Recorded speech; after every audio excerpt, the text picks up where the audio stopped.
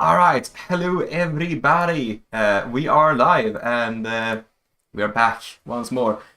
Wait, what's my intro again? Hello, I'm Voras, Solo Prophet, and today we're back with more Seasons of Discovery.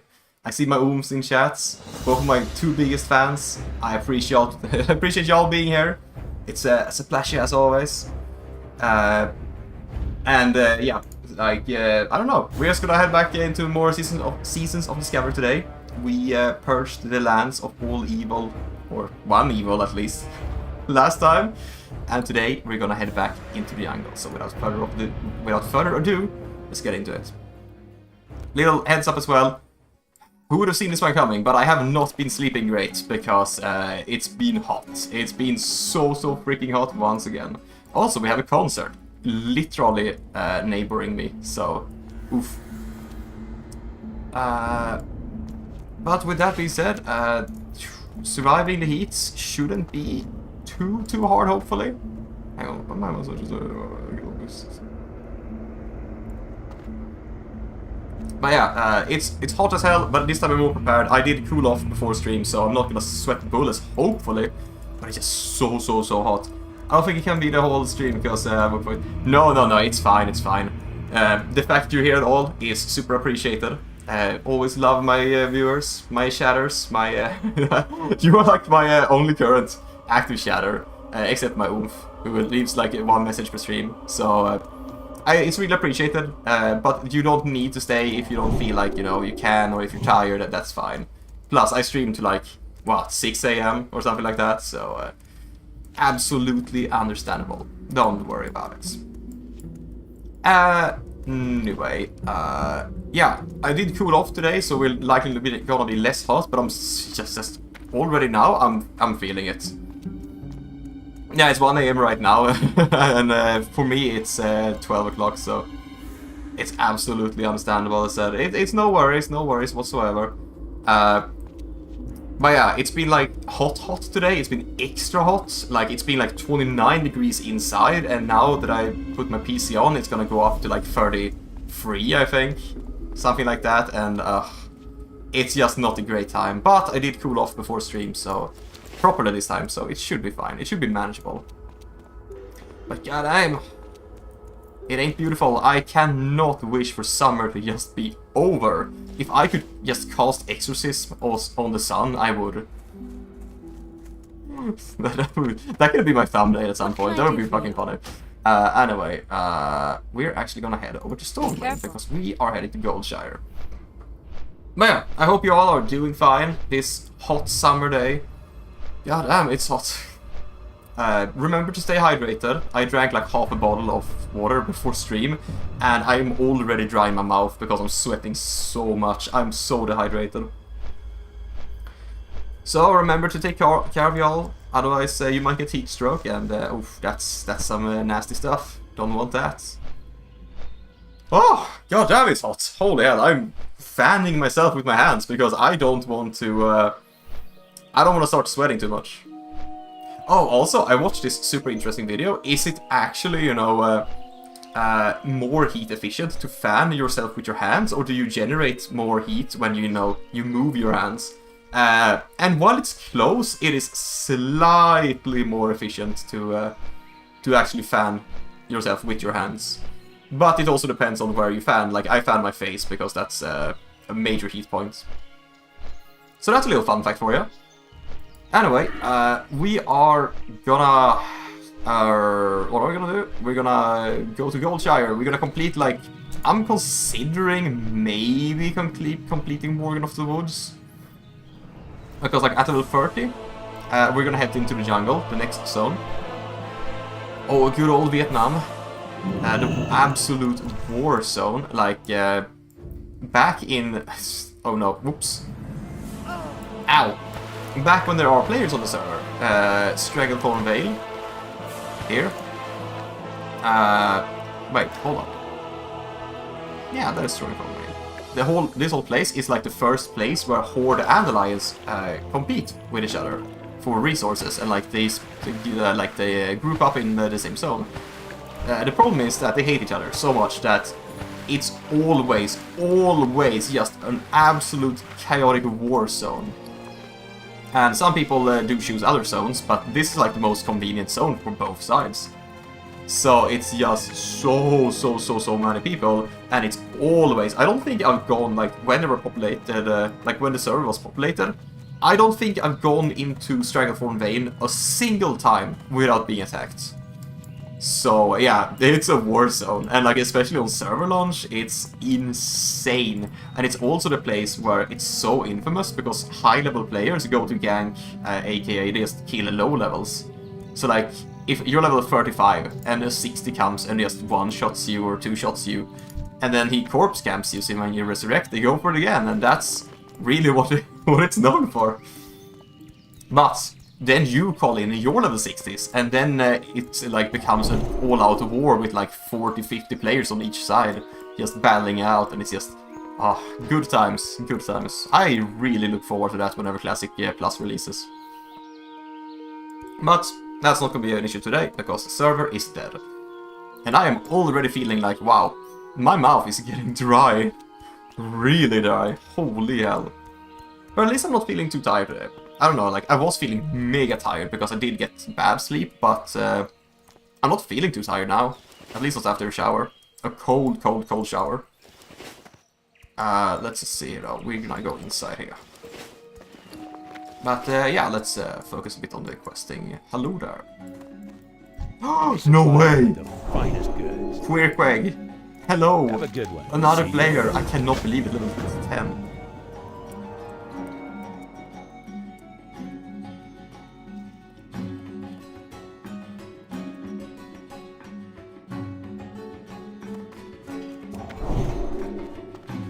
Holy hell, I cannot believe there are other players around. Anyway, retrieve those letters from the chest and deliver it now disrespect. I'm sorry, what? I saw a night message that came in. Seeking refuge at night. Seems to look midnight, men in a stairs, screaming face pale. Ah, okay. I think I actually know what the quest line this is, and it's a really good one. But then it's a chest up here, yeah, because he went down screaming. Wait a second, I think I know what's gonna happen now.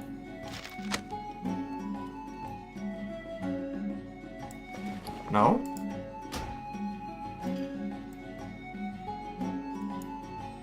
No ghost? Alright, never mind then. Dear noble sir, words of your need for a tutor for your children has traveled to me. Wait a second. Okay, wait, I thought it was the same that I read last time. Word of your need for a tutor to children has traveled to me. Word of your need for a tutor for your children has traveled to me here in Goldshire, where I take up temporary residence in the Lion's Pride Inn. Due to the unfortunate state of events in the region, I was forced to abandon my post as headmaster of the Moonbrook Schoolhouse. Please accept my application to serve as tutor for your offspring. Headmaster Trillian of the Academy can speak to you of my abilities if necessary. I shall travel to meet you in person when the winter rains subside and the roads are suitable for travel once again. Until then, Stalvan Mistle Mantle of Silverpine. Alright, and I was supposed to retrieve someone's... Ah, okay, to the leathery Stormwind. Right, because I think this guy is kind of somewhat a legend, as, you know, the quest implies. Now, I kind of forgot he was named that, actually. But yeah, I think he's, like, gonna be a lot more... He starts out as a teacher, but, like, everything that as we've noticed, starts out very humble. Oh, goodness, it's hot. At least I have plenty of time to fan myself. You know, I should get a hand fan. I should, like, get one of those, you know, those fans that you expand. Those half-moon fans. They look so awesome. I think I had one at one point. Anyway, yeah, every little story starts out small here and then grows into something big. So it wouldn't surprise me if this guy is like a dungeon boss or something in the end. Unfortunately, we're not gonna be able to fight him if he's a dungeon boss. Because there are no players. Like, what if we go 1 to 32? No? Yeah, okay, there it is. Okay. Quick. What if we...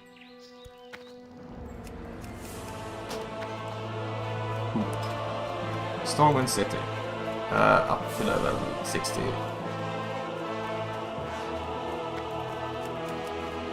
Just me in the whole city. I guess the whole city is mine then. Oh well. But yeah, in the future, I've been thinking, one thing I would absolutely love to do in World of Warcraft, but that would be in retail. It would be to purge evil. No, I'm kidding. One thing I would love to do would be to do a tour, like go through every single raid and just go through all the lore and stuff that I miss, because I have not been playing all the raids, like whatsoever. Okay, you Joker. You gonna die or what? Okay, there we go. Anyway, Rebuke. We kind of want Rebuke back. But yeah, doing like a raid tour and like playing every single raid, even though I'm gonna solo them, of course, but it's mostly for like the lore and the cutscenes and stuff. That would be really fun, because I have actually never played most of the raids. And it would be cool to like get an update, because I said I've been playing since Cataclysm, and I've been playing like every expansion except like Dragonflight, I think. I did not play Dragonflight. But I think I've played every single Canal districts. Where's that? That's here. Yeah, so I haven't played like any raids. I was a raid virgin until like when was my first raid? I'm thinking. I think I raided like 2 or 3 raids in Warlords of Draenor, and then I did like 2 or 3 raids in Shadowlands. But that's about it. Oh, I'm not joining you in this one. Sorry, guys. Okay, I guess I'm dragged into it anyway. But yeah, so like doing all the raids, even if it's just, you know, solo, power through the content, it would be cool. It would be cool to get like a grasp of the lore. But that's not today. I don't even have a level 60 on retail on this account. Because this is my American account, because for some reason, in order to play on American servers, you have to make a new account on the American servers. It should be here, right? Or should it be here? To the Canal District in Stormwind.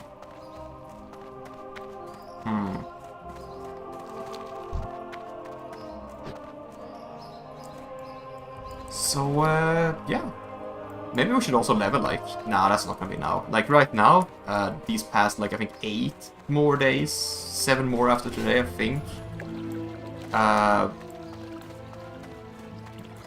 Like, after this is over, I'm just, like, what am I saying? I'm gonna be playing Seasons of Discovery, but I would like to have a retail character at level 60. It is most likely gonna be Paladin, though. Of course. But honestly, I'm gonna be real with you. I don't think retail's questing is that bad. I mean, it's not super engaging, but if you do follow lightly the stories that you go through is actually kind of fun. It's not like mega awesome, but it's like, it's pretty fun. Okay, hang on. So then, just kind of to district. Okay. I think it's back in store. Night, and said you come in, seeking refuge for night. You struck midnight man and starts screaming, face pale fear. You're wearing his well closest to the uncle. As I forgot the letters, it's just Sarah's Stalvian fellow Canal District Stormwind. Okay. So it can't be anything that's essentially near the canals, but I would assume it's here. But I guess not. Wait, what was his name again? What was his name? His name was Stalvan, so we can just do a target Stalvan. And then we do a / macro target Stalvan. I hope I actually read that. Did I spell that right? Stalvan. Yeah. We're just gonna spam this a little bit while we run around so we can find him, because he has got to be here. Somewhere. Actually, I can just do this.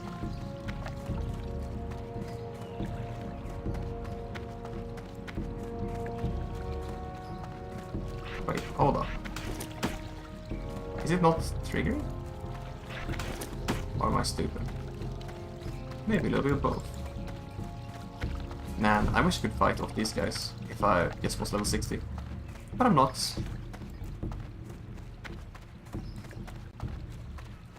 Tower. Where is this guy? It's in the Cattle District. Is it over here? Maybe it's over here.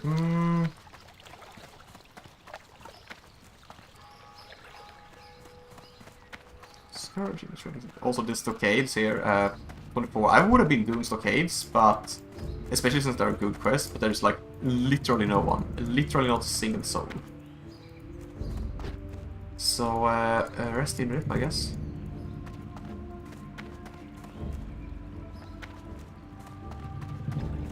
Man, it's hot. Oh, there he is. I see him on the map. See, I can't even target him, so he's not named Stalvan, is he? Nope. He's not named Stalvan. You need something? Ah, the legend Stalvan. Wait, oh my god, am I stupid? Of course it's not Stalvan. Anyway, what have you got there? Let me take a look at that. Be careful. You got some nerve bringing this here. See you later. Excuse you? My father was the caretaker of the estate long before I was. He had he has mopped the floor. He had to mop the blood up after the massacre, but that's neither here nor there. The last funds of the Flintridge Trust have dried up. Now the last of the family possessions are headed for auction. Blame the tax vultures. Yeah, I know, right? The tax vultures they are. Oof. I guess you are. I guess if you're really itching to learn more, you're free to look through this junk. Who knows what you might find? Search through the packaged up possessions of See you around.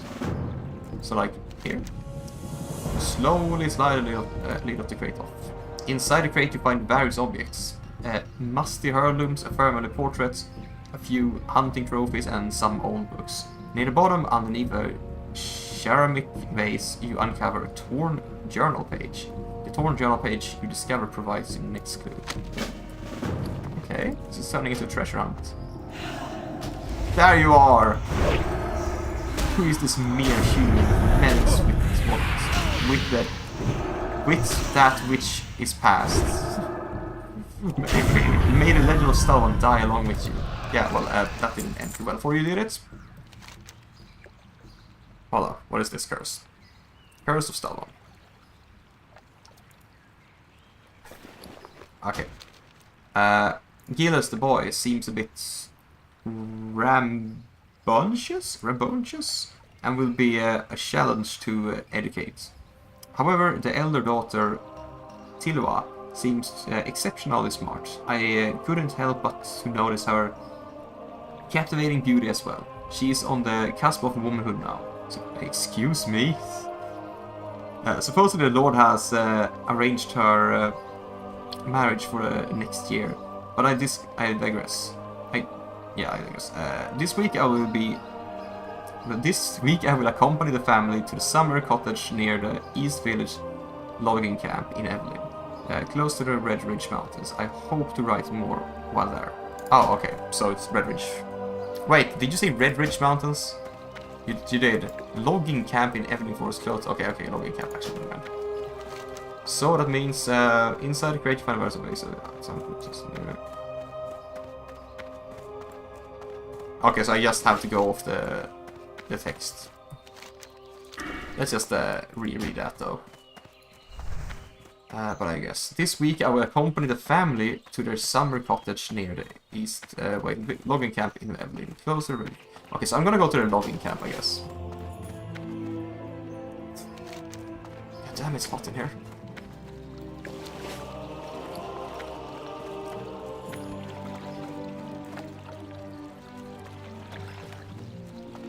Alright.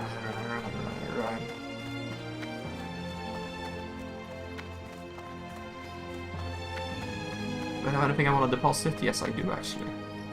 Some cloth.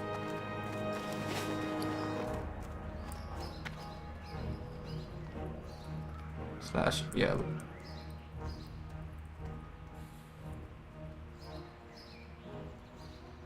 Scourge took them.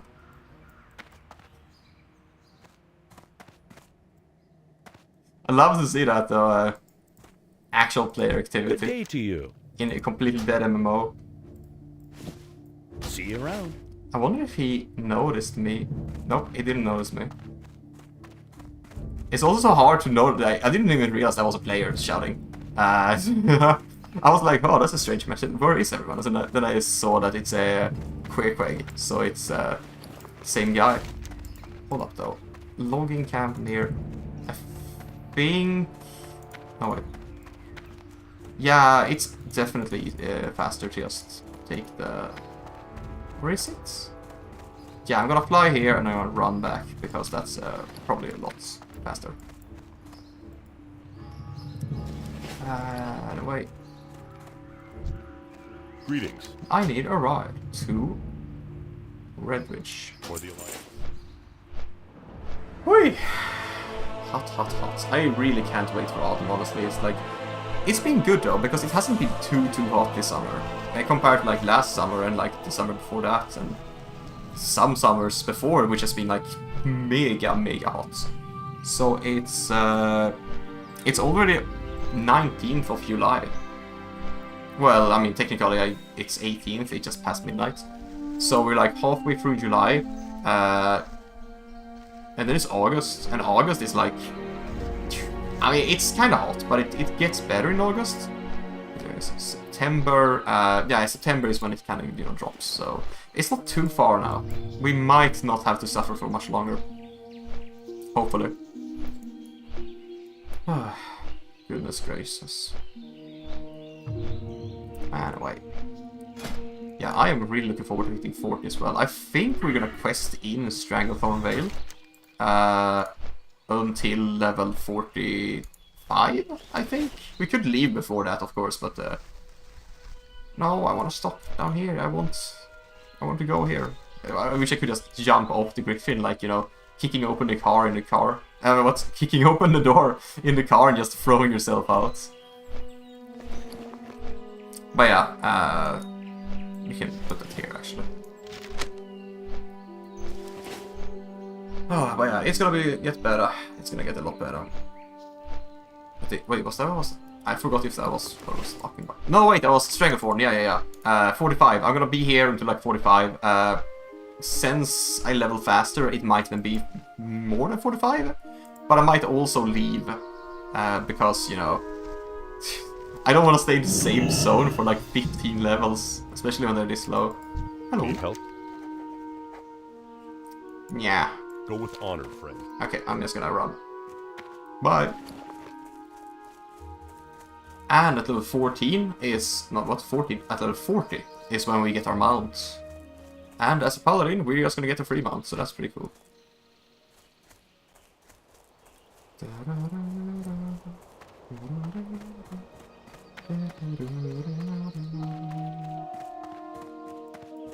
Why am I stinky? Oh, it's the curse. Curse of smell. Sniffer. Ah, right.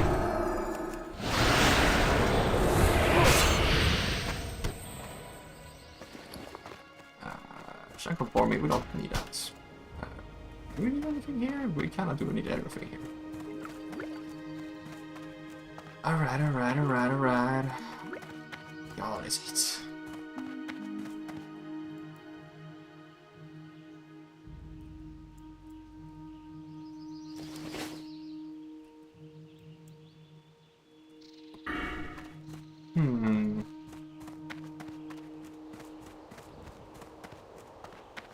We are going to power spike quite hard. I'm thinking like, because Sanctity Aura is going to give 10% extra holy damage.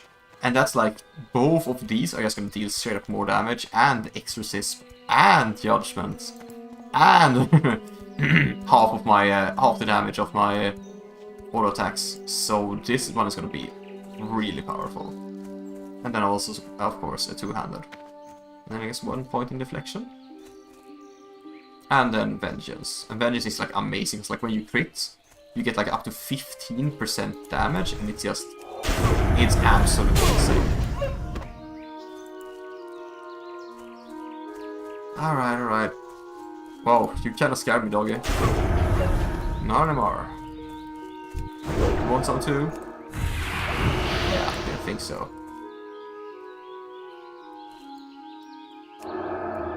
Casually disturbing the ecosystem. Oopsies.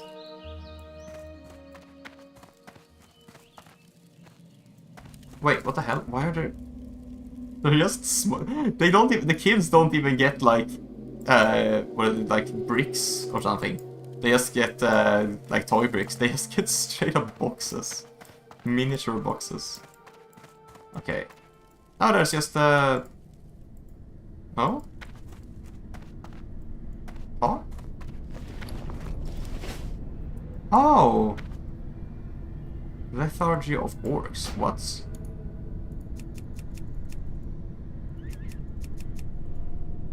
months passed and more orcs poisoned, but more orc prisoners were rounded up and placed within the internment? Oh, internment camps.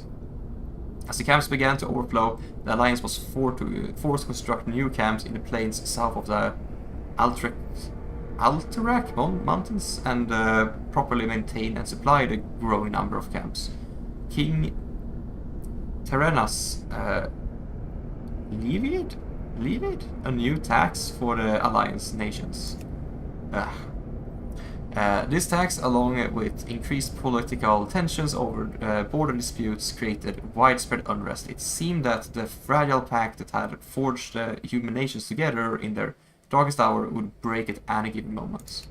Among the political turmoil, many of the camp wardens began to notice an unsettling change coming over their orc captives. The orcs' efforts to escape from the camps or even fight amongst themselves had greatly decreased in frequency over time. The orcs were becoming increasingly aloof and lethargic. Though it was difficult to believe, the orcs, once held as the most aggressive race ever seen in Azeroth, had completely lost their will to fight. The strange lethargy confounded the Alliance leaders and continued to take its toll on the rapidly weakening orcs. Some speculated that some strange disease, contractable only by orcs, brought about the baffling lethargy. But Archmage Antonidas of Dalron posed a different hypothesis. Researching what little he could find of orcish history, Antonidas, is that it? Antonidas learned that the orcs had been under the crippling influence of demonic power for generations. Oh, he's talking about drinking demon blood, yeah. He speculated that the orcs had been corrupted by these powers even before their first invasion of Azeroth. Clearly, demons had spiked the orcs' blood, and in turn the brutes had been granted unnaturally heightened strength, endurance, and aggression. Antonidas theorized that the orcs' communal lethargy was not actually a disease, but a consequence of racial withdrawal from the volatile warlock magics that had made them fearsome. Bloodlusted warriors. Oh, it's so hard to tell if it's a dot or a comma. Magics that had them fearsome, bloodlusted warriors. But the symptoms were clear. Antonidas were unable to find a cure for the orcs' present condition. Then too many of his fellow mages, as well as a few notable alliance leaders, I argued that finding a cure for the orcs would be an imprudent venture? Imprudent venture? Left to ponder the orcs' mysterious condition, Antonidas concluded it's basically a bad thing.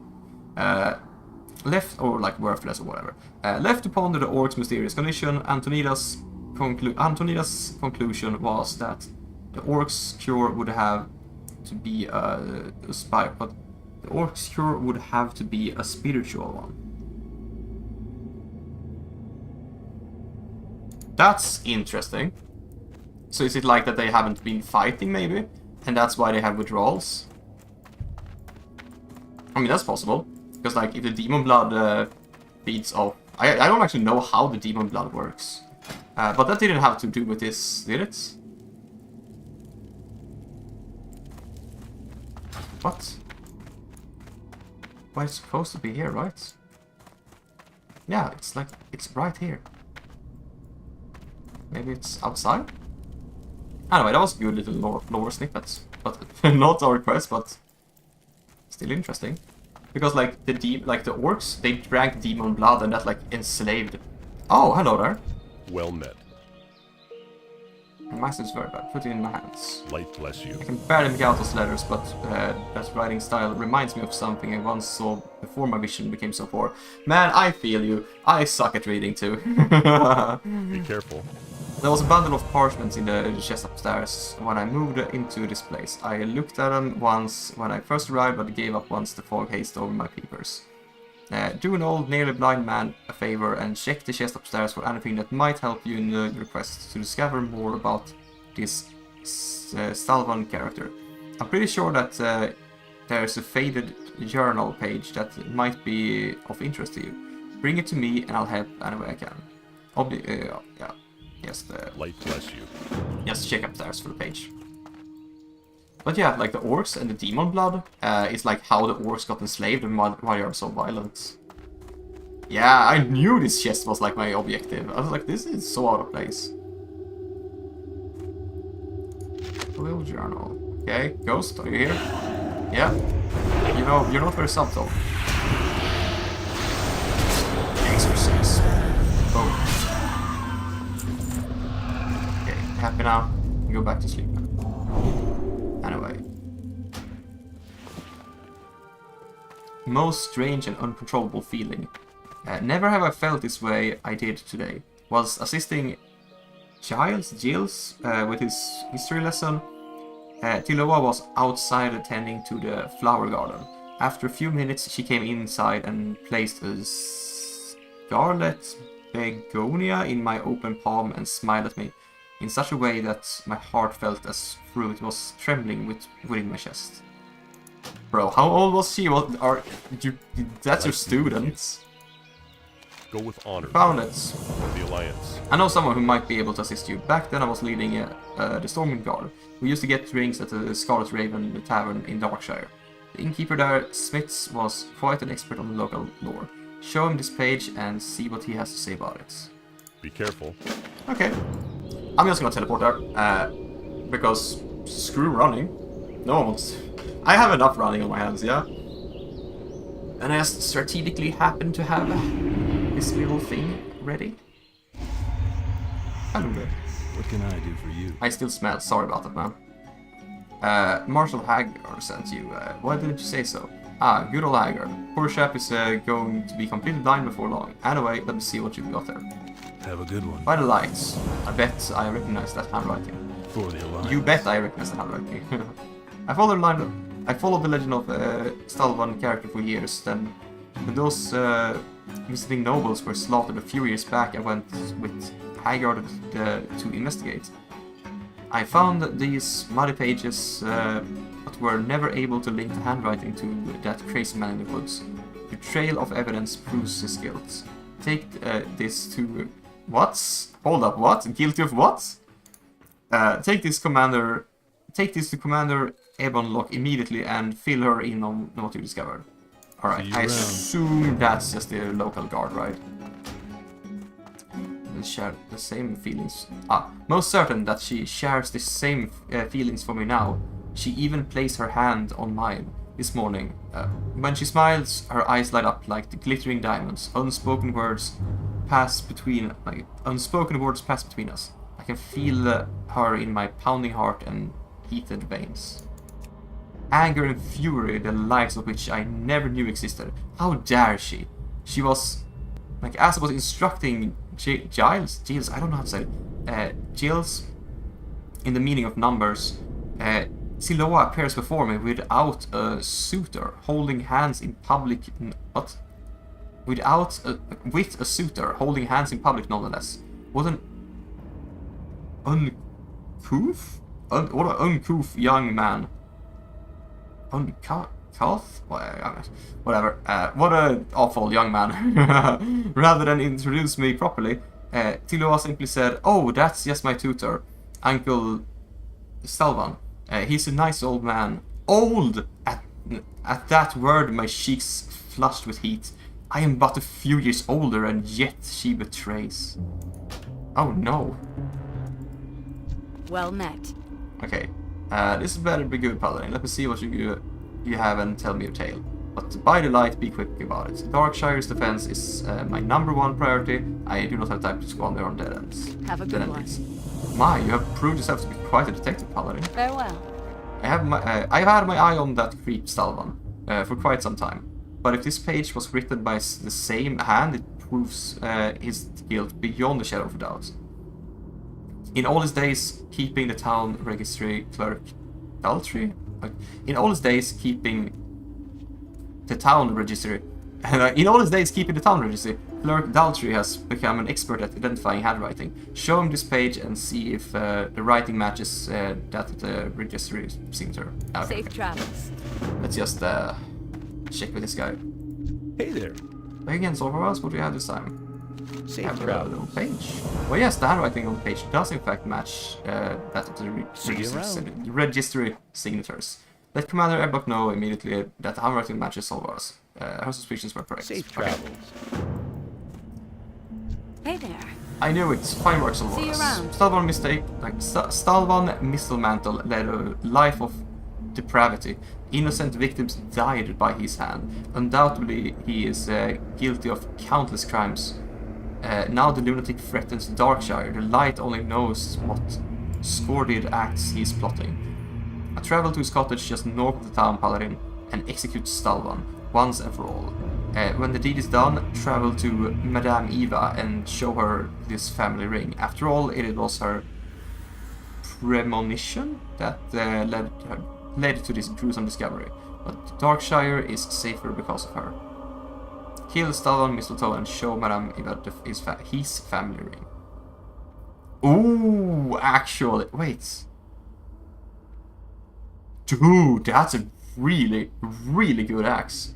Ah, I should have trained when I was an Ironforge. Anyway. Oh yeah. Let's go and pay all Stalvan visits.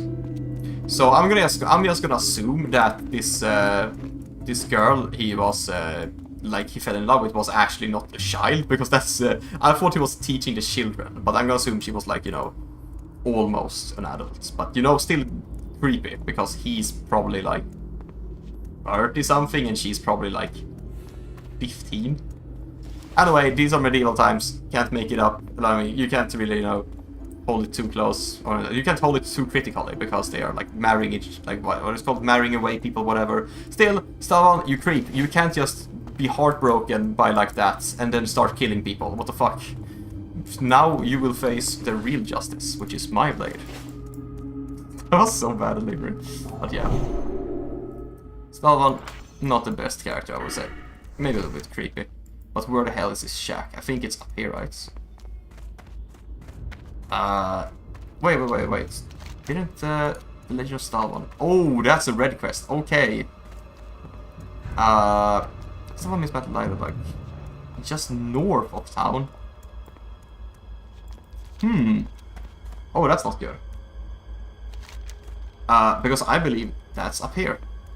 Manor Mistelmantor. Yeah, that's his place. The issue being, I think it's surrounded by level 30 ghouls, so we might have to go back here later.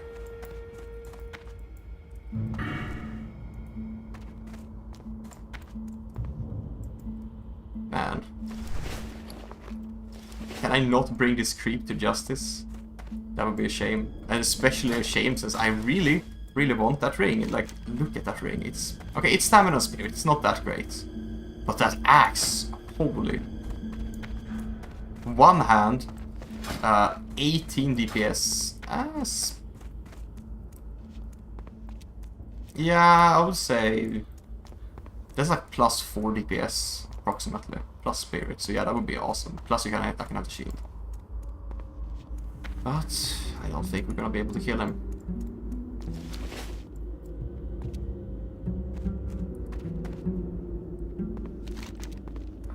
Right.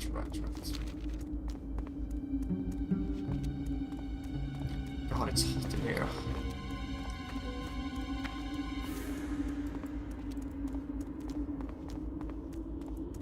So... Okay, we're gonna go there, okay.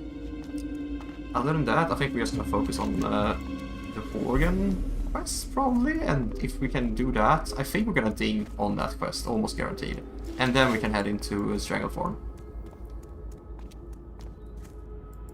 Because the Stranglethron is from like level 30, and I believe if I'm lower level than that, I'm gonna struggle a lot. Okay, so these are level 30 ghouls. They are not that bad compared to what they were before. Given that I have gained some levels.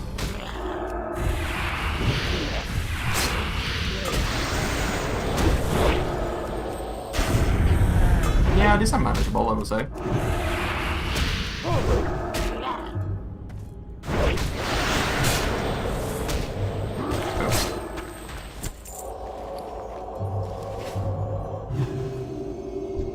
Alright, where is this guy at? He's gotta be in here, right?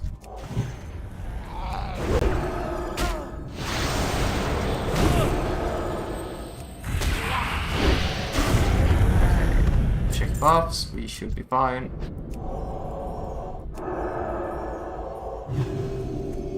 There you are, you're only level 32. Are you gonna melee me? Yeah, he's gonna melee me. Oh, he hits fast. He hits real fast. This is possible. He's undead, so we're gonna crit him like an insane madman. He cast a curse on me. Oh. Why is he missing so much? Are you just skill issue, brother? I'm gonna do this just to be safe. What do you mean, red quest? Okay, to be fair, I'm a lot more powerful now than I am supposed to be because I have like these extra abilities and this is not regular classic, but that's... He's not even an elite. Why is it a red quest? He's just level 32. I mean, I could probably, honestly, if I had like lay on hands, I had my kiting, I had exorcism, because you know I still do have exorcism in regular, and I had seal of command. I think I could have taken this guy down solo, even in classic, without season of discover. Anyway, now we're gonna get a mega awesome weapon. This weapon has served me well. But, yeah, it's been really good, but this was like a random drop that I got in the last zone in Red Ridge Mountains. Oh, hello there. Well met. Yes, it was. Light bless you. I know, Voras. Stalvan is dead. I sense the wave of hope rippling through the tainted forest. Once and for all, Duskwood is free from his bloodthirst. My joy is hampered by thoughts of those who fell prey to the horrible beast. But you're talking about Stalvan, okay. Nonetheless, you are a brave and cunning paladin. I would love to have this, but I'm gonna pick this because that's just... Look at the speed of that thing. Yeah. Farewell. We're gonna take that because that's super good. Oh yeah, right, we don't... we need to actually travel to Ironforge. Because we need to train access. So, whoops. Luckily it's not too far, so... Can I help you? we're just gonna go to Ironforge. Safe travel. Move off. Oh man, we are so close. And we get Sanctity Aura very soon. Yeah, no, that's fine, that's fine. You did manage to catch the end of the quest line, so there's not much more going on now other than grinding. But you have a good sleep, man. And yeah, take care. Thanks for coming. Bye-bye. So, anyway, we're gonna go train axes. And then we could go... Fruit Paladin? Possibly? Bye-bye! Take care, yeah! Yeah, sorry, the chat delay is like... I'm considering if I should shorten it, even if it comes with drawbacks. But yes, have a good sleep. Bye-bye. I'm thinking though, maybe we should go Fruit Paladin. Maybe. But also Protection Paladin is just not that good. Talents are outside of like one-handed weapon specialization.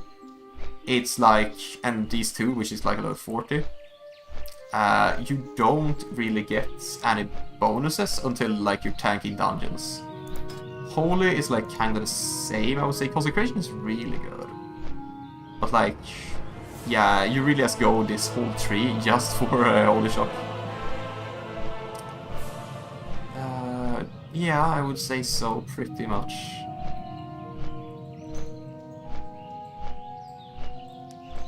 Holy Power is really good though. Basically strike effect chance of all power spells. But I think Retribution has like the best tree overall for just... It gives you so much damage, like raw damage, defense and damage if you're fighting, a good debuff, raw damage, and CC.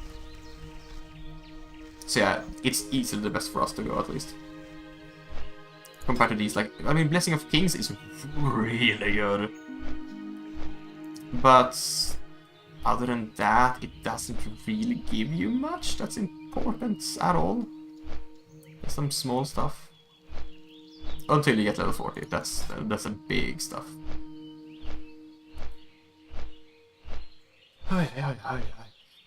So hot, so hot.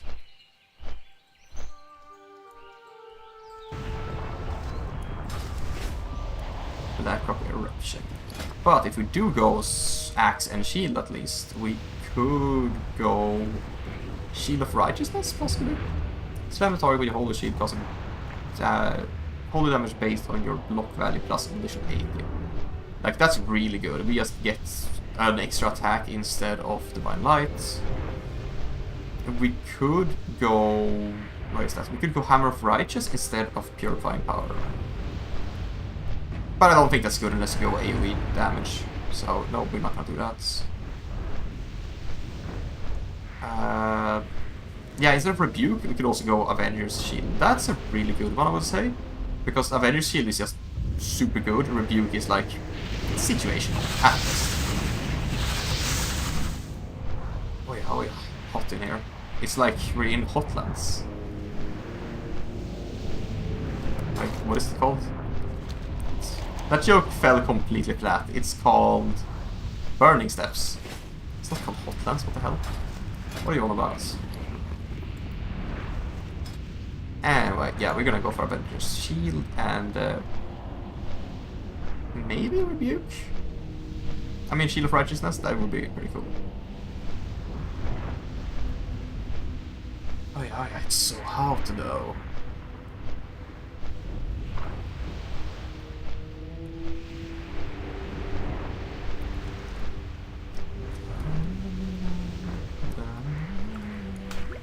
That as well. Boom.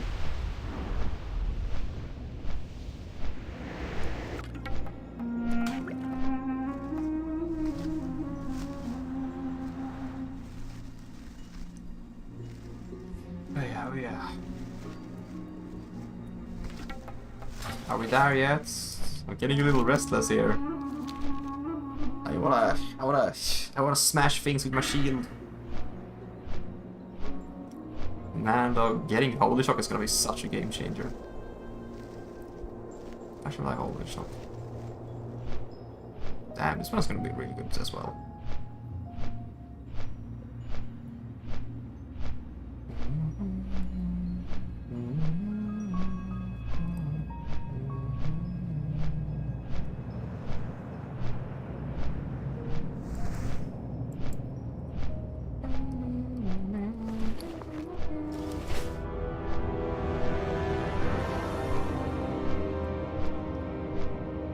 still kind of baffled by like how big this game is. Like it was made in 2005, and like even though MMOs have always been like big, this just takes the price for like huge, absolutely humongous. Like you see how big the zones are, and then you just consider like there's 2 continents, and it's just like wow. For its time, especially, this was insane. Even now, it's insane. Weapon trainers. Okay, oh, we are gonna have to actually log out and log in real quick because we have the bag bug once again. And I don't like having bugs in my bag. What? I didn't even change that yet. Did I?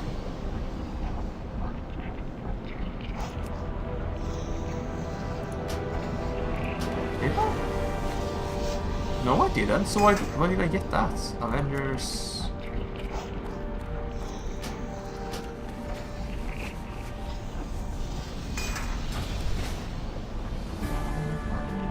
Okay, that's 15 seconds. That's 6 seconds.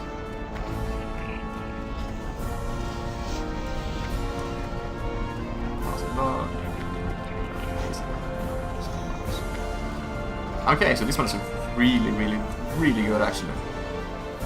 I think we're gonna up our DPS a lot, especially since we, you know, have a one-handed weapon.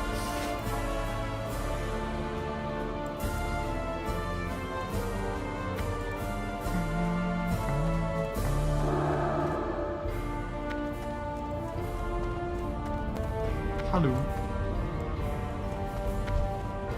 Weapon master. Pleased to meet you. Pleased to meet you. I'd like some weapon training. You don't have anything. How are you? Yeah, I would like some weapon master. Oh, one-handed axes and two-handed axes. Both for thank you. Both for neat 10 gold each. This one is worse in every way, and it's two-handed, so we're just gonna sell it if there's a vendor around.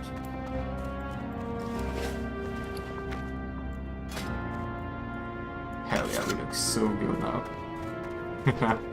Well, so good is kind of subjective. By classic standards, it looks good. Also, we are like 1 bar from leveling. You can see that because I am here. Hi. But we are 1 bar from leveling, so it's not far now. Do we have... I know there's a bank here, so we're gonna bank a little bit. A player! A real level 60 player. Holy. What's on your mind?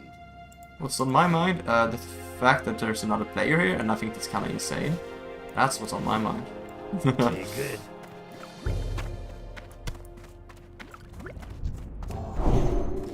Hell yeah. And wait, back to Duskwood we go. So now I have 2 more abilities, which is kind of cool.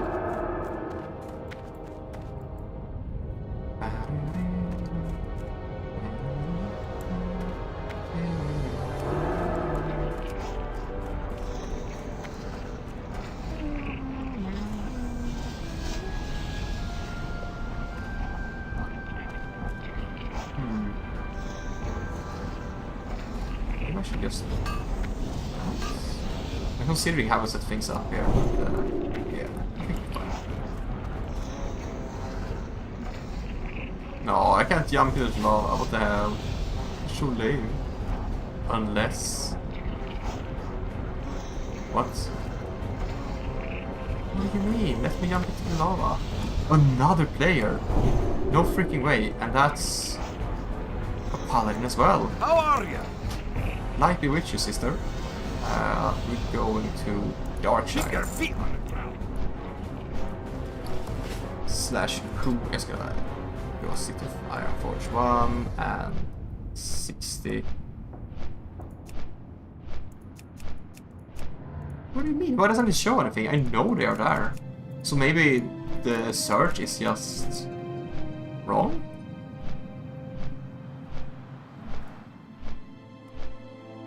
There we go. Okay, now I can see it. 1 warrior and 1 paladin.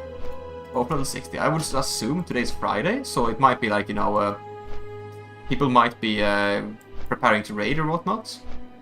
So maybe people are logging in now, because this is a like American server, so now it's like evening for them, I think. I think it's 7... Yeah, it should be 7 PM for them. And that's not so bad, that's like decent raid time. Here I come at 12 AM.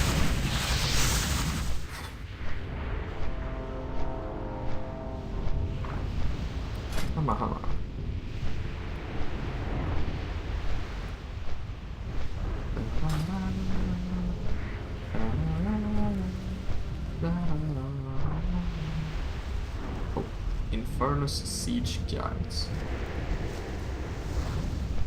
Well, good luck with Siege, brother. I'm not gonna fight that. It's always scary to fly so close because it feels like you're gonna get attacked. I don't believe you are invincible on this, so if something could technically attack you, I don't know if they can, but if they could, they theoretically could just take you down. Wait, what's this? Have I seen this before? Are they trying to resurrect something huge here? Oh no, is that a quest line I might wanna do? But Burning Step is like a level 50 to 60, I think it's 55 to 60 zone, so that's gonna be far, far in the future. Yeah.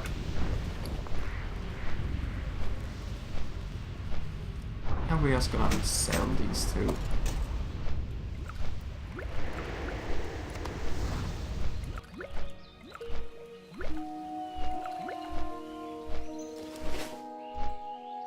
Man, the Evelyn Forest soundtrack is still so good. It makes me nostalgic and calm when I ask, even though I just, you know, ride through. It just makes me so peaceful inside.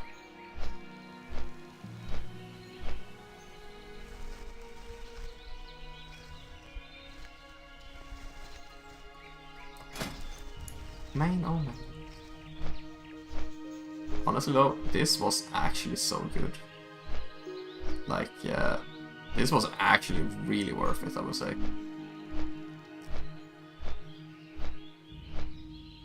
Because, like, little known fact, weapons, when they do like, oh, deal % of weapon damage and stuff like that, these are normalized. That's something that, oh. Okay, you can see that. Okay, good, good. Anyway, these are normalized. That means they deal damage based on damage per second, not on your actual weapon damage, and that's very good to know about. So it essentially means slower weapons don't actually deal more damage. Wait, no, they add... Do they deal more damage? Maybe they do. Either way, what matters is essentially they're normalized. So like, it doesn't matter if it's like slow or fast weapons, what matters is their damage per second. So this one is gonna deal a lot of damage per second. Besides though, I don't think my main abilities even deal damage based on weapon damage, except these two. Oh man.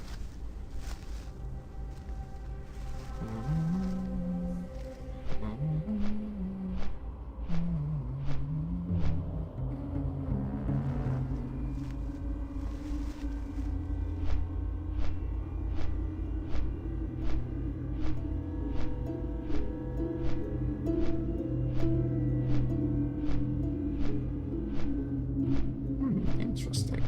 So I think Guarded by the Light is actually just straight up a tank ability, because you're not gonna... It's like, if you're running dungeons and whatnot, you're not gonna be healing yourself, so the reduced healing that you get is not actually bad. Oh, I just realized you guys can't even see this properly because chat is in the way. Oh, here is chat. Yeah. Sorry about that.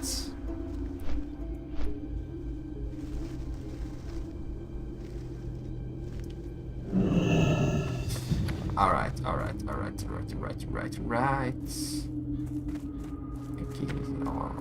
Oh, it is good for intellect though, and stamina.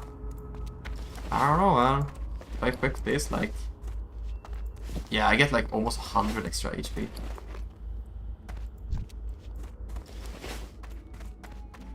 Hello.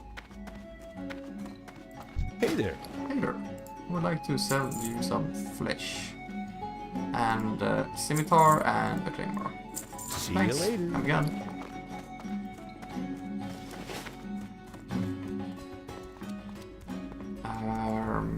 Okay, we're gonna go and kill some doggies. Some bad doggies. Not the good dogs. Good dogs deserve the best. Bad dogs... Well, Worgens. They deserve not the best. They are the scourge of the land. So where... No, it's not this cemetery, right? It's supposed to be... here, I think? Alright, right. Worgen in the woods, skill knifing, wild fangs, and knifing tainted organs. What's it called? The toughest Worgen is the woods. Worgen have made a new home here, and wild fangs in the tainted ones is proven also dangerous. There are near some of the old caves, mine near the south. Boy. Ah. Okay. So the caves should be around here, I guess. Yep. It's tough now, are you? Can I? Why can't I use that? What the hell?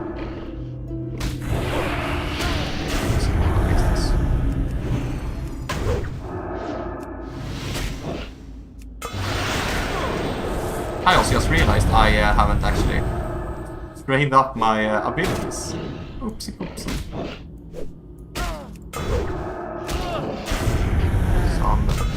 Yeah, you can see my weapon now. Weapon level just going up and up and up and up and up and up.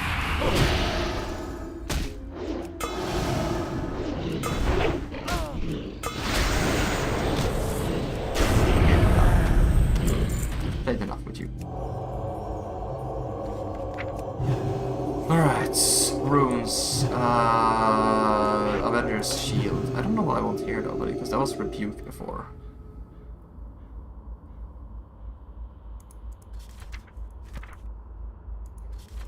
I don't know, man. I don't know. Yeah, we'll just put those there.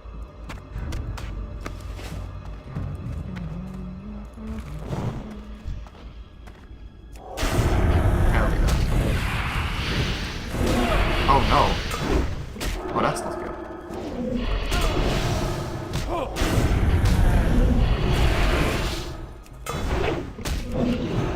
Can you stop fighting through the walls?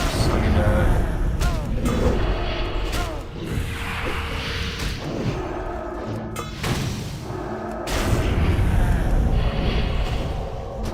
frick. Yeah, I was thinking like, should I click the potion? But I was looking for the shortcut and then I didn't find it in time, and whoops, we dead. But at least they're not that tough, so they're not as hard as I thought it would be. So that's good.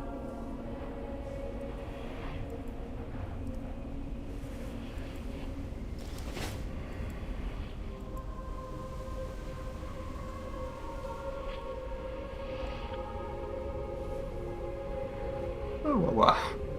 Something just came over me and I just became super tired all of a sudden. I have no idea why. But I have been streaming for like an hour already. I'm noticing, by the way, like my streaming stamina is getting just bigger and bigger.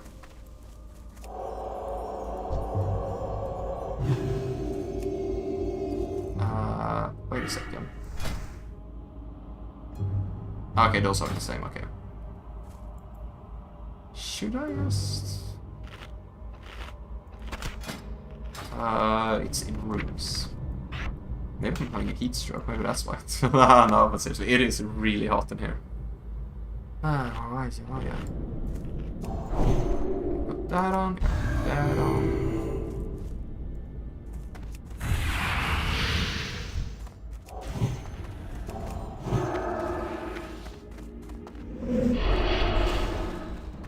you can stop now.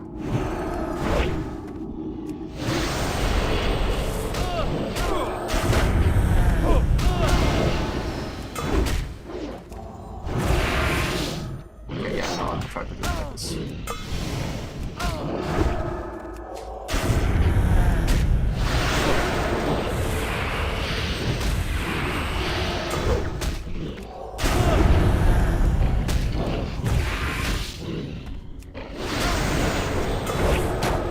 Okay. There we go. Oh.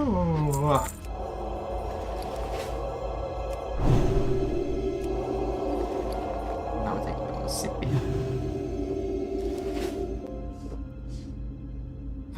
One kill, by the way, and then we are leveling up, getting that Sanctuary Aura.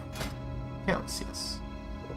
It's like if we see here, like it's like 33 with Aura, oops, and 28 without. So it's really not that different. Oh boy, what is bro doing? He's just smashing.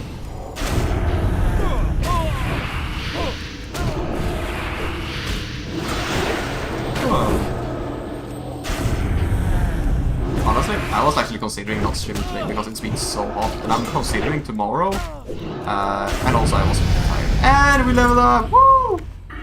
And Sanctuary Aura, let's go! That's huge. That's actually huge. It's like almost everything gets a buff from this.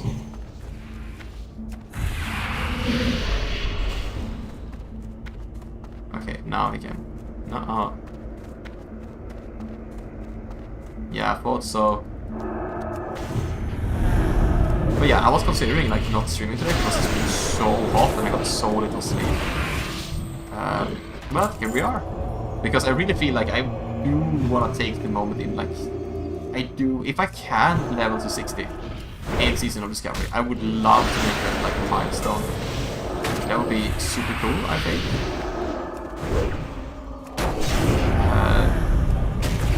Just get all the way up to 60. Kind of unlikely, but still very appreciated, nonetheless. If we could actually manage to get that. Okay, Nightbane run. We have not killed a single one actually. These are not the same guys we're supposed to kill.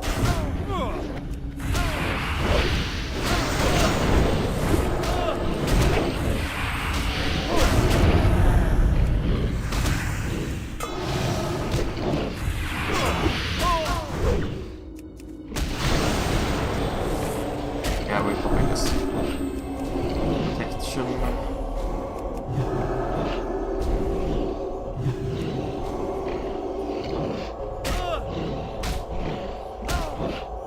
Deal that much damage.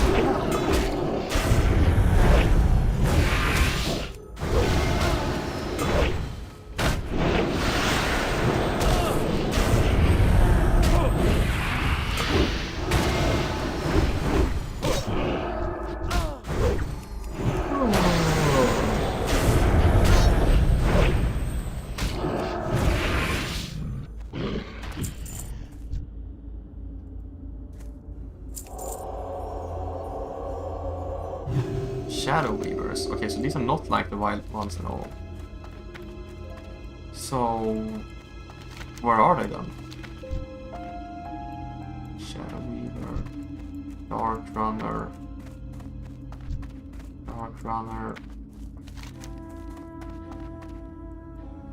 Statics?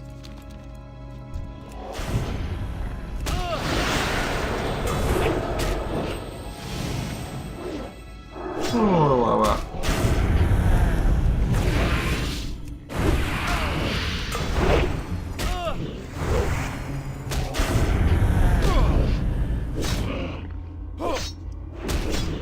I'm gonna stand here and train up my weapon skill a bit. How high does it go? 150. 155 even.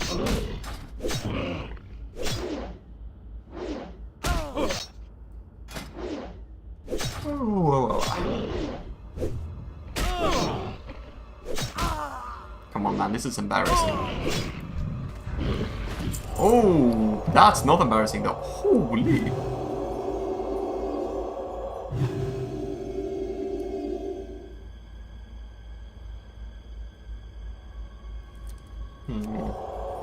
Sorry, I had some problem with my throat.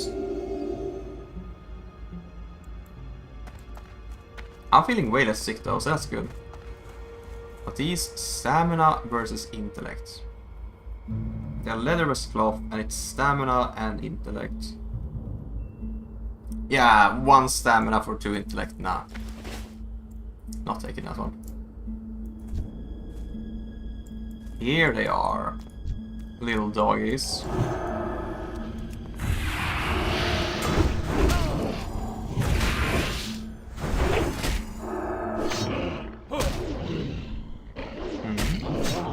Oh, that was fun 90. You're in a good way. Physical damage taken increased and come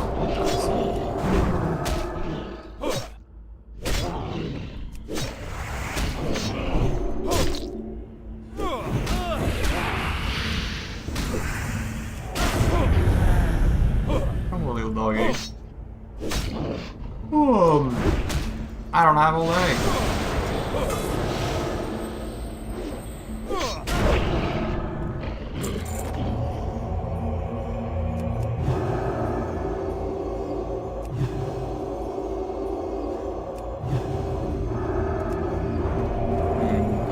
Too often yet. Oh no. Oh, that's whoops.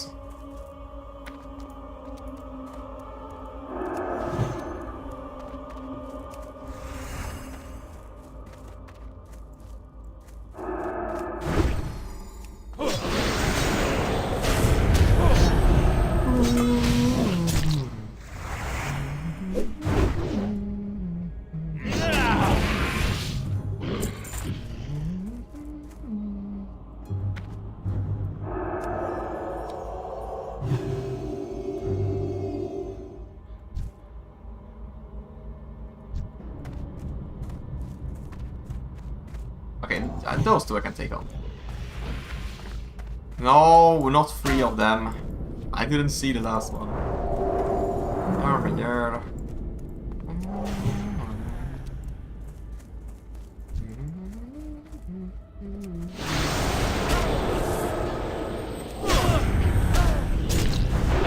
Okay, can I take on all 3? That's the question.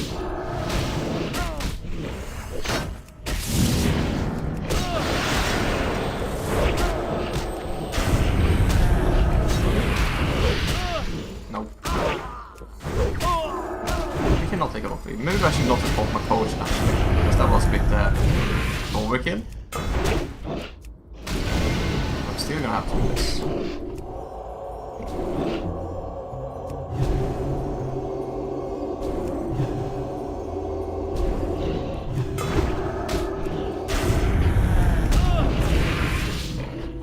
Oh well, at least we are progressing our quest, even though we're just overpulling.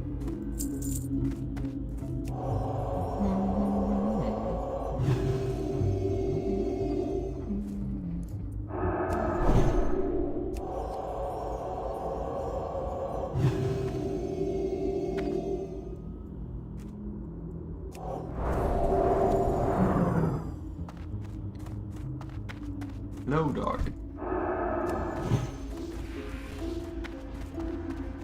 Problem.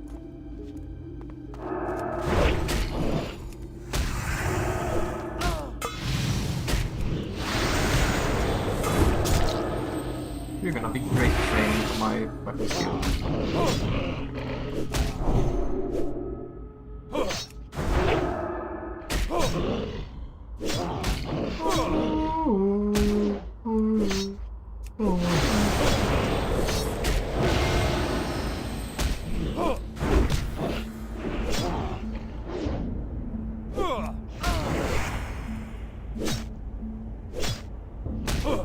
God damn, I'm attacking fast.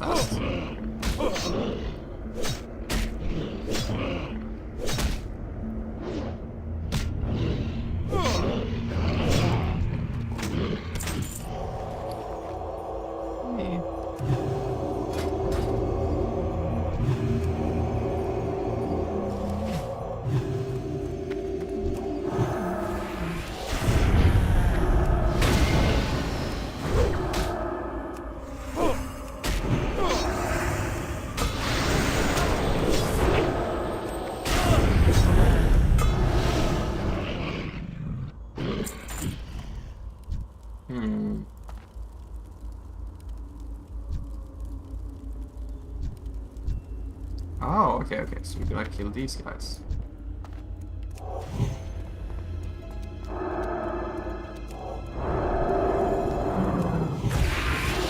Damn, what the hell? Was that 500 crits? And it strikes multiple targets? That's kind of ridiculous.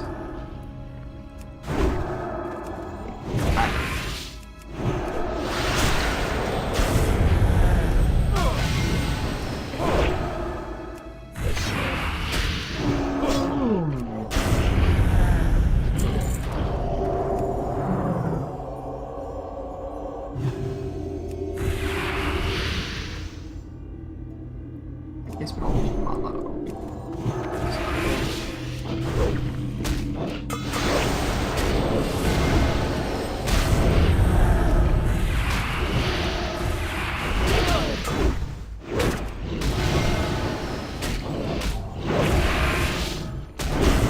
Damn, it is so much damage.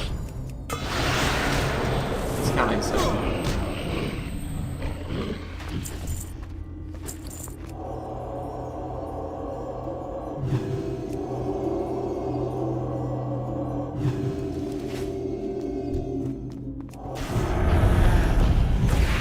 Gut spell? Is that a unique name? Or is that like just their name, I guess? The mob name, I mean.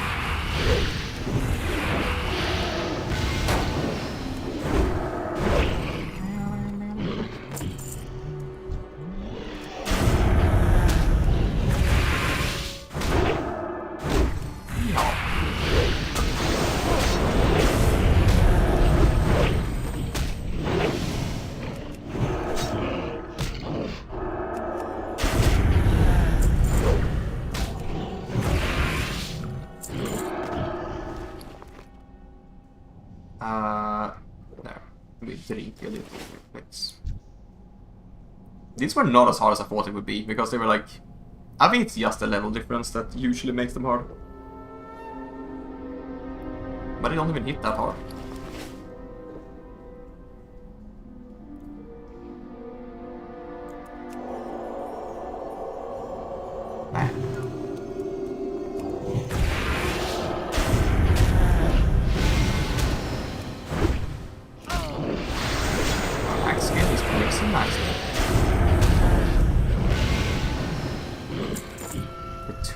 The attack though is insane. Like, how much do we even crit? A lot, it seems. But how much do we crit with our weapon? Not as much. Ooh. We're gonna go.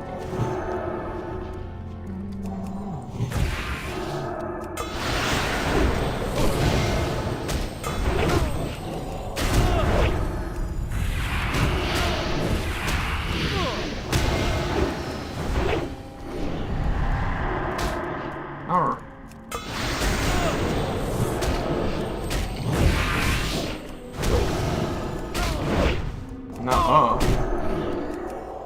Oh yeah, that was close, that was close. Maybe not too close. Alright, dog, stop that. Alright, let's see. I didn't see something green. Something green, but that's like always.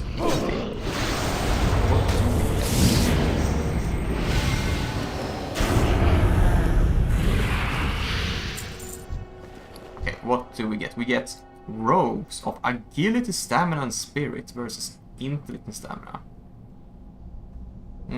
Free agility would have been good. But like, free agility and mainly spirits versus intellect and stamina. I don't know. Like, actually, yeah, let's do it like this. We put these two for our shotgun adventures. Plus, it looks baller as hell. It's all green. I like that. Divinus Stormus.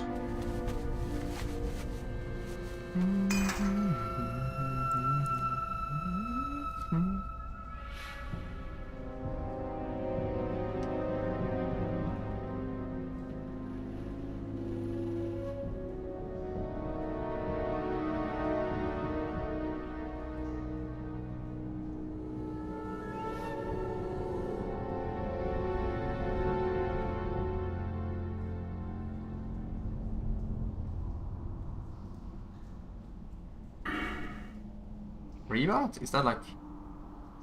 No? Sorry, I'm just reading the talents here. Revout, Reckoning... Hmm?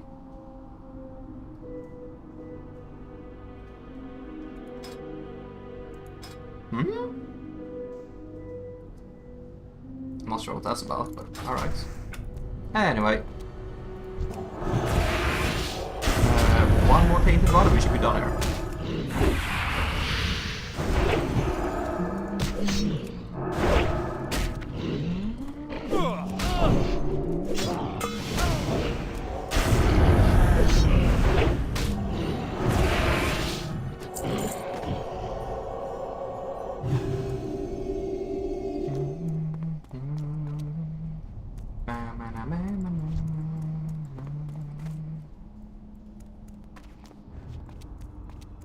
Oh no, they have respawned. What am I ever supposed to do? Is he not faster than me? I think he's slower than me. Bro, you have twice as many legs as I do. How are you slower than me? Imagine if that logic checked out and like centipedes were like racer cars. Would have been something. Would have been absolutely terrifying. Why do? That's something I've always wondered. Why do centipedes actually have so many legs? Like, what caused them to have so many legs? It's not like they need them. And it's not like they use all of them, right? Like, wouldn't like 6, maybe 8, maybe 12 legs be enough? Why so many? I don't know. Evolution is weird.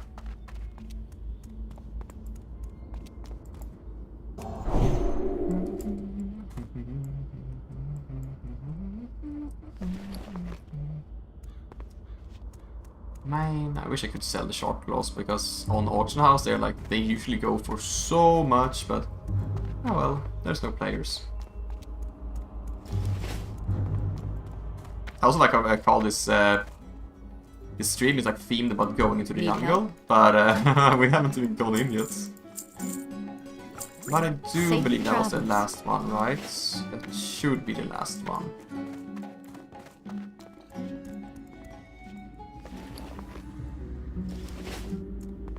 Unless we get one final quest that is like kill What can the I do for boss you? Morgan.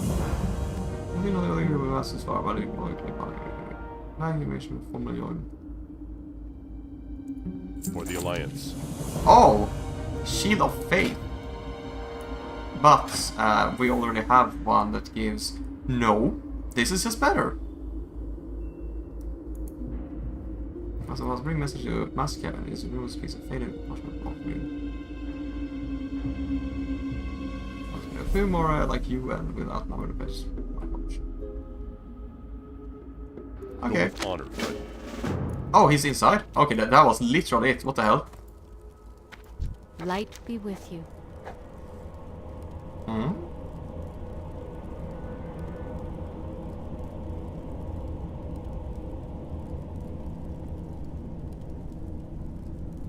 Nah, I'm sorry. careful. I'll have to do that Can I later. help you? Because I'm going to Have a Stranglethron. good one. Poke though. And kill 14 armor, spirit and stamina. We don't really need spirits. For the Alliance. But we do need a better shield. Man, this one looks... Bastion of Storming looks so much better. Like, look at this shield and like, boom. Shield of Faith. I don't know, man. And a wand that we absolutely do not want. But that would have been good on the priest. Very good, in fact. Looking for something specific? Go with honor, friend. Alright.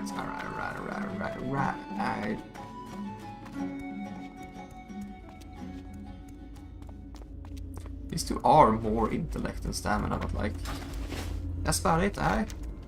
Speaking of quest log, no active quests, so we are heading into Stranglethorn at long last. God damn, it's so hot. The last thing I want now is a humid jungle when it's this hot. But beggars aren't choosers, except we're not beggars, we're heroes. And heroes don't choose either, we just answer a calling.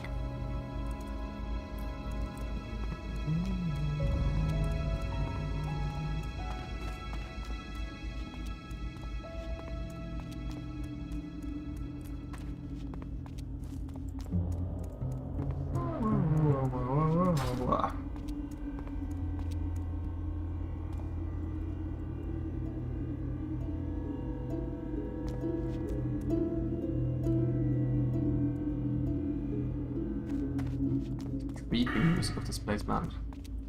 Like, I like Duskwood, it's cool, but it does get a little unsettling, and I just kind of like, yeah, I just kind of like calm and beautiful more than this.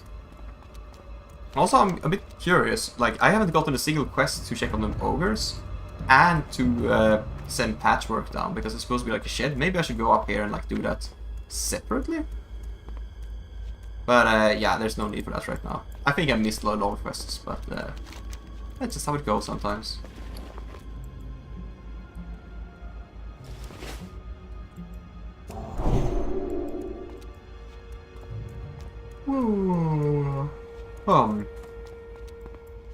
So, now we have purified the lands. Duskwood should be clear from most danger. We have, in fact, not helped the crazy madman send patches or stitches down the road. So, I think Duskwood is finished. Boom.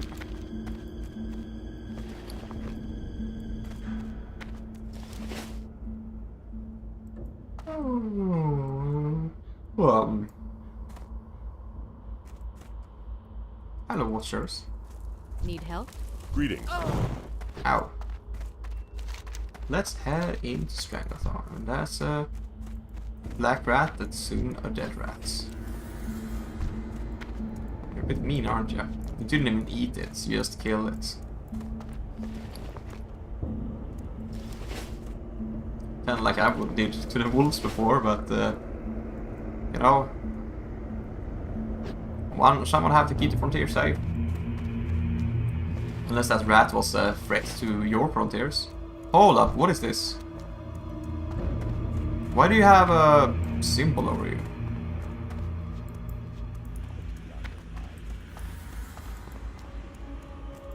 Greetings, man.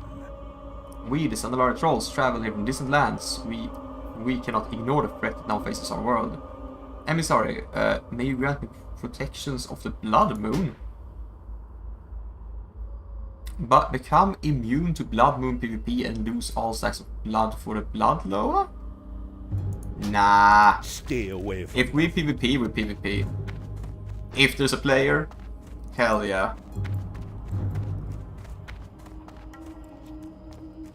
But I don't think there are players. There it is, Stranglethron Vale. The Blood Moon returns at midnight every 3 hours after. How much is server time? Oh no! So midnight is in like 7 hours, 6.5 hours. Yeah, we ain't sticking around for that. Okay, there. Need some experience. Sorry about that.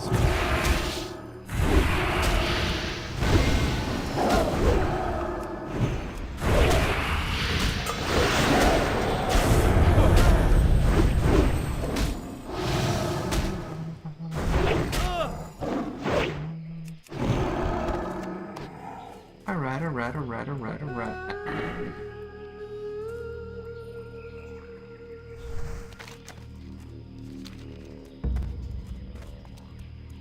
Wait a second, isn't the camp over here? I think the camp is up here, right? Am I stupid? There's one path down here.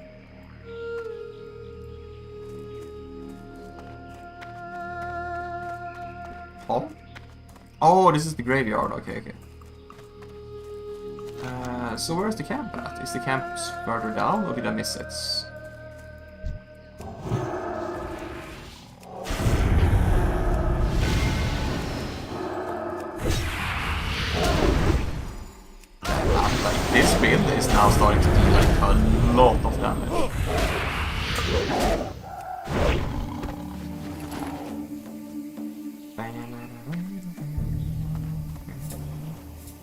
Yeah, here's the camp. I knew I missed it because I was a little stupid.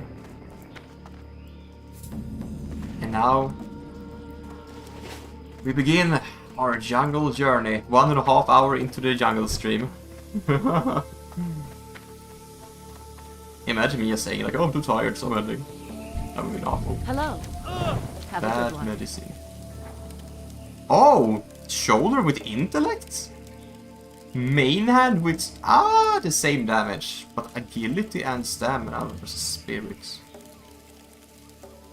Oh, what the hell is that design? That looks weird. But nah, I would rather have these because, goddamn. But also it's less Farewell. armor. Whatever. Need help? See you around. Can I help you? Farewell. Hello. Well met.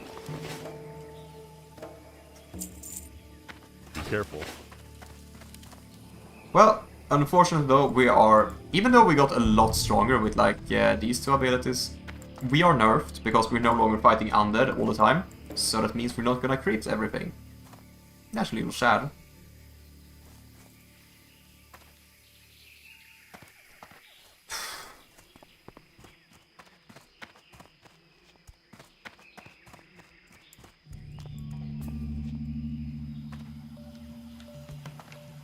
Wait, what about my quest, by the way? It's bad medicine, it's the second rebellion. Kill 15 jungle fighters.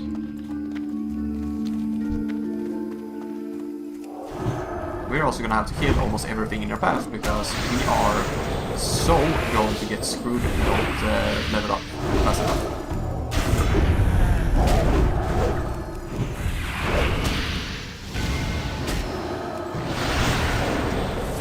Also, I've done like all the quests, there's like secrets, whatever quests in this area, so yeah, I think we're gonna chill a bit on the like world traveling quest and just focus on leveling up. Because we've had a good amount of lore quests and Stranglethron is like, not Stranglethron, sorry, Duskwood is like one of the most interesting souls lore-wise in my opinion. So we're just not going to do that this time around.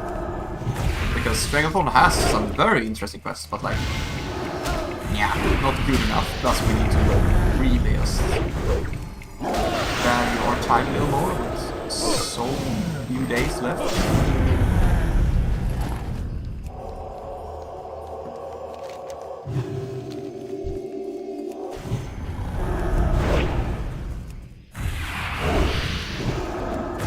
How much mana does it cost? Oh, that's expensive, but that makes sense because because you mega giga huge damage bomb.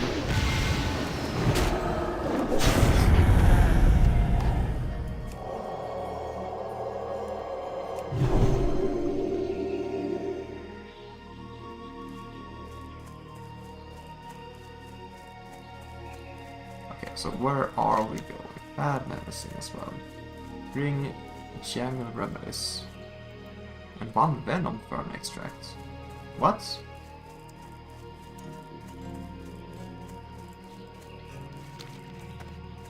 Okay, I believe this is where they're supposed to be, right?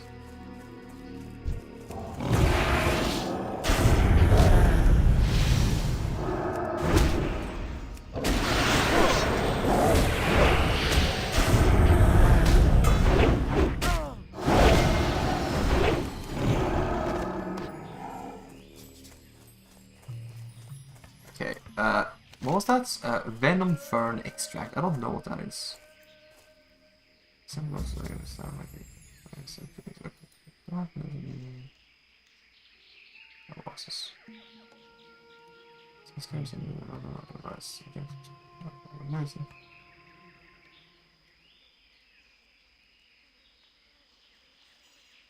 Huh?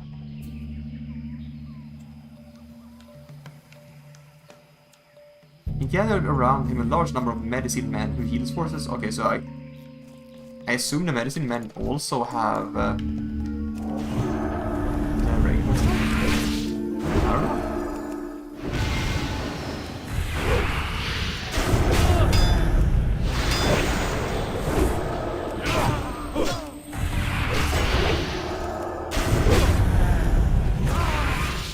not use that.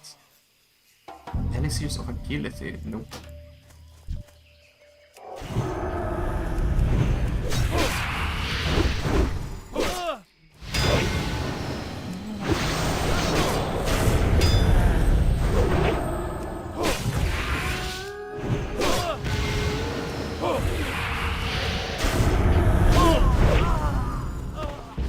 I think I'm pretty strong with this shield. I'm getting significant power spikes with this.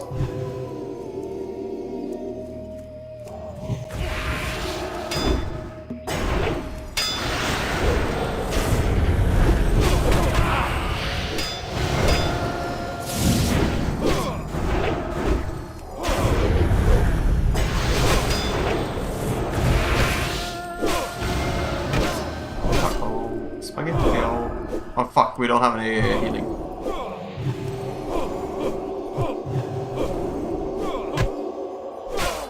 Uh-oh, I'm dead. Fuck.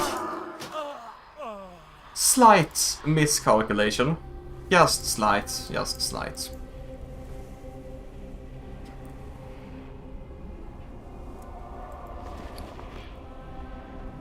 Mage with cloth though, that's really good. That sells for like several silver.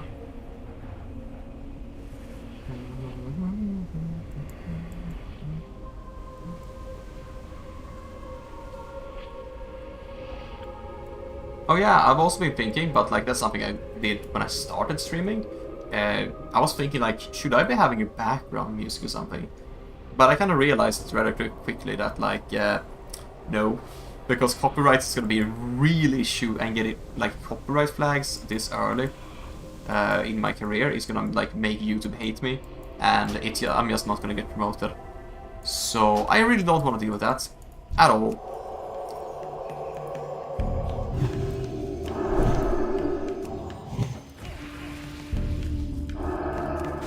That would be better.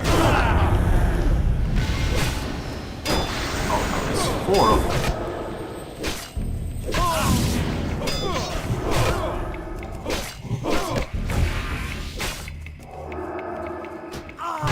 I was considering, should I pop Lay on Hands? No, not worth it for just one getaway.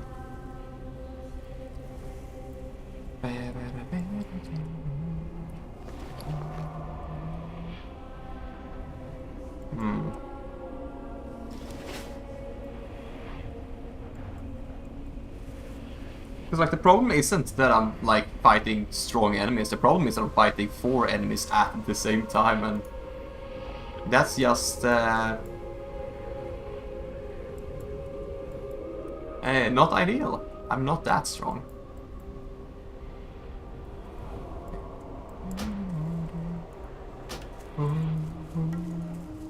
What? There you are.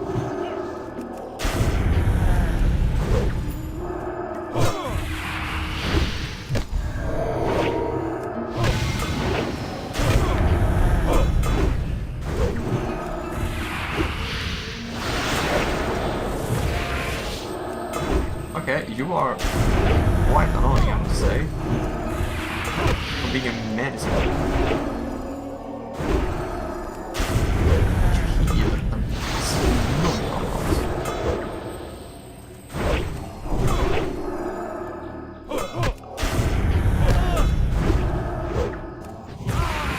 No running.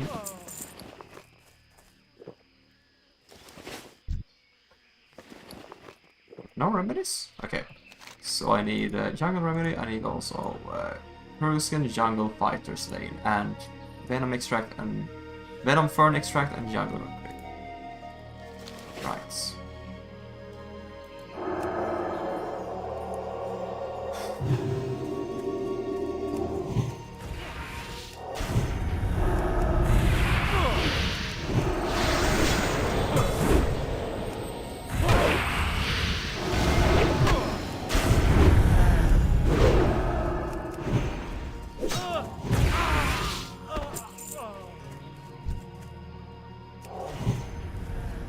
It's kind of nice to have like this many buttons pressed now.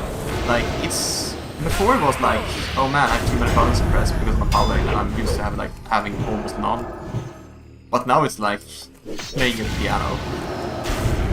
It feels like I'm playing a Fury Warrior.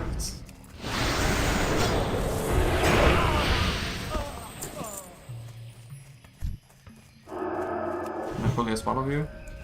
Yeah, maybe I shouldn't use the shield first. Because that's kinda dumb.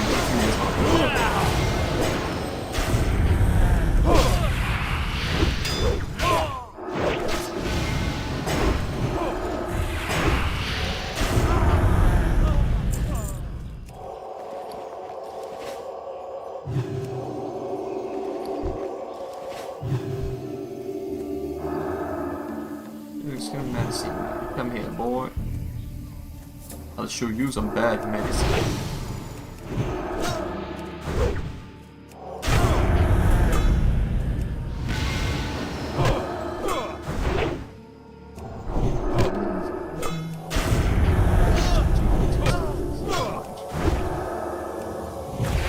Stop healing so much. What the freak?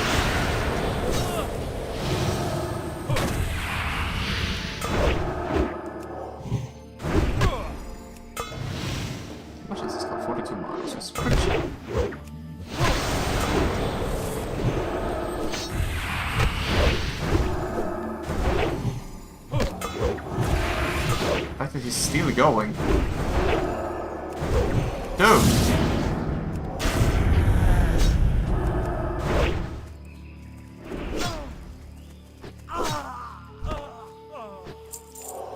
Jesus.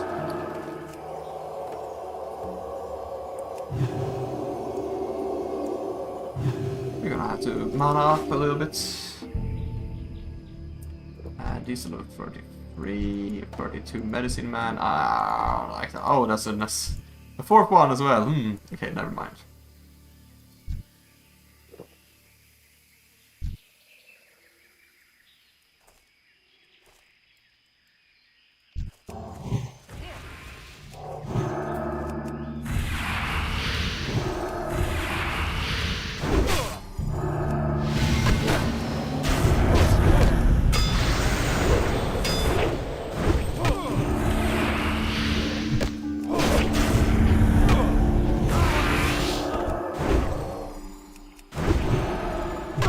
What's the matter, brother? You're wasting your heals. Yeah, you won't need heals for you, bro.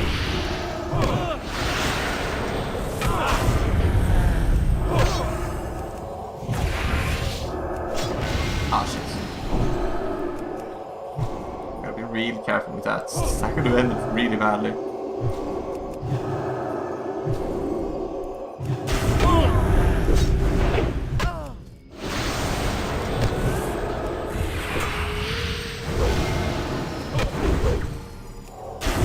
Wait, I'm 30 now. I have new spells to learn. I think 30 is even like you learn some really good stuff at 30.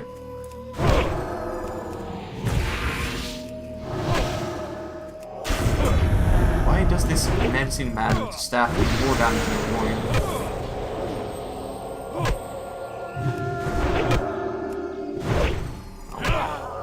Did he just... I'm dead, I'm dead. Fuck. Ah, I stunned him and he resisted it, and I'm like, oh, okay. Man. Wait, I should unlock the flight path. I don't know where the flight paths are, though.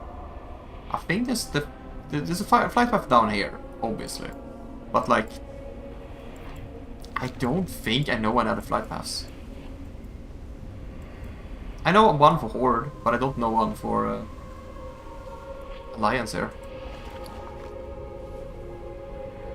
I was thinking I should probably do this quest, turn that in, and then we're gonna go and train, because I think we have some spicy new abilities. And I like spicy abilities.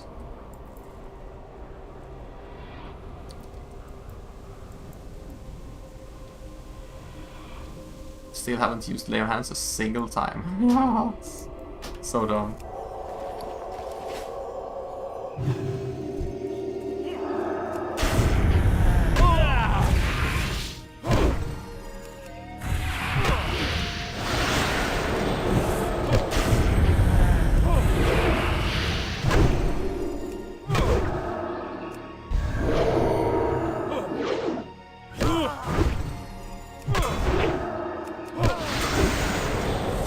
Oh no. dog.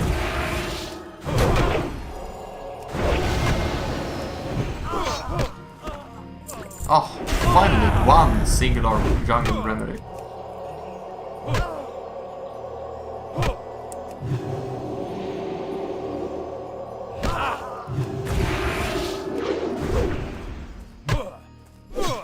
I'm just gonna kill him, and then when he heals, I'm gonna boom into that coming, there you.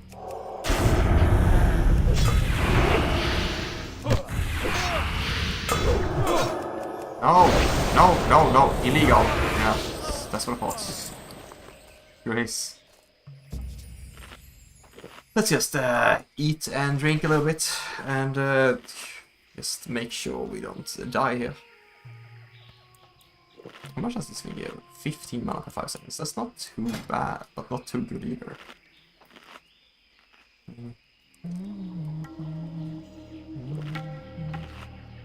I could just use this. No, it's not worth it.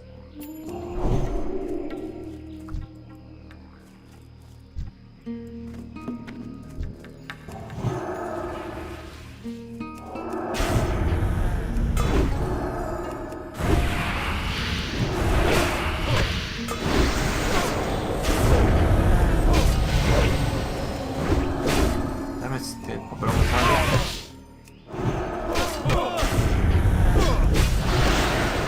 No, I'm not running away. Stop!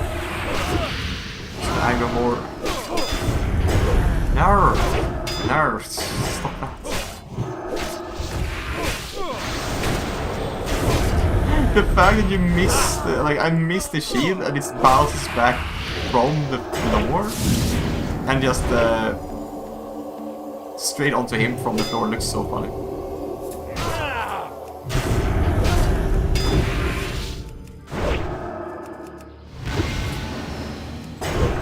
Oh no. I might actually be screwed here. Unless I'm a cheeky little bastard.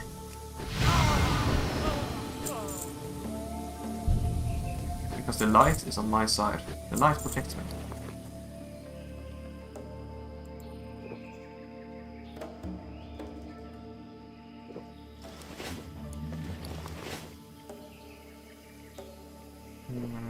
I think I do want Blessing of Wisdom before Blessing of Light.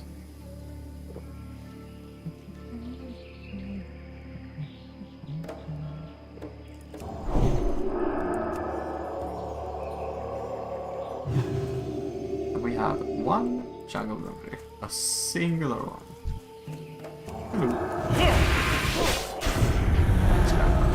Nope! I didn't think there would be so many, but there are a little too many. Arr. Oi! Fuck. Well, that was a bit unfortunate. I mean, it is an orange quest, but where else am I supposed to go? Yeah, actually, I think if you go down, there's supposed to be a camp down here, actually. I just remembered. And that's where you get, like, the more appropriate level quests for level 30.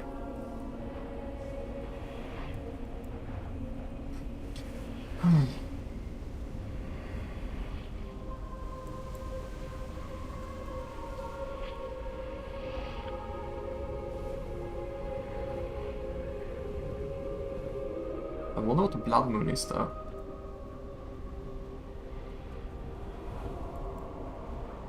Like, is that just a PvP thing? Or is it also like, you know, extraordinary PvE thing?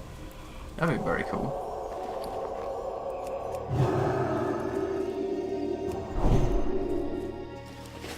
Oh, that's way. Except we should drink a bit more. Sip, sip.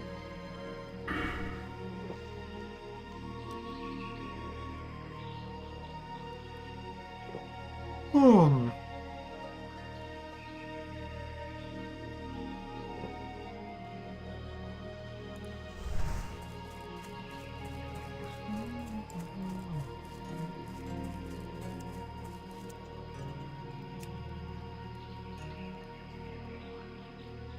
Sneaky, sneaky. No one noticing me. Oh, I got spell on. gonna single out the ones that are not fun.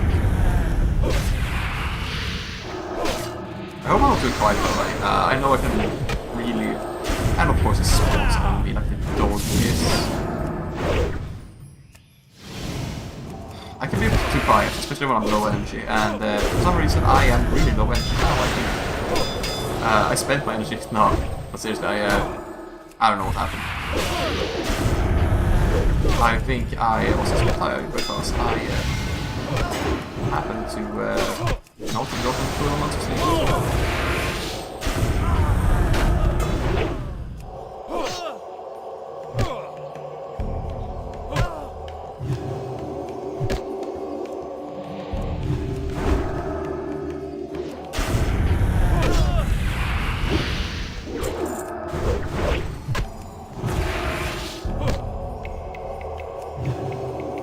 Yeah, you can heal up too, I guess. Freaking out. Ah.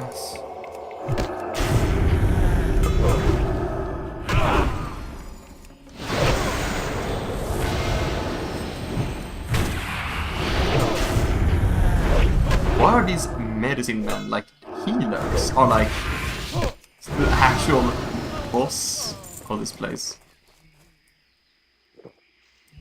The actual boss monsters. Oh.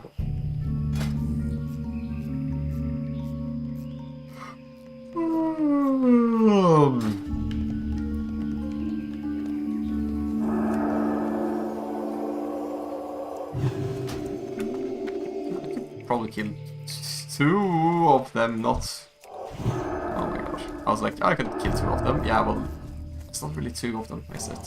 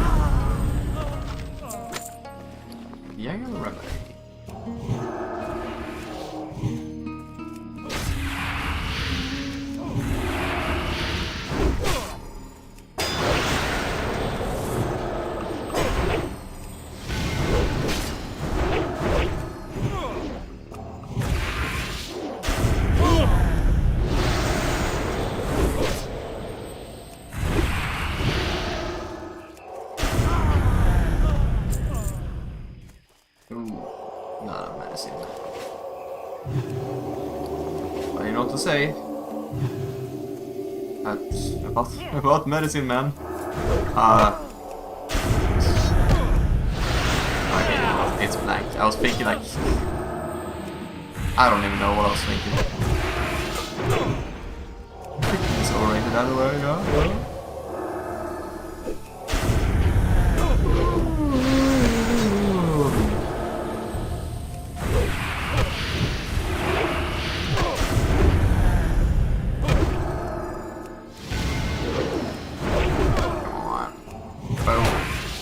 Them apples. That's because you like a doctor. No, it's so fucking dry. That's drier than me in this summer heat. Maybe that's what's happening. It's the summer heat that's drying up my humor. I'm becoming British.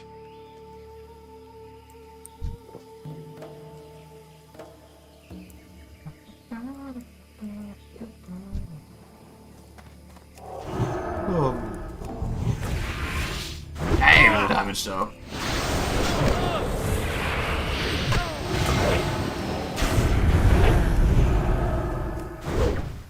Uh-oh. Dog! Do you have to? I don't have the means. I need to reset before I fight you. So that's like 3 people, I think?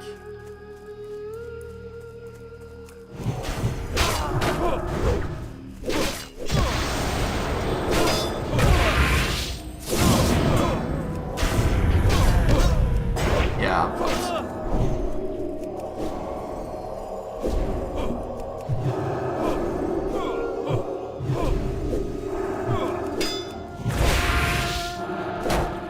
There's even more of them. I'm just gonna run.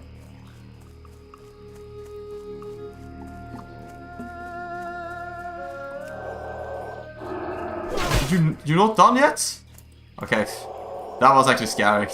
Jesus Christ. Oh, why do I just swear these people? Grr.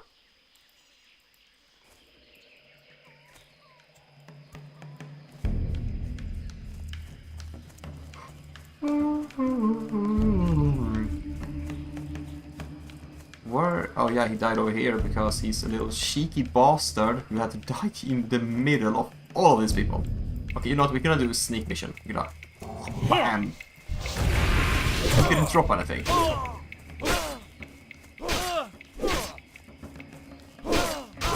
No-oh. No-oh. Stop it. Okay, fuck it. I don't have that. I don't know if they de-aggroed because of the shield or if it was because of the bubble, but that bubble was... I feel like I'm not willing to take that risk anymore.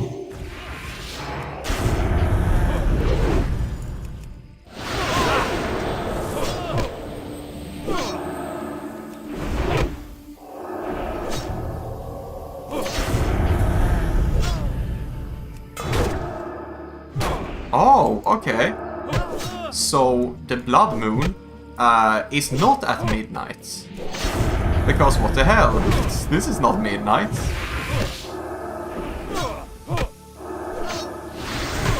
I mean, it's midnight for me, but it's not midnight for like the server I'm playing. Unless I am playing on EU server. I'm honestly not sure. I was like, this is an American account, so I don't believe I can play on EU servers, but... Wait, is there a way to see my ping?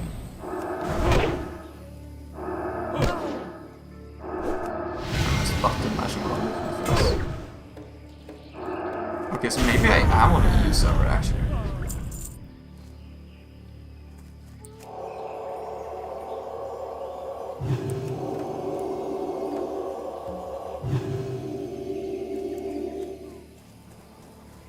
I don't know what the blood lower is. Oh, Altos blood lower. Okay, okay.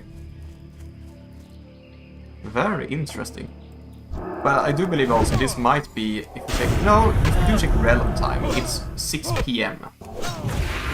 That means it's absolutely not midnight. So that means we are playing on the servers. I'm just being dumb. Oh, I sure hope no rogue comes and kills me.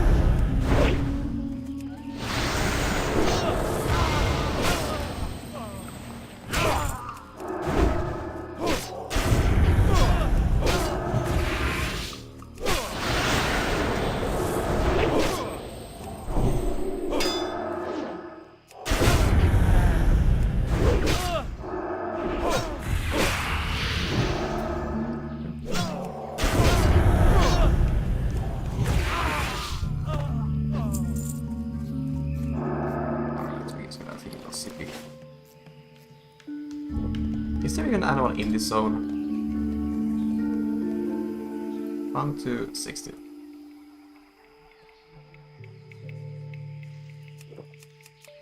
Nope.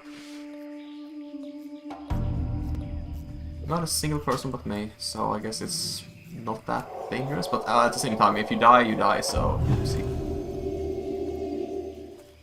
Might be made a sacrifice out of these anyway. Oh?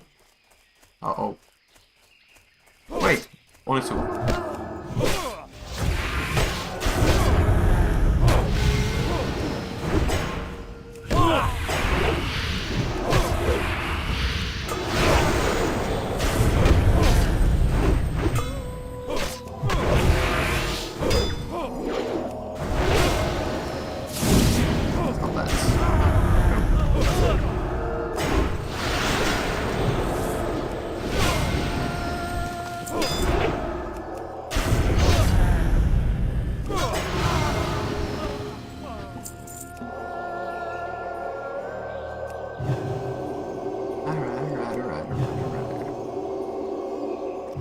Die.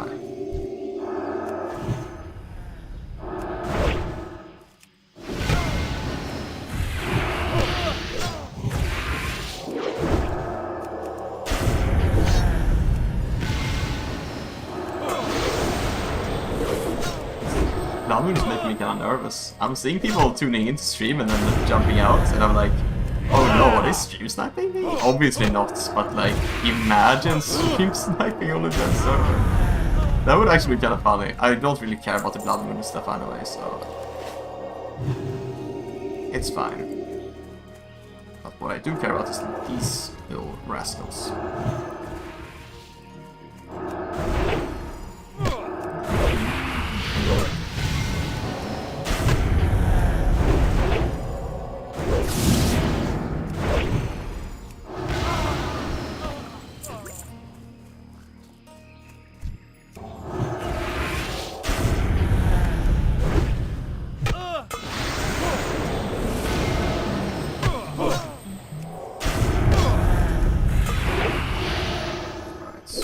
We should be kind of fine. We need one more jungle remedy. I didn't even realize we were that close, but one more jungle remedy and then 3 more fighters.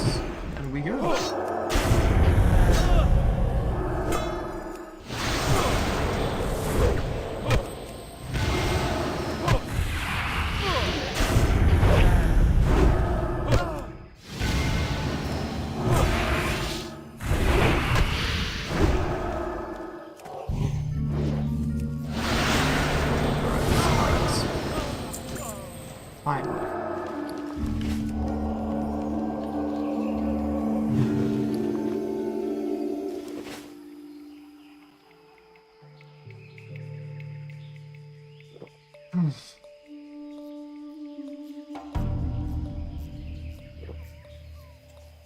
Our animal here? No.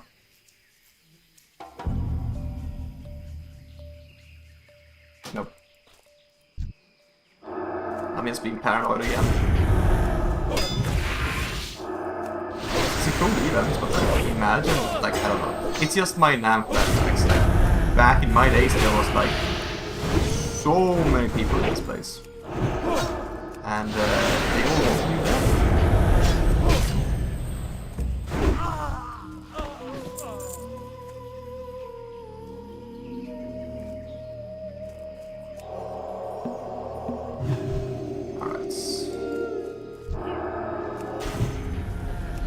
Medicine man, you're gonna head over and give me a remedy, please? Yes.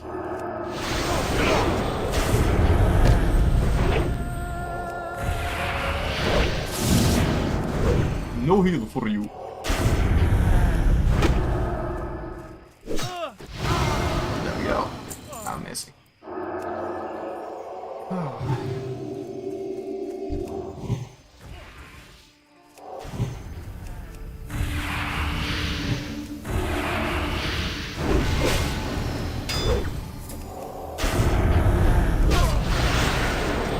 So much easier to have like ranged abilities because when you actually have to fight him in melee, he has like half HP anyway. So feels cheesy, but that's exactly what ranged classes are. That's also kind of why I kind of like don't really like ranged classes anymore.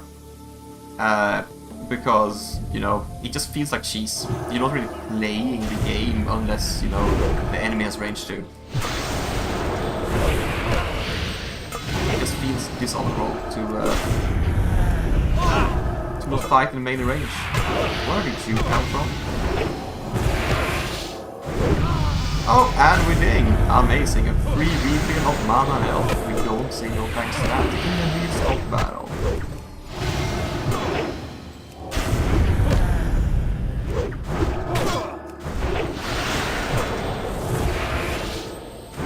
Oh. Jungle remedy, finally. And we get the points, and we picked that and put that in. Are we gonna get a two-handed weapon? I think we're gonna go with shield actually. So that means we're likely more... maybe seal? We never used that, but that's like the best thing to use. Now we're gonna go parry. Because we know fool. We just kill this guy and then we're out of here.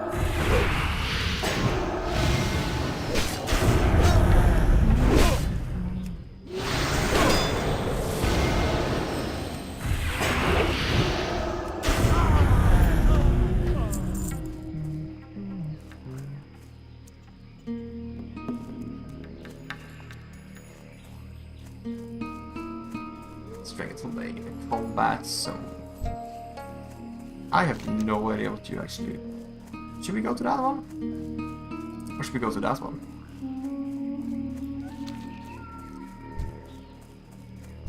Do we get stacks if we kill regular stuff? Or does it have to be like humanoids?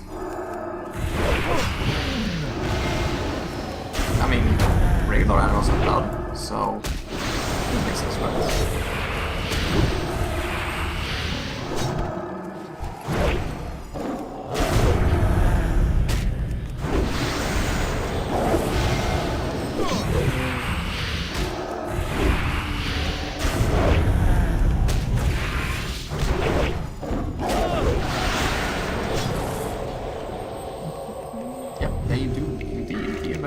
Sacrifices. Very cool.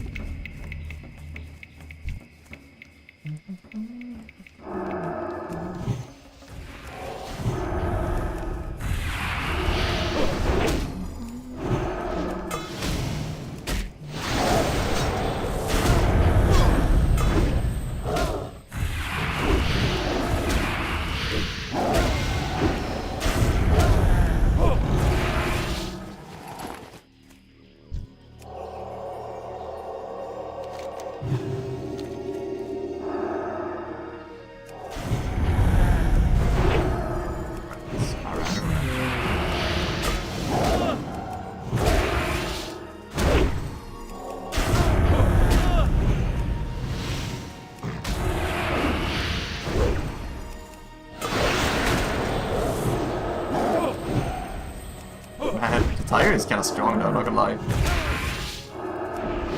It's literally the guy in the thumbnail as well.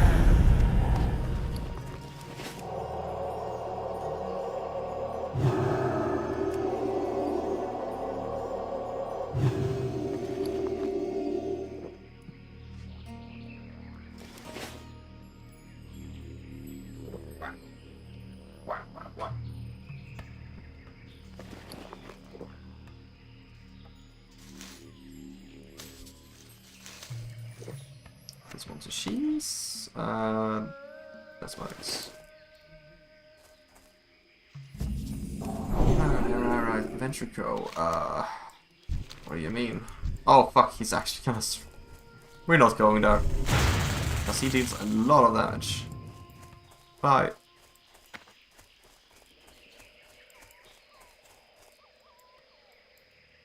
I'm gonna go for this one. That's Altar of Blood. Deliver blood to the blood Loa's altar. We can go for 20 stacks, yeah?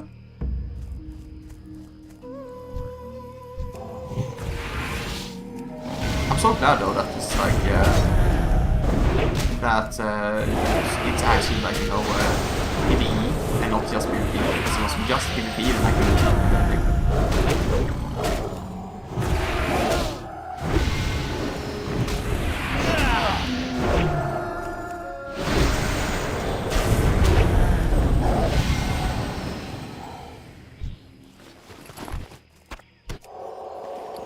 Sharp claw? No, that's not a sharp claw. It's a retractable claw.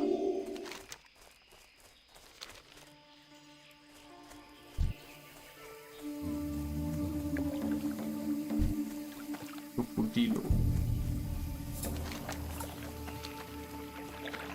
Let's just head over here. How bad can it be?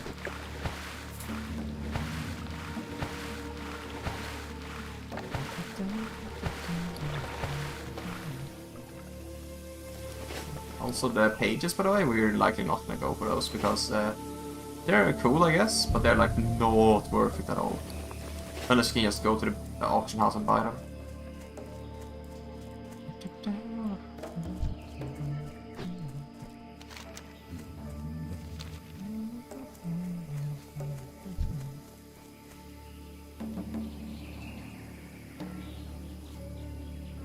How many stacks you got? 21. Stupid. No, not. What's going in all in my fire?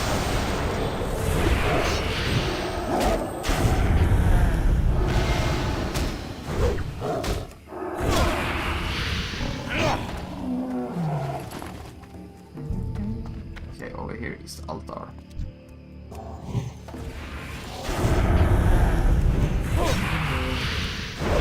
Oh, yes, it's down there. I have to clear this place. Near the 34, that's gonna be difficult.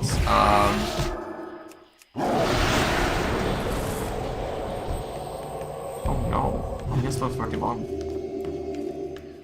Where is this altar I speak of?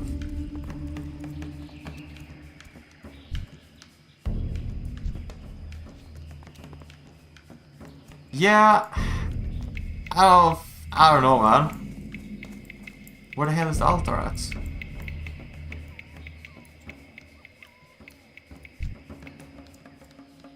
I don't see no altar. Okay, let's try to battle this guy, see how well we do. He deals 100 damage.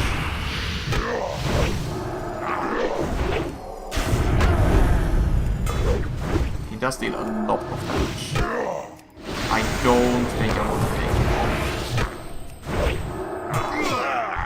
on. Yeah, no.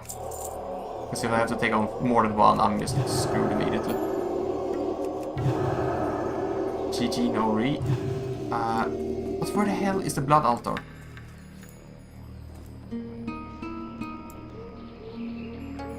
Huh? Did I see something?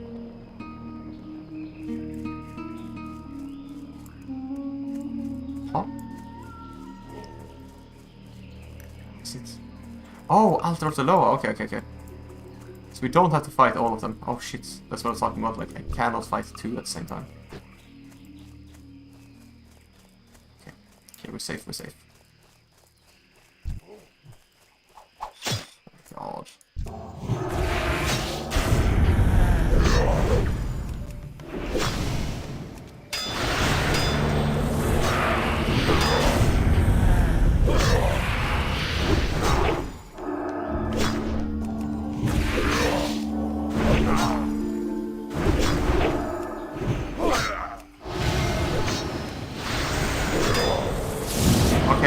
Chill out, Jesus Christ.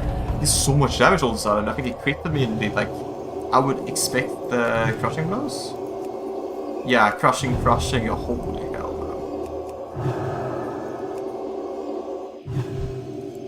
man. And crushing basically means that he's just higher level than me.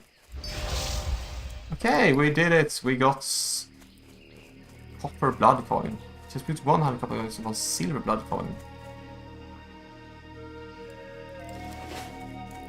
Okay. Interesting. Very interesting. But I'm not gonna go here right now.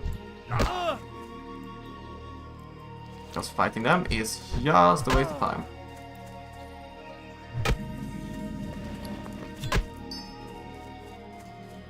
Oh.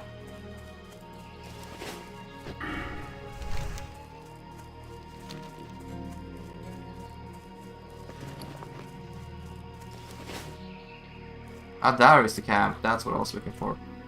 But I think I'm gonna head back to the... Actually, no, I'm not gonna head back to the camp. Hi. Am I? Safe travels. Hello. Great to meet you. Ah, Emmett, my man. Be good. See you soon. What can I do for you? King's honor, friend. This is Life like bless you. the place where you just... Off with you. See you soon. Ah, no. Watch your back. See you soon. Watch your Yeah, back. no. Not happening. But this is the place where you like, you just accept things and you kill things. So, I'm gonna start with like young ones, I suppose? Yeah, young ones.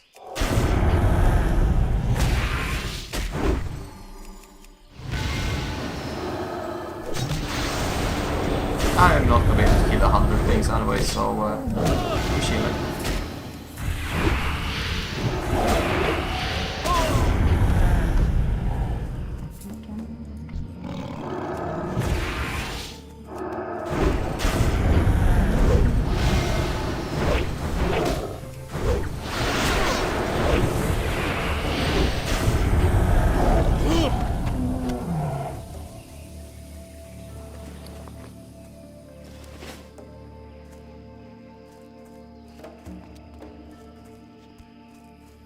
Alright.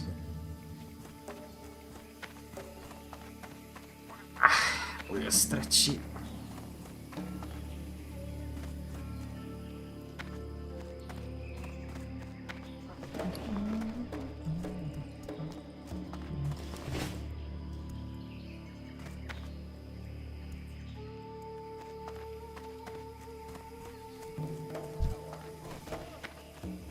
You need help?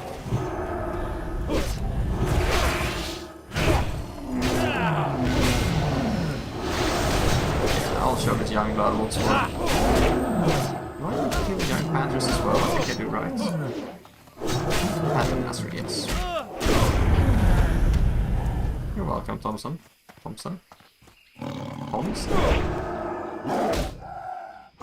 Thorson. Okay. You're welcome, Thorson. Thorson?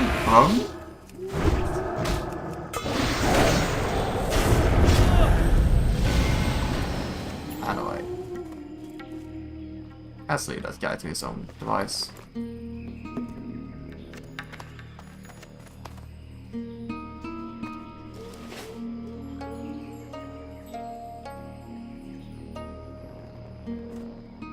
Wait. Wait, what do you mean I'm hostile to everyone? Don't tell me I'm losing reputation from this, right?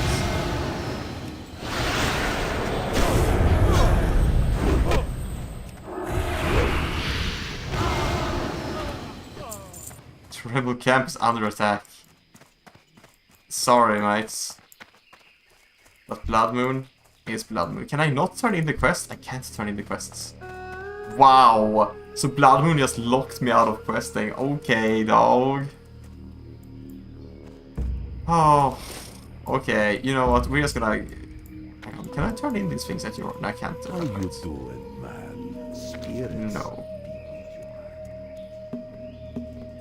We are gonna head down to probably this one, and we're gonna head down all the way so we can actually get a flight post, and then we're gonna return to wherever it is.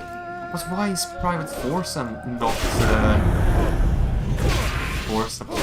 Still can't get over Thorson. Why is Thorson not hostile? You need something? Have a good one. Good man.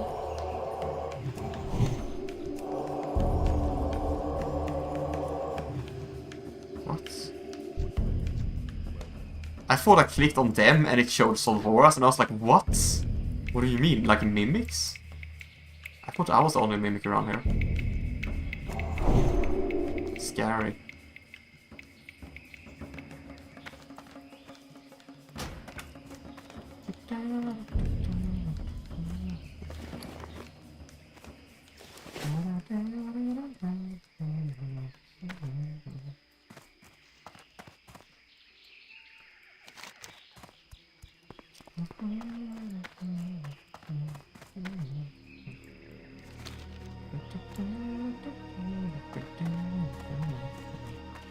Free for all PvP.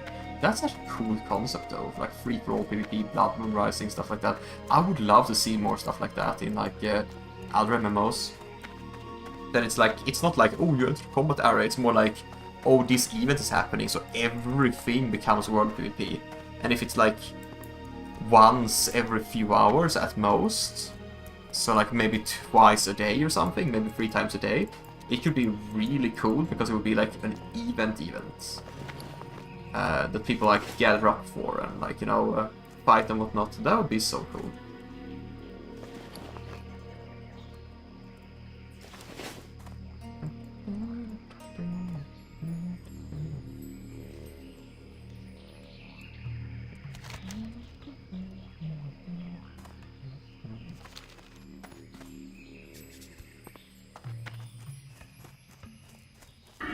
Should I? No.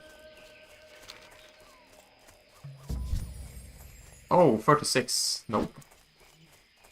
Let's just unlock the flight post and then come back here.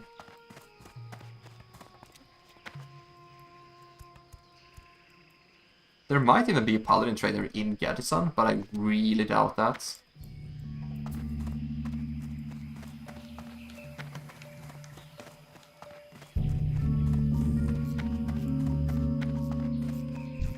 Yeah, that's very far. Like, I think I've ventured too far into the jungle. Like, this area here is good enough for me. But I still have to wait until I tackle the mid, and then, like, I think here is like 40 zone? Yeah, damn. Also, the air in here is becoming really bad.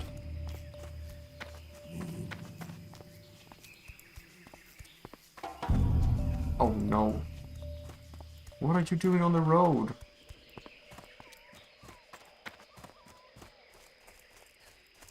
7 levels above me. He's the guardian of the bridge. They couldn't hire a troll, so they had to... It's not even a bridge, it's just a passage. They couldn't hire a troll, so they had to hire a gorilla instead.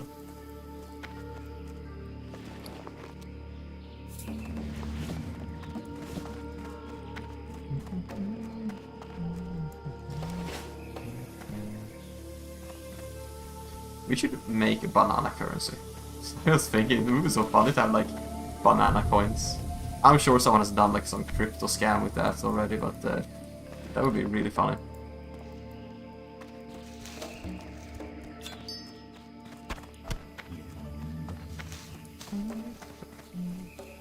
Any bats? Any remedies? I guess we can keep those because there's no reason to throw them away.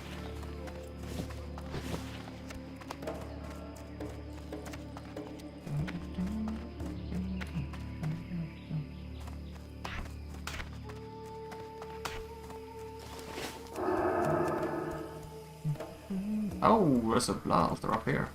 But I can't kill anything, so I better just go for the tributes.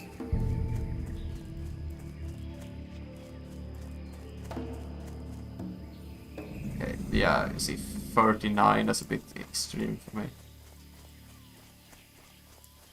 There is.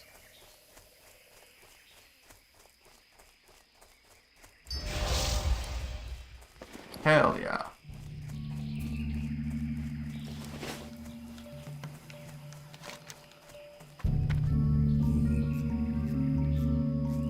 I'm sure there will be more blood moons, especially given that it's like every midnight, so every night at 2 AM it's gonna be another blood moon. Oh.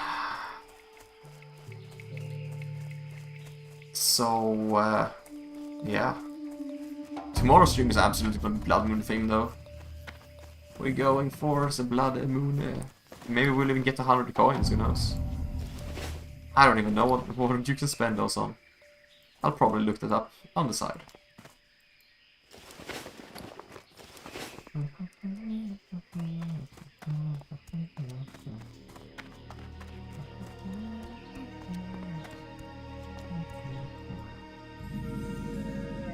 Cape of Stranglethron. Yeppa.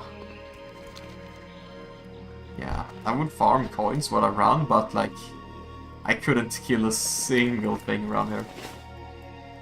Wait, do I have a oh, I don't have a points. I'm just gonna go for deflection, I think. But like, two-handed is great in its own right, but then I miss 2 of these. But I also like, what do I miss out on? I miss out on like a heal, and I miss out on interrupt. So I think shield is just gonna be more damage overall. I guess we're pro paladin now. No. Especially with stacking the aura. That's gonna be really powerful. And like if we check down here, so it's like we don't really have anything that's good here at all except Blessing of Kings. Holy is like, yeah, same there, it's just not good.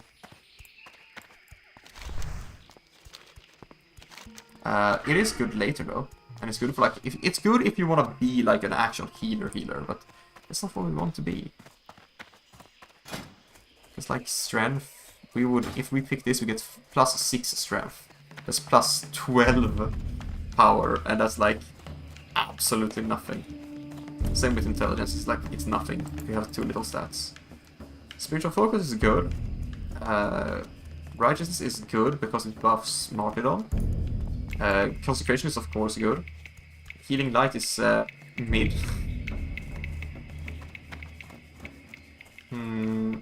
Unyielding Faith is yeah, no, it's completely useless outside PP. Improved Lay of Hands, I have literally not used Lay of Hands once. Improved Blessing of Wisdom, we barely use that. And these are good, but mostly for healing. And then Lasting Judgment. That one could be interesting, but also no, because we have Crusader Strike, so we don't need this.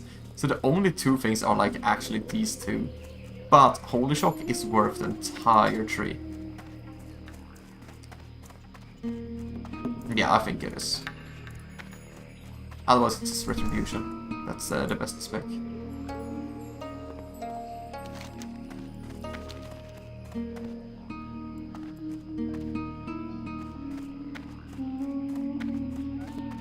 Oh! The Blood Moon returns at midnight and every 3 hours after. So it's I thought it was 3 hour only, like and 3 hour after, but it's every 3 hour after. So we're gonna get Blood Moon every 3 hours. That's reasonable, I would say.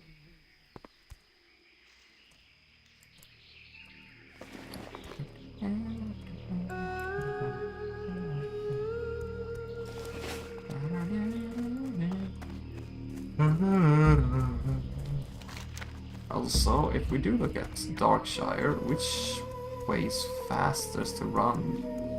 I think it's faster to run from here.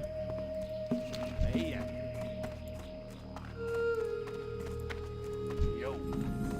Yeah, what do you want? Interesting. Time is money, friend. It is. Anyway. We are gonna... Is there a paladin trainer around here? Hello. Old Port Authority. Greetings. Greetings. I need to be selling stuff, but I don't know what. Be careful.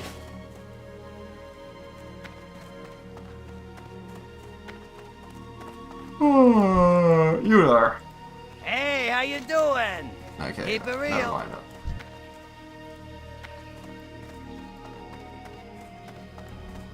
Man, I'm getting tired. I should probably like. I was thinking like, should I take today off because I'm gonna be like tired when I stream, and I was like, is it worth it? Maybe I'm gonna get more energy when I start streaming, and I did.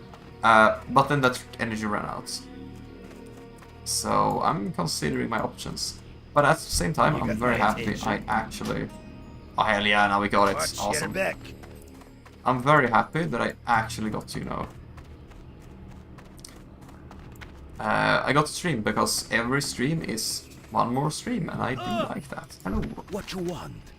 I don't know what to do with the coins, that's what I want. Okay, now I can finally just insta-log out and log in again. Oh, hello there, Jesper. What server? Actually, you know what? I'll just log out again. Living Flame PvP. So, it's completely dead. If I do /who in Stranglethron, we can up the to 60. Yeah, there's just me. It's just me in the whole server. Talk to me. Bring 10 crucifixes. Sure, why not? Because I believe that there must be some server that's alive, right? But it's not Living Flame. And I should probably have checked this up before. I did want to play on Crusader Strike, but Yo. yeah, I couldn't make an alliance character, so I was like, yeah, whatever. Glad I could help. What's up? Keep it real. Who is that? Glad I could help. Anyway, I have work for one such as you. yes. Adventure awaits. Hello. What you saying, tough man? he could probably one-shot me. So let's just leave him alone for a bit. Anyway, is there paladin trainer here? Is the question. Is there any guards I can ask for direction? Hey, No? interesting. Yo, time is money, friend. I think we have to go. I think we're gonna have to fly. I got what you need. Glad I could help.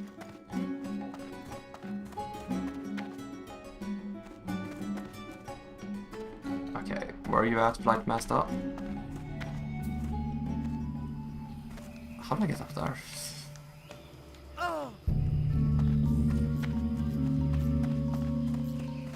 Oh, I have no idea, Crusader Strike. Like, I genuinely just don't know, honestly. I was playing a Crusader Strike like phase 1, and then like I stopped playing at all. Go back for what? Sorry, the delay is like quite a lot. I think it's like 15 seconds. No, it's between 10. No, what is it? 5 and 15 seconds is the chat delay. It's a bit stupid, but it's what I have to do. If you think about the blood moons, I'm fine with those. Ah, the flight path. It's up here, yeah. We good regarding that. Here there. Let's go for a ride. Wait, which one is closest? Let's just go to Storm. With you. Anyway, Crusader Strike. I don't really know how dead the server is. I played in phase 1, I played like level 17, and then I got distracted by work and stuff, and then I never picked up Season of Discovery. So I started playing now again recently because I wanted to stream it, and I picked Living Flame because I think I had a character on here. Other than that, I have no idea. I think all servers, as far as I'm concerned, are just dead. So there's like, today I've seen a total of 3 players, and I've been in every capital, or like at least 2 capitals. So like 3 players total, and that's lucky. Most streams are like 1 player at most. So it's dead. It's solo leveling all the way. And I didn't see any more active servers because I checked, but it seems like all of them are like very dead. And I would assume also that it's like, I would assume that people raid log, right? I don't know, I have no idea. But I would assume that people raid log and there's like some guilds active, but other than that I see 0 people. Absolute 0. I wonder if... Do we have access to Dalaran? I don't think so, right? No. And like if we do /who... we can check Iron Forge, I guess.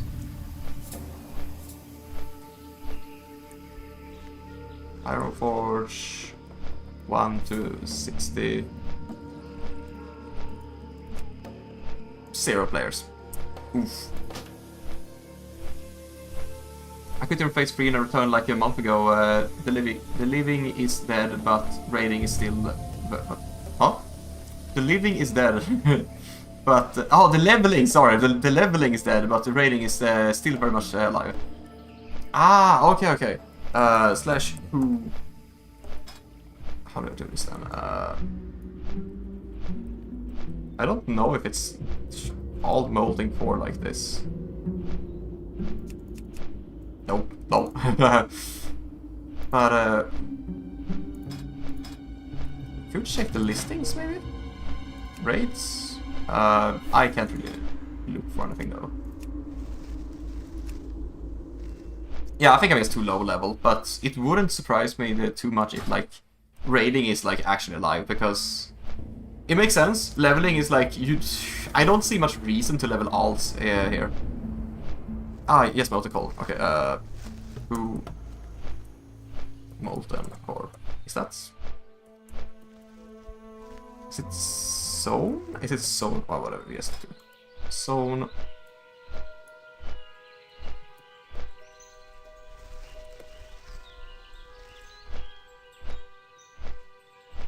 Oh, right. Correct. Nice spelling. Yeah, I don't think you can check it like that. But yeah, it would make sense. Molten Core is like still being done. I don't know if the like Scarlet Crusade raid was something. I saw the Scarlet Crusade raid and I was like, wow, that's so cool. I love this. Like, I would love a raid for that. And then I just never heard from it again. But it looked awesome. And yeah, like it makes sense that leveling is dead because people don't level alts. But I mean, raiding, if you time it, maybe you can find some people for like the raid logs, or if you have a guild or something like that. Maybe we should try. Though I have like 8 days, I think. 8 days left. 7 days after today. So I don't know if I'm gonna hit 60. So this is more like something I do as an off series because it's very good. Oh, I'm glad to hear, honestly. Like, I was talking about that. I wasn't like gushing about it before when I was talking about Classic Plus.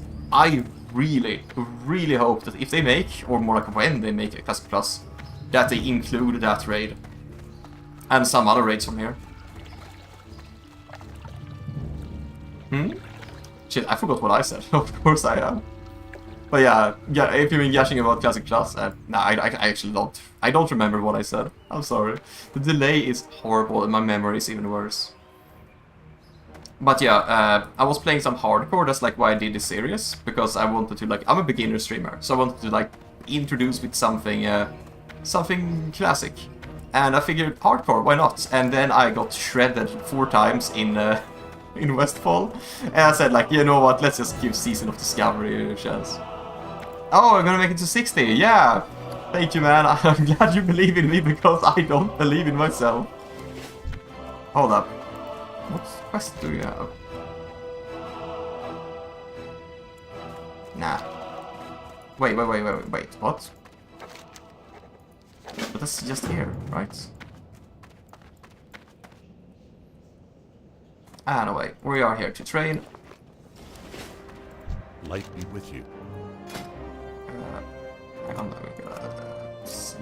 ooh, Seal of Light! I kinda want that. Holding up, I want that. Want some stuff? I don't know what stuff would actually be good to have. Like, I wouldn't mind, but I'm gonna like, I don't have any professions. Oh, bigger bag and some gear. You know what? I wouldn't say no thanks to that. It's very cool, it's very unique, it's, I wouldn't deem it too donation-y. And do I want that? Yeah, I do want that. I want... Yeah, there's absolutely no way I'm gonna use that. I wouldn't mind at all. Do I want any of these? Is the question. I don't think I do. For the Alliance. Oops. Oh, sure. It would be awesome to like actually like... On one hand, it's kind of getting carried. On the other hand, it's actual player interaction. And that's like the first time since I started playing SOD. Man. So I'm gonna accept that. That sounds awesome. But I don't have like professions or anything. Yeah, I'm staying. I'm just gonna go and bank my cloth. Because like I don't have professions or anything. Because I didn't really know what to choose, and I figured when there's like no auction house or anything, it just felt a bit like a waste. But I am stocking up on cloth, so I could maybe use that for something.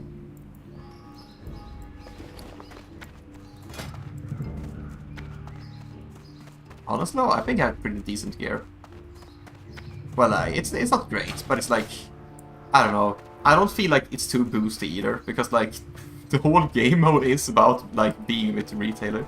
I am Ret Paladin, but I am going to spec into Holy and become a Shockadin later. Hello. See you around. Oh, and I use Sword and Shield, by the way. I could use a two-handed, I guess, but yeah, I figured like Shield of Righteousness and Avenger's Shield is just so good. What can I do for you? What can I do for you? Greetings. Wait. Let's see, do I have anything I want to sell? Wait, a quest item? I don't have a quest for that. When did I pick that up?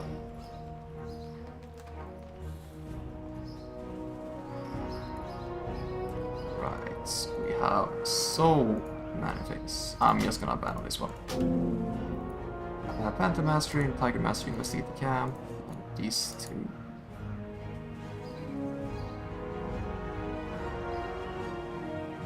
Ah, Hunter Scam. Right. What can I do for you? Greetings. I'll do that. King's honor, friend. League of Authority. I missed what? I'm showing the battle. Ah, okay, never mind. Ah.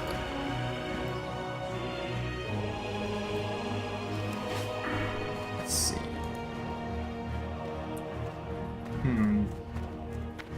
I'm considering though what I want to do with my spec, because being red is like the best leveling spec in my opinion. It's like there's very little direct power other than Blessing of Kings inputs, and until you get, you know, the Blessings and the Holy Shield. And in Holy, almost everything is just so bad except Holy Shock. But we can just respec at 20, I guess. However, we got that there. We cannot... Wait, what else did we... Oh yeah, Devotion Aura. See, like 3.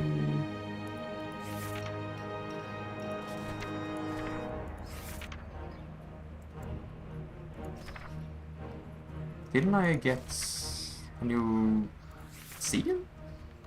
Yeah, Seal of Light. Which one is that? Living Flame. I'm just gonna double check. Yeah, Living Flame PvP role.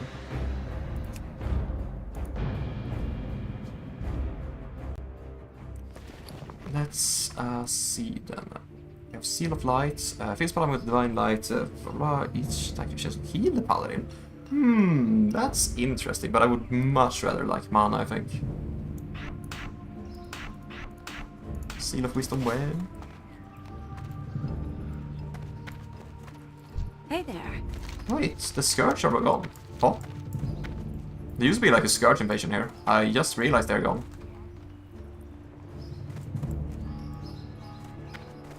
Huh? Oh!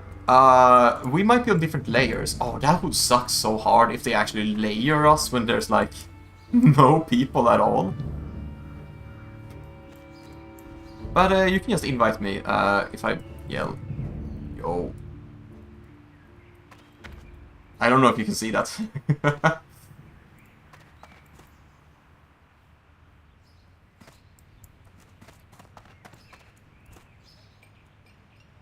Wait, if I do who?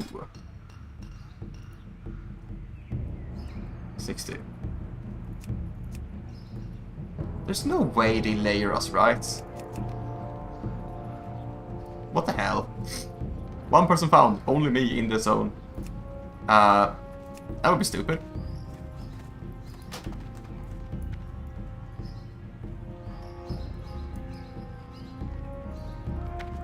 Need help?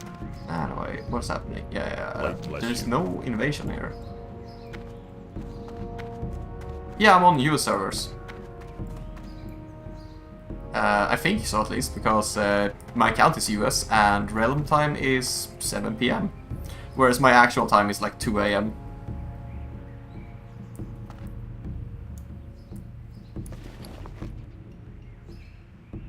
Ah, you're on EU. Yeah, oof. I used to be playing on EU. Not Season of Discovery or like much Classic. Yeah, you're EU. Oof, but it's gonna be a bit hard to transfer, but I really do appreciate the offer, and it's nice to like, just have someone in chat for once. It's a little sad though that it's just so dead. And oh shit, I'm sorry, man. 100G. That one actually kinda sucks. Oof. Big oof, even. Ouch. But Cam EU? I'm not sure how to Cam EU actually. I don't think I can transfer anything. On like this account that I have is like it's American, it's my alt account.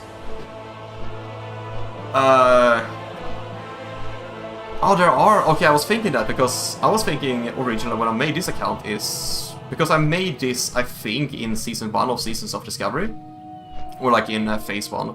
And American servers are so much more social. As people are crazy in American servers, and like they have the tendency of just talking about anything to anyone. So that's why I moved like to American servers. Plus, I'm planning to move to Canada, not too far off. So. Yeah, I just kind of moved over to my American account instead. The ping is slightly worse, but you know, it's the people are absolutely worth it. Oh really? Wait, can you play on EU on an American account? Because as far as I know, like you can only choose region. Like you only have one account per region, and I wasn't playing to like resubscribe or anything on my EU account, but okay, so I can make an EU character. That might actually be interesting. Only issue being that I'm already level 31, so I could. Give a second, where is Battle.net at?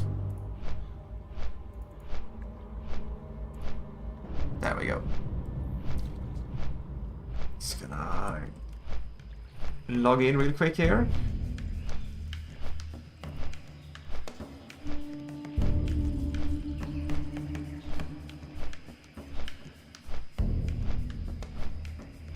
Oh god, it is hot in here.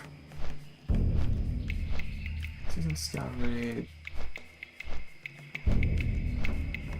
Season Discovery.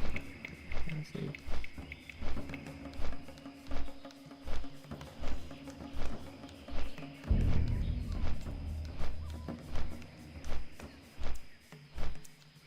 Is it...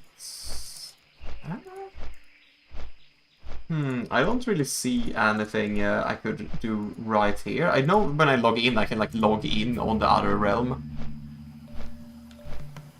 Oh yeah. It might actually be worth it to go for the one. I'm considering though, like I need to think.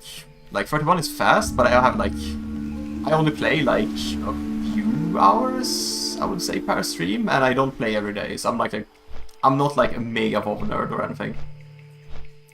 I mean, I say as I have like, how many hours do I have here? 19 hours. And I usually play, like, I think I've played surely over 1,000 hours total. But I'm not like, one of those 8,000 hours people. I'm not that hardcore. But yeah, with the group, it would absolutely be insanely good. But I don't know, man. I don't know. It's kind of like my little adventure here, so I would probably have to consider it. But moving over, like, honestly, if I'm like knowing that people are actually active on EU, that would be fantastic.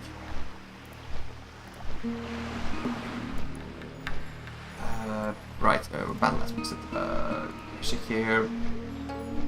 Yeah, it seems like I can log in on EU, but I do need to have like an EU server. I mean, an EU account. I do have an EU account, but I think I will need like a separate subscription and everything. So if I can, I'll mix around a little bit. I think if I can make just a character, I will absolutely check it out on EU. Maybe I'll do that like off stream. And yeah, I'll absolutely let you know. I'm considering though, like, I have been yapping a lot about the whole MMO aspect. Because, like, I'm a beginner streamer, and I was just playing some hardcore, and I didn't realize how brutal hardcore was. It was insanely brutal. So I died in Westfall like yeah, I think I died in Westfall 3 times. And the first time I just died in the mine. But I was talking about that, and like, I feel like MMOs aren't gonna be like my focus until I have a bit more of an audience. Like, when you have like enough audience to easily group up with people, then MMOs are fantastic. Yeah, I mean, like, that's what I'm saying as well. Like, it's fun, but it's so much better with people. And that's what I'm thinking about MMOs in general. Like, it's gonna be so much better to play MMOs when you have people to play with. It's like having a group versus playing alone. It's like a challenging masochistic struggle versus having a great time. That's probably the best way I can put it. So yeah, I'm enjoying my time, but it is like a struggle, and like if you face like a really tough enemy, it becomes an hour challenge, kind of like a Dark Souls boss almost, versus you know, just stomping and whatever with 2 people. And dungeons as well, that sucks also. Like you like I've been playing Classic since like it released, and I've been talking so much about those nostalgic memories. Can I outrun you? Please? Waste my... Oh, I hate that. Okay, I'm fine. But yeah, like... when I played like in the beginning and the world was so alive, and even when Seasons of Discovery was like in the beginning, phase 1 when I was playing, it was amazing. It was fantastic. And going on those mega journeys to just enter a dungeon, like those memories are sticking with me. Oh yeah, please do. I can't guarantee anything, but if I do check out, like, I don't know, there's a lot to consider. I'll also check out like what servers are active and whatnot. What server are you on, by the way? Oh yeah, Living Flame, of course. But I'll check out Living Flame EU and see like how active it is and whatnot, because it would be kind of fun.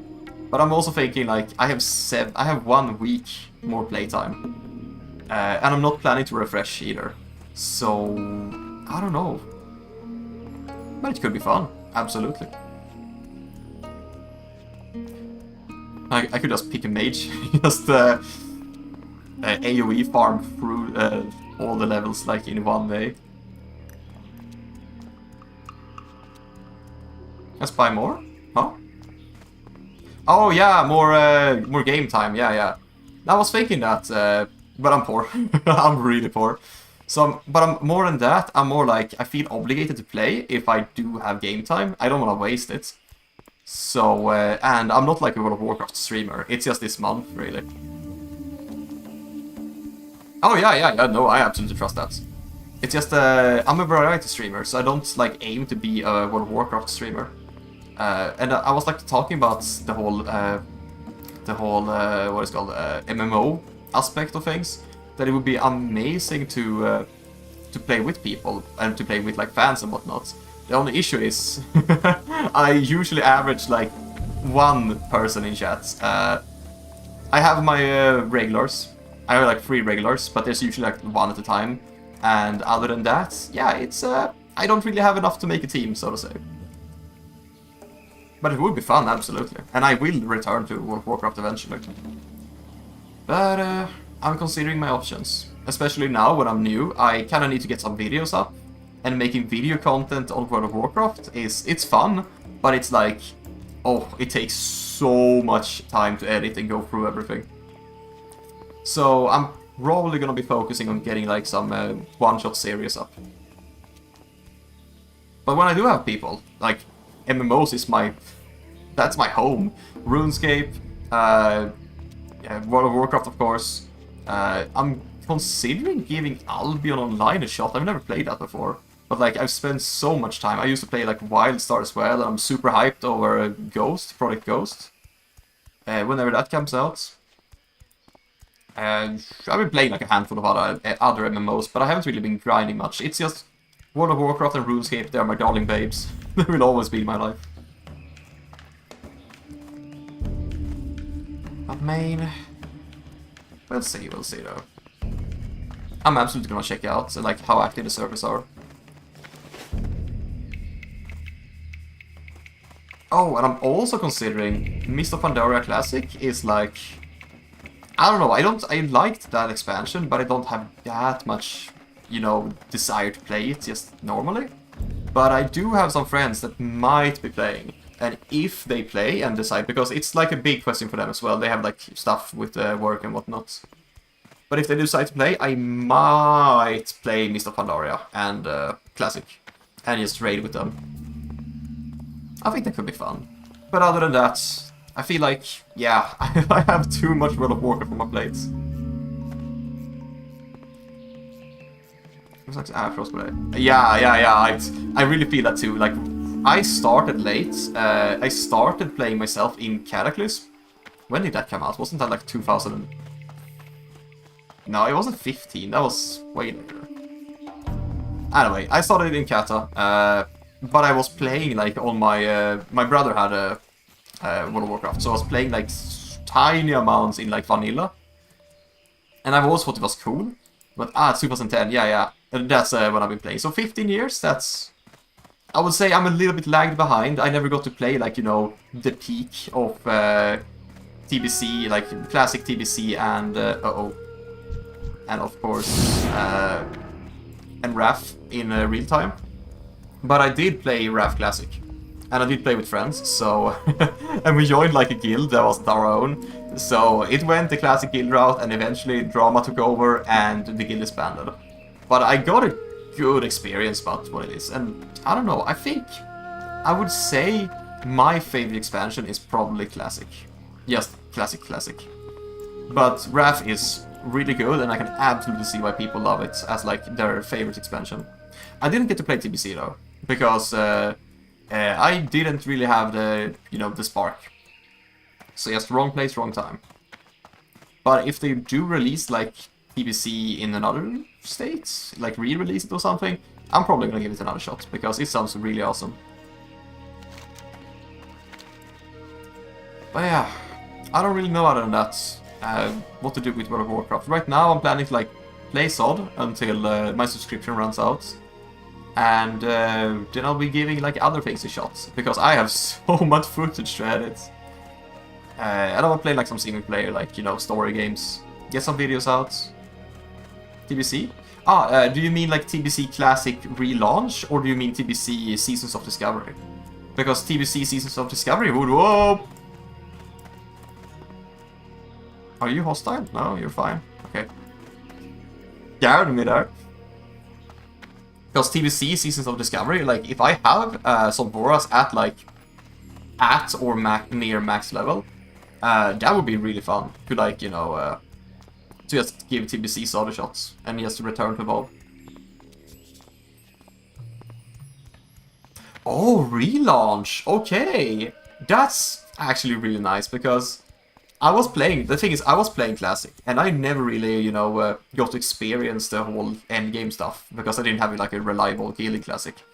And when TBC came out, I kinda just didn't play. I played a little bit in the beginning, and then I just kinda quit playing, because I didn't, you know... It's not that it's not fun, it's just that I wasn't feeling like it. But now I feel like I missed out. I really wanna, like, experience TBC in its original glory. So yeah, if they relaunch, I'm absolutely going for that. And next year as well, I think I'm gonna have a bit of an audience. I have been talking about my plans, but I'm planning to, like, right now give my channel a bit of a structure. Because you don't grow by just streaming. So I wanna make videos from, like, you know, one-shot streams, like, I don't know, like, on my menu right now, on top of my head, I do wanna play Dishonored, I wanna play Bioshock, I wanna play Half-Life, I wanna play, like... Ooh, I'll save you guys. Wait, oh, okay, they just killed me. Rest in peace.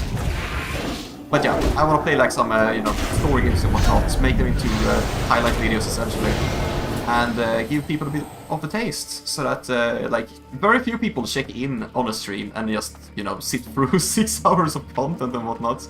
But a lot of people are like, oh yeah, 10-minute video, absolutely giving that shots. So videos in short is like how you grow.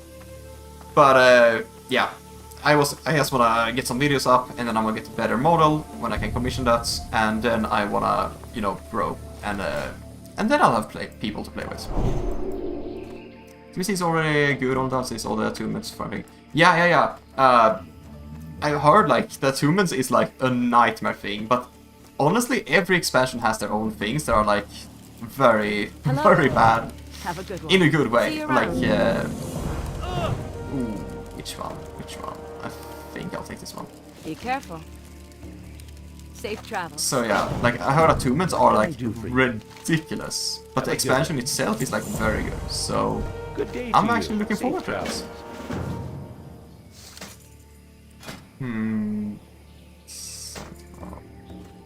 Nah, not worth it. Need help? Because, like, I would say that every expansion has something that's just downright Light bless infamous. What's this? You Right, need something? Wait, what was that? Hey there. Oh, no. See you later. Ah, no, wait, let's go and kill some tigers. But, yeah. More importantly, like, I would love to experience, like, the raids and everything, like, from TBC that I just never really got to experience, because I hear people talk so much about some things. And it's just, I have no idea what they're talking about, because I never experienced it. Ridiculous. Oh, no. Oh, yes, I mean, I don't know what I'm saying. My brain's kind of fried in this summer heat. But, yeah, they are, like, infamous. That's, like, I would say the only real complaint I've heard about in TBC is the ridiculous attunements. I don't know how bad they are, but I know they are bad.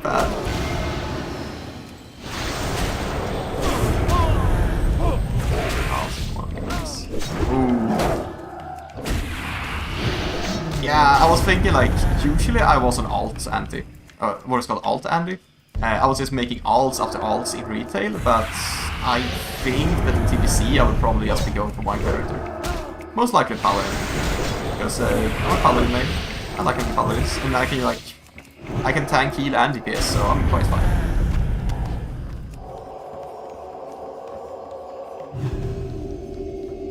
Preach? Is that like a content creator?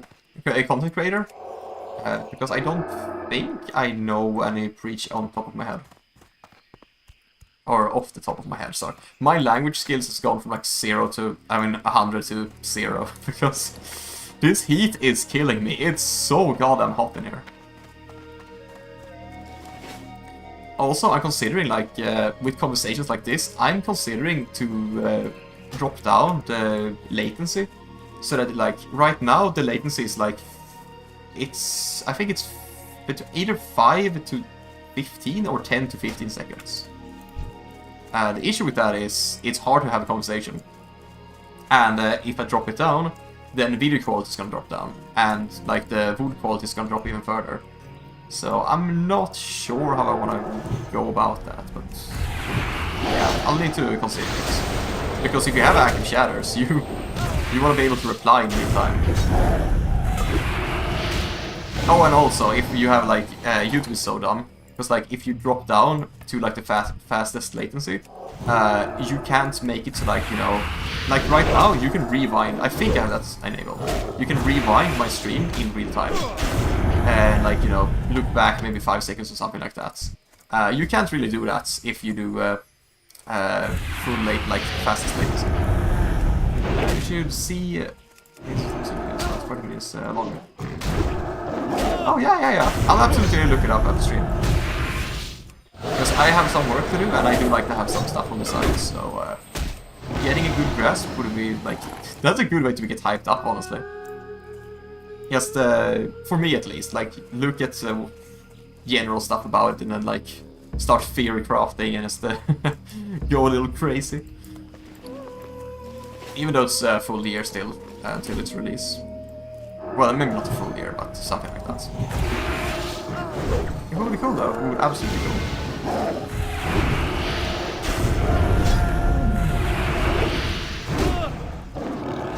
There we go.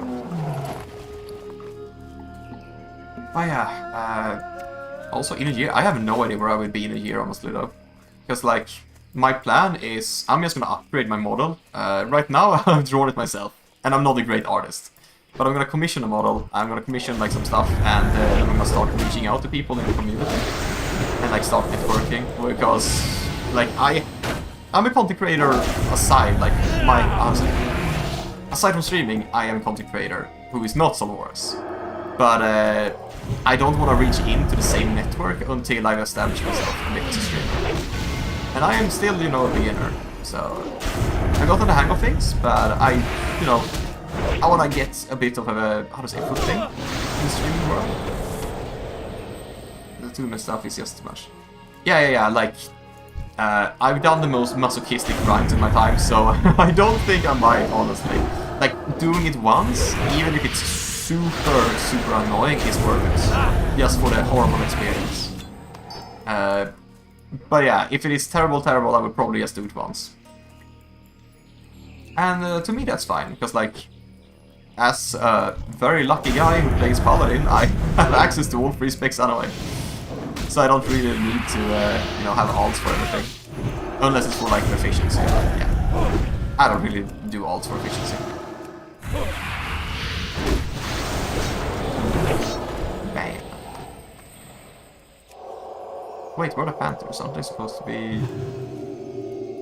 Are they stealthed? I don't... God, it's been so long since I was here.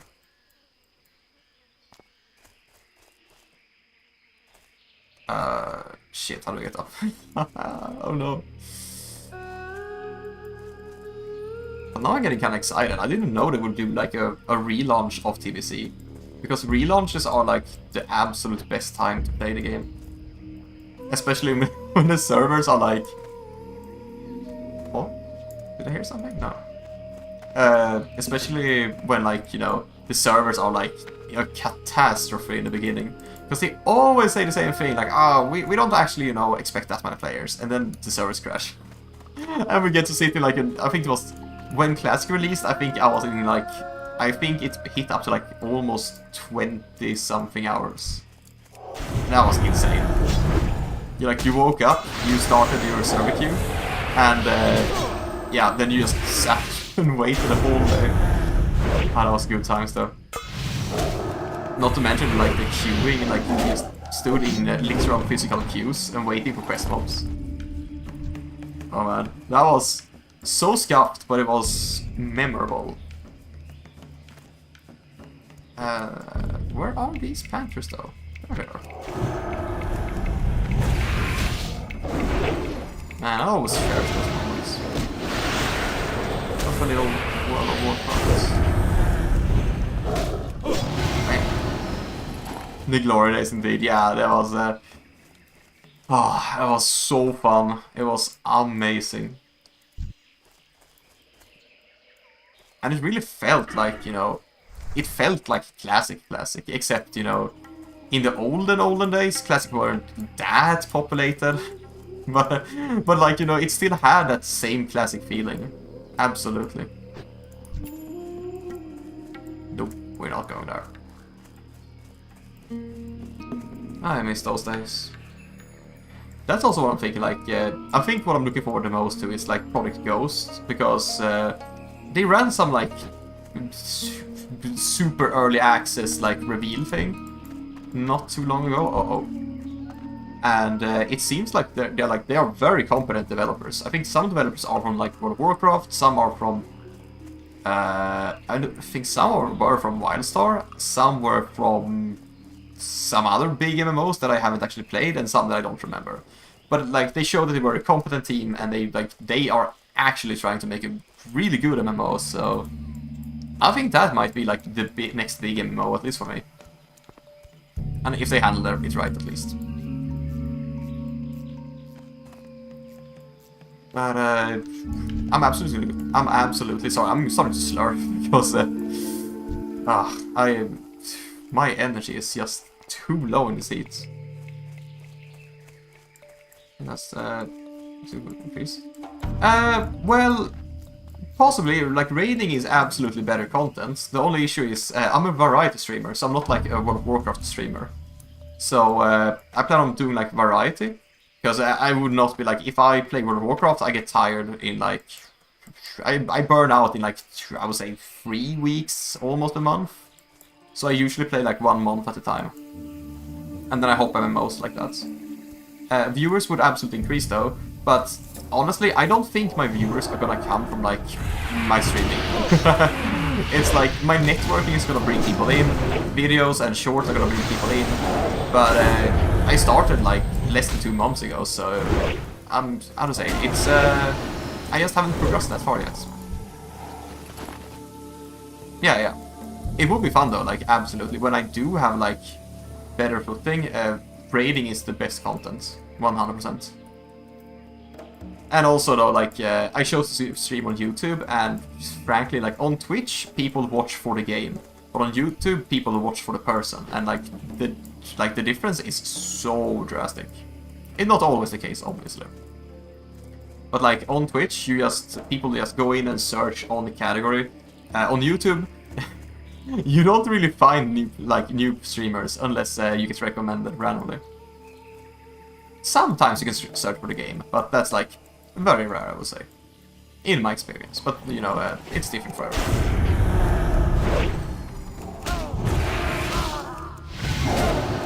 But other than that, yeah, my plan is like, I'm gonna play through some single player games and like make videos, because I want people, like, right now I'm kinda tired, getting exhausted, so like I'm not at my peak right now. I'm not the best representation of myself. But I do wanna make some like videos, like, so people can, like, you know, a little taste test of who I am. Because it's more digestible and more approachable to like watch a 5 or 10 minute video than it is to watch a, you know, a full, I would say 2 to 5 hour stream. Is that how long I stream? Something like that. And then of course, short is gonna be like the way I actually really grow in numbers. But then I want to, you know, I want to be good at streaming first. I'm still a baby streamer. I think I learned like all the technical stuff less than a week, no, not a week, like 2 weeks, 3 weeks ago. Before that I was still struggling, so I'm really just trying to get used to things. But I'm looking forward to it, because it's gonna be growth. And right now I'm poor as shit. My work is not paying me. But when I do get paid, I do also wanna, you know, I wanna commission a new model and, like, you know, proper profile picture, proper banner, stuff like that. So when people see me, it doesn't look like ass. True, I'm funny because I was looking for new sold content and then I found. Ah, okay. Because that's very rare, and I'm glad you found it. Like, I'm glad you enjoy it. It's not, you know, spectacular. It's literally just solo leveling. But I think it's also niche, because there's no one playing Seasons of Discovery. So I guess I kinda hit the jackpot there. To play Seasons of Discovery when, you know, you were specifically looking for this, because I think I found my other regulars when I was playing Terraria. And I was playing like, just a normal relearning, normal relearning stream. A little serious. Nothing special, but yeah, like, how to say, if you do wanna grow through algorithm growth, it's better to play at one game. But if you do play one game, it's gonna be really, really hard to branch out and become a variety streamer in the future. So I think I will most likely just be focusing on variety streaming and networking. Because, as I said, I used to be a content creator, but I haven't been doing streaming specifically, because my computer were too weak. But now that I have a new PC, or a laptop that is super hot, holy hell, ouch. Yeah, I can stream, and that's pretty cool. So, I just want to get, like, how to say, a good footing. I want to become presentable, and then I'm likely going to reach out to my old network, and then boom, immediately, like, I don't know, I can't say how many people would actually care to watch, but at least a few people. And then I can also start networking in a completely different circle, because I'm kind of shying away right now and absolutely not doing that, because if they see this, if they see me, I look so B, I look so, I don't know, I'm not top quality. I'm not an artist, I just made my own little model. My profile picture, my banner, all that stuff, the thing people see first, like the first thing people see, it's not too great. But Well met. when I change that, it's absolutely gonna be Well met. a cakewalk. Go with honor, friend. Hang on. Panther Mastery. Just Panthers? Okay, so wait, aren't they level 25? Isn't that just kind of start jump?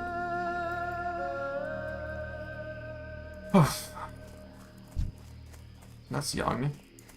Young. That's me. Oh. Well, I guess we're just gonna have to look for them. But yeah, so right now... no fucking way. That fucking name, bro. There is no way that's not intentional. What's up, dog? Oh yeah, normal color. Yeah, I remember like in the beginning also when you could have like these scrolls and you could just... It was always a mage just accepting them. It was like... I really liked what they did with Sod. They really did bring people together. Even if it was forced, it was like... It still felt natural. But yeah, I was saying, yeah, I'm likely not gonna be like a specific game streamer, but I would be playing whatever I feel like. Right now, I will be playing Season of Discovery for like another week. But other than that, I'm gonna like after that, I'm probably not gonna play any. I can't speak. Holy shit! I'm not gonna be playing any MMOs for a little while. I'm gonna hit the bed. Hope see you like yeah. Take care, man, and thanks for watching. It was nice meeting you. And yeah, I'll see you on EU. Bye bye. But anyway, where are those Stranglethron? That's not a tiger. Uh-oh. There's also young panther. I swear the enemy placement is so hard. Oh, is that it? No, that's a young one. You're still here. Okay, dog. Or cats. Okay, fine. I'll just have to keep them on.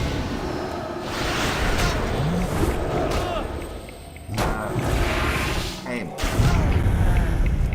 Uh-oh.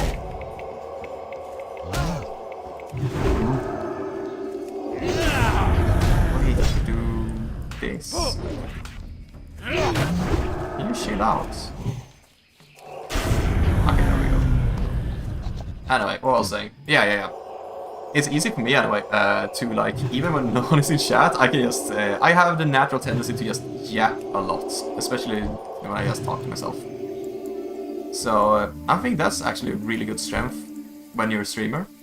Because I see so many streamers, like when I check streamers my own size, they usually sit quiet, and I have to skip through their videos for the VODs, just to find them saying anything, and I'm like, what am I looking at?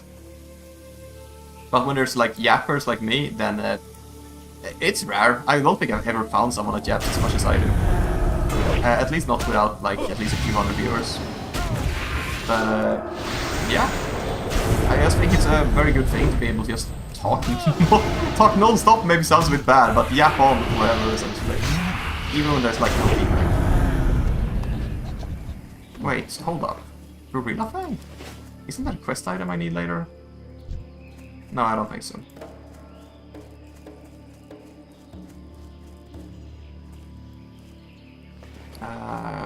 Let's see. We have the legs. Where are those tigers though? Are they here? No. This is young as well. I swear the enemy placement is so convoluted. It's like part of what makes Classic, but it's so convoluted.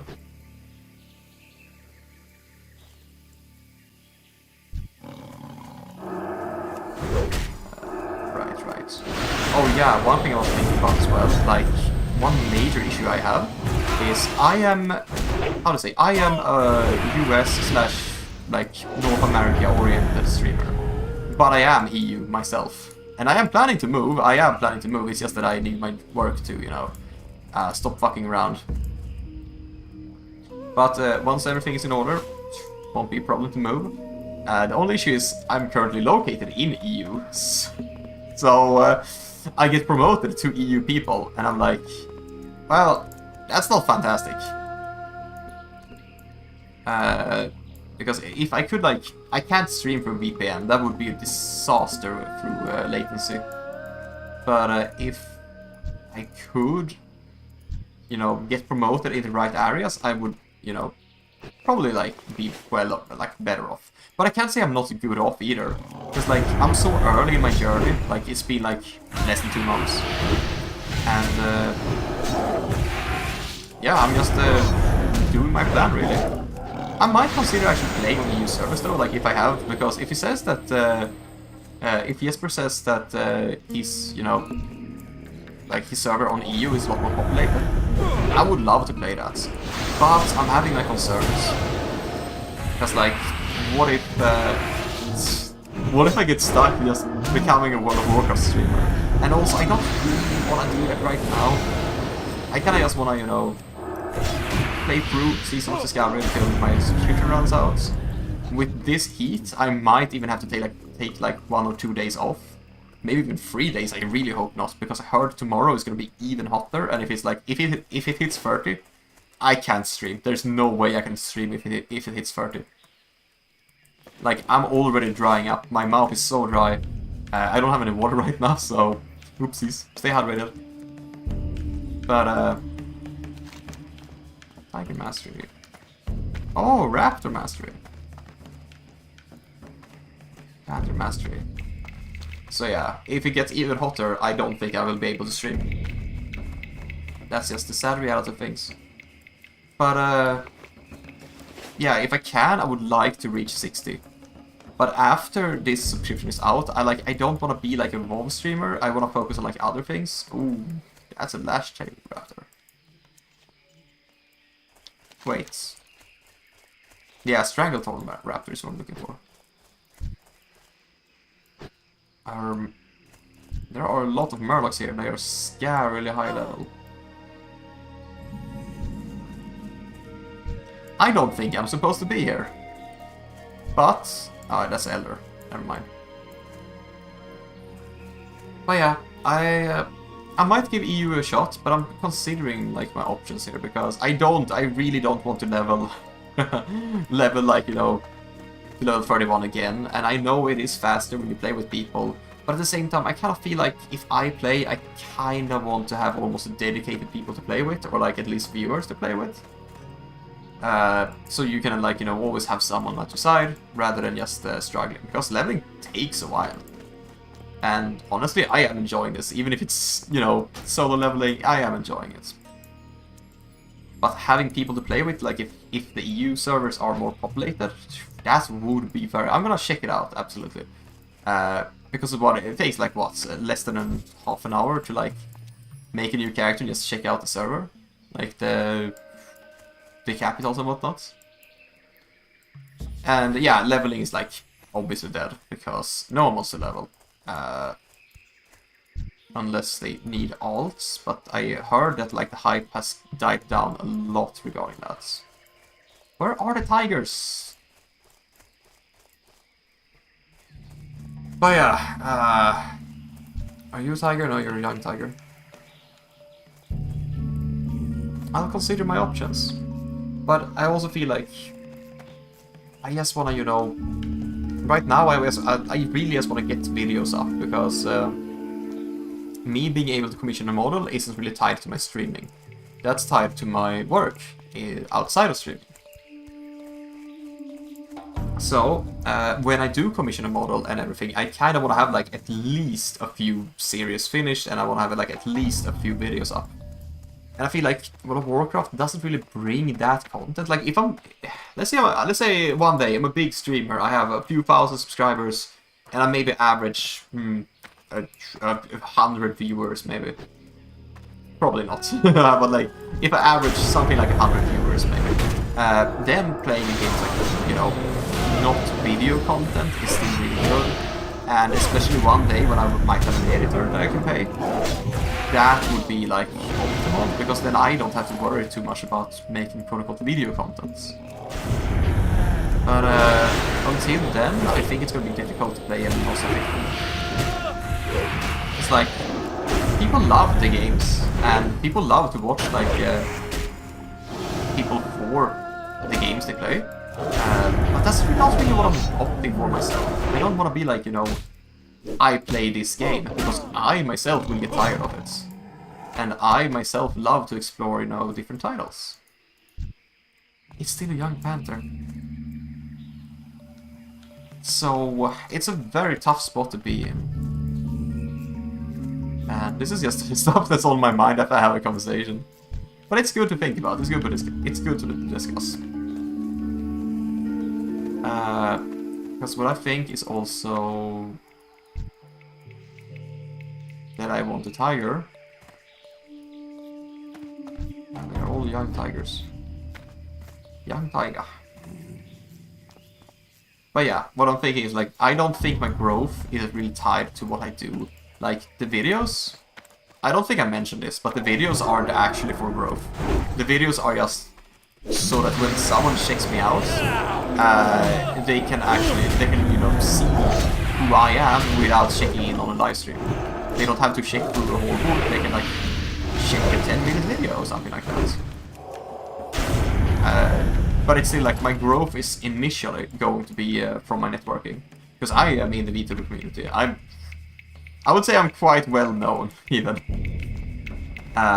So... But I'm not a VTuber myself until now. Or like, I'm not a VTuber, I'm a PNG tuber. But also, yeah, I also, as I said, I do want to... am I going circles in this conversation? I feel like I am. Because I do want, like, my model to be better. And I want, like, a better profile picture, I want better banner. I want people to look at my profile and say, wow, this is a proper streamer who takes things seriously, who's worth following. And I don't feel that's me right now. Also, I think this bridge is like the separation from absolute mega difficult enemies compared to normal enemies. Yep. But yeah, so I want people's first impression to be like, oh yeah, this is a real streamer, he's worth following. Like, maybe he looks good, maybe he's funny, like, whatever. I just wanted to be able to see who I am as a streamer. And that requires videos. But then when it comes to growth, the best way, like, I'm serious, the best way to, like, get new followers is just, post shorts. Just this funny little clip of yourself. That's how I found my favorite creators as well. Like, I didn't know about them until they started, like, I saw just random shorts with them. And then I started following them. And then I started to watch their streams as well. Occasionally, because I don't have that much time. But, yeah, it's all a game that's a bit hard to play. And while I would love to fulfill the wishes and just, you know, some people want to play Terraria, some people want to play, like, World of Warcraft, and I will. But I also kind of want to, you know, spread my wings, stretch out a little bit. Because, like, keeping completely real with you, streaming one series is great because you're gonna hook on people that say, oh, I love this series or this game, and I want to see more of this series or this game. So, like, when I played Terraria, I think I played, like, 8 streams, and I got, like, the more streams I had, the more, like, YouTube started to realize, this is a Terraria streamer. I should recommend him to Terraria gamers. No, stop it. I don't want to fight you. So, yeah, like, it becomes like the longer you stream something, the more likely you are to show up. That's why it's so hard to become a variety streamer, because as a certain other VTuber said, like, when you're a variety streamer, you don't sell the game, you sell you. And there's a lot of other use, not you, but, like, you know, there's a lot, like, you sell your uniqueness, and there's a lot of unique people out there. And I agree, it's gonna be tough competition, but to me it's not really competition, it's more like dumb luck. If the right people find me, then you get the best audience you could ask for. Have a good one. You need some? You get the, like, absolute best audience you could ask for if they, like... What the hell are these? That's almost a gold. Dude, that's insane amount. Anyway, Safe what I was saying was, if, like, the right people find you this way, then you know, you foster the best audience you can have. The most suitable audience for you. And you don't lock yourself to, like, being a League of Legends streamer, or like a World of Warcraft streamer, or like a Dota streamer, or like a RuneScape streamer, or a Terraria streamer. I just want to, you know, play games. I like what I enjoy the most is, you know, me being myself. And I enjoy playing, you know, a little serious here, a little serious there. I want to play through some... hang on, where are those tigers, man? How many do I have to kill? I don't even know where they are. I haven't seen a single raptor or regular tiger. Are they down here? I don't know. I don't think so. I'm just gonna go through this gorilla field. But yeah, I wanna sell myself, basically. I wanna play through, like, my favorite story games and whatnot, and, you know, just do that, really. There's still giant tigers. What? Where are the regular ones?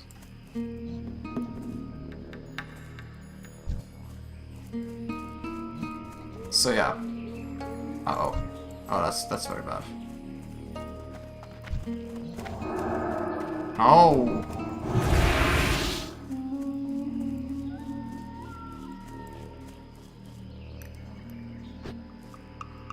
Oh man, where are those tigers, man? Oh, that's a... okay. Okay, you're not fine since you're alone.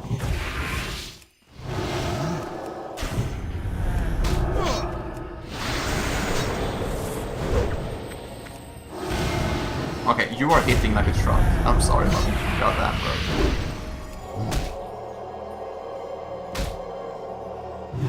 Oh, that was clutch. I think that was like frame perfect. Okay. You chill out now. Oh, anyway, what I was saying was like, yeah, I do want to sell myself because that's what makes me happy, even if it's tougher competition. And I don't even see it as competition, I see it as like, whoever finds me, finds me. And I'm not planning to be a big streamer. I don't want to be like a World of Warcraft streamer or something like that, a RuneScape streamer, and like I play the same thing over and over, even though I am objectively going to grow faster because, you know, you foster an audience. Even if you play like 3 games over and over and over, it's gonna make like people who like that game want to watch you. But I don't think it would make me too happy. Like, in the long run, it just wouldn't make me too happy, and I wouldn't, like, that's not the kind of streamer I want to be. So as much as I respect it, it's just, I don't think it's for me, man. And that's also why I don't want to, like, you know, just play World of Warcraft right now. Like, it would be really fun to play World of Warcraft, but I don't want to, you know, me personally, I don't play MMOs more than 1 month, and I'm thinking, like, for the future, maybe we could have like a themed month. Like 1 month we play RuneScape, 1 month we play World of Warcraft, and 1 month we play Elder Scrolls Online? I don't know, I have not played that more than like in the beginning. But like 1 month we play this MMO is the whole point, and then like people can join in, people who love this, it's like, oh, this month is for me, so essentially this month I can join in raid, maybe if we finish the late game or whatever. We can play together and whatnot, so that's probably my MMO thoughts at least. World of Warcraft is also gonna be like, I'm absolutely going to be like playing, like, when I have people to play with, I'm gonna be playing like a lot of World of Warcraft.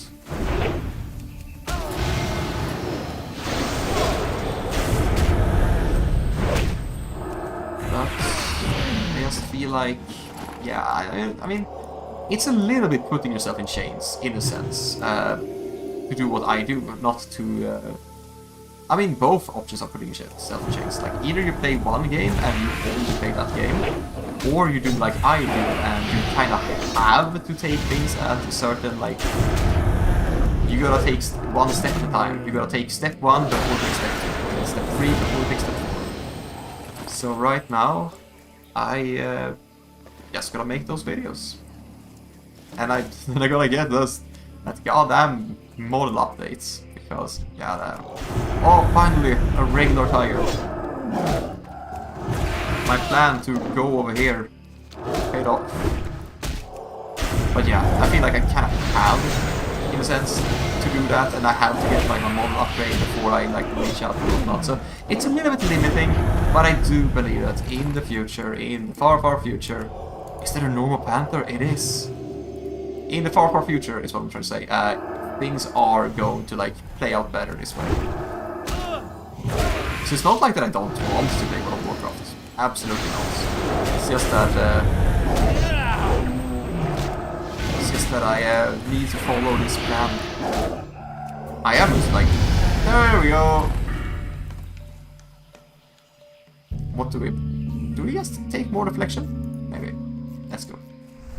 But yeah. Was like yeah, I am a strategist, like outside of like streaming and whatnot. Like what I do as a job is a strategist. I strategize, I plan up things, I make sure I consider all things that I should consider. That's my job. I'm not gonna go into details, but that's my job. So everything about my job is essentially like doing what I do right now and plan things up. Make sure everything works properly. And unfortunately, sometimes you just can't strive from that. It's like, if I would just go all in now, I could flop. I could go like, I could max out at like 20, maybe 30 subs, and then just stay flat forever. Not forever, but like for a very long time. Or I can do what I do now, and I will hopefully, like, my goal is to land at least 500 subs. And at least, like, a few people will watch me. I don't expect regulars, but like having at least a few people actively watch me each stream. It doesn't need to be like a lot of people, but maybe like a few. That's my goal, and then from there on, I would just do whatever, and I would grow in, you know, a healthy manner. Oh, I didn't even mention, I'm gonna be singing as well. I love singing. My voice right now sounds super bad, but when I am in a better, you know, when it's not this freaking hot, when I am better hydrated, I can sing. And I love singing. And I love making music. I used to be a musician, so I will be writing and making my own original songs, playing instruments, whatever. Actually, no, I won't be playing instruments. I will be making digital music. Which I'm not used to, so it's gonna be hard. But I don't have a recording studio, not anymore. Not where I live, so yeah. Point is though, I'll be making everything myself, so that will be a major part of my career too. And like, this is what I'm talking about, I just, so many things. I don't really stream to be a big streamer. I stream to have a creative outlet. And yeah, people who enjoy that and want to join in on that journey, will be my core audience. And my goals, as I said, they are... my goals are small, but really, like, my biggest dream regarding streaming was, like, just have streaming, like, as a profession. Just be classified as a streamer, because I want to call up with people, and most people I know in my circle that I will be reaching out to later, they are streamers too, or at least streamer adjacent.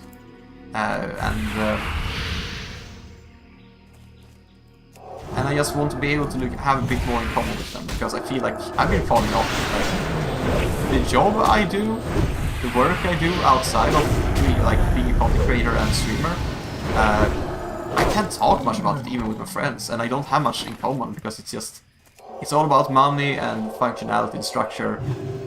So it's like you can't really talk about it casually to people. So it would help me immensely to like have more in common, like be a streamer, allow myself to code this, have fun together. I think that would be pretty awesome. And yeah, that is literally why I stream. Well, not the only reason, but a big reason why I stream. Because I wanna have more things in common with the people I care about. And if one day I can at some point start up stream and I know I will have like maybe 10 people watching me people dropping in and out a little bit now and then. Stuff like that. Like, I would be content. That's like my end game. After that, I will just be content with whatever. Like, that's really what I'm hoping for.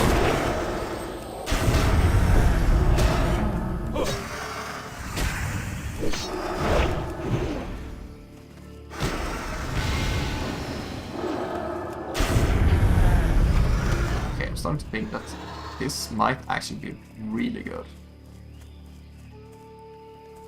Oh, I'm not buffed up.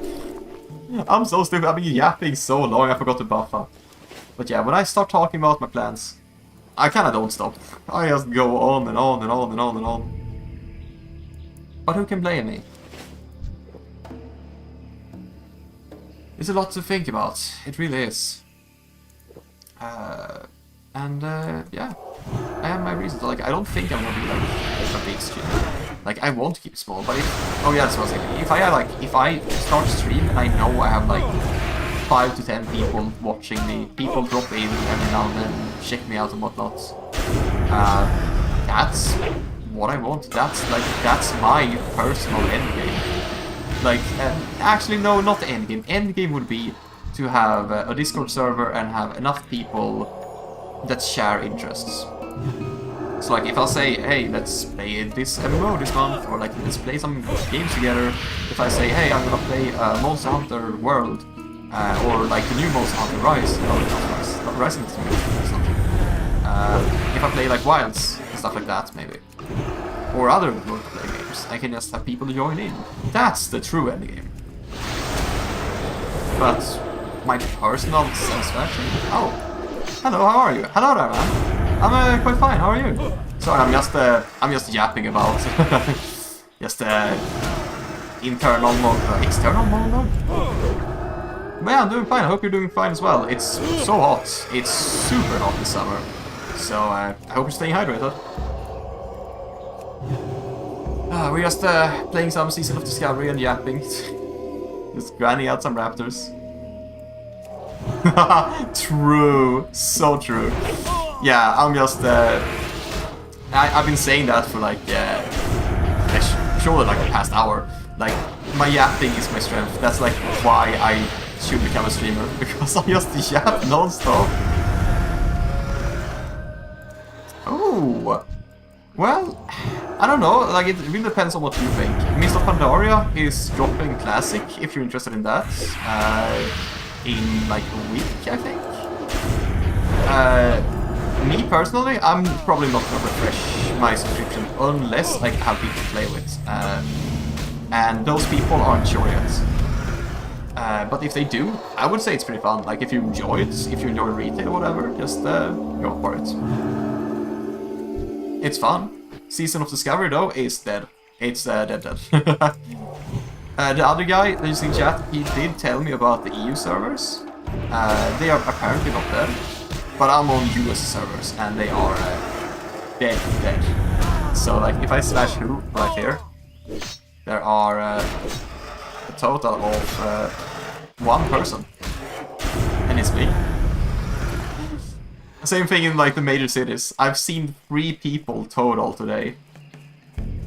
Been creating an MMO. Is an MMO that okay, you've been creating an MMO. Okay, so my reading comprehension is like, it's so bad today. It's been so hot, my brain has melted. But yeah, I would say if you enjoy it, I think World of Warcraft is fun. I currently like have a RuneScape subscription as well, and honestly, that's not what I play in my free time. Like as soon as stream goes down, up goes RuneScape. But I don't know, man.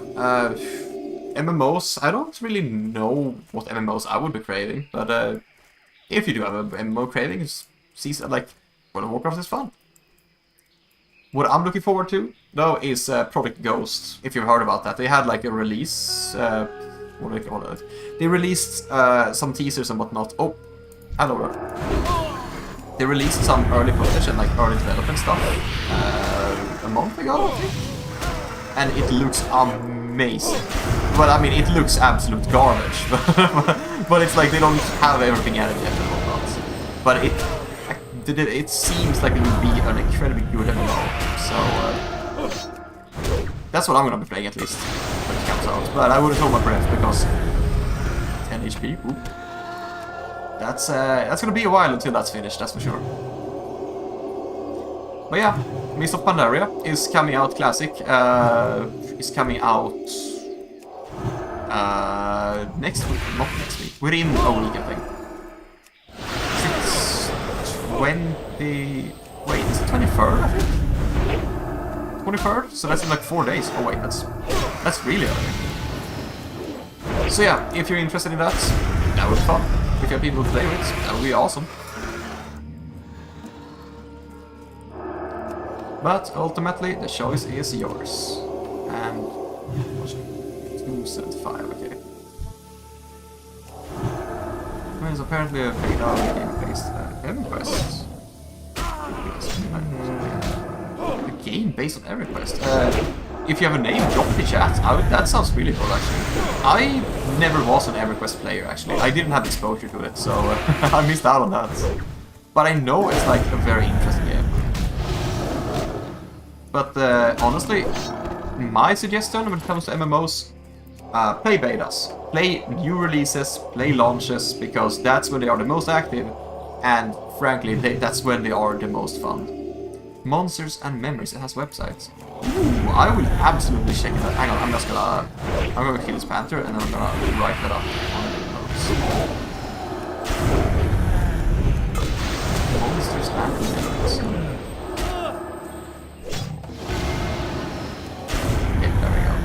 Give me a little sekundos. I wonder if this shows on stream. No, it doesn't.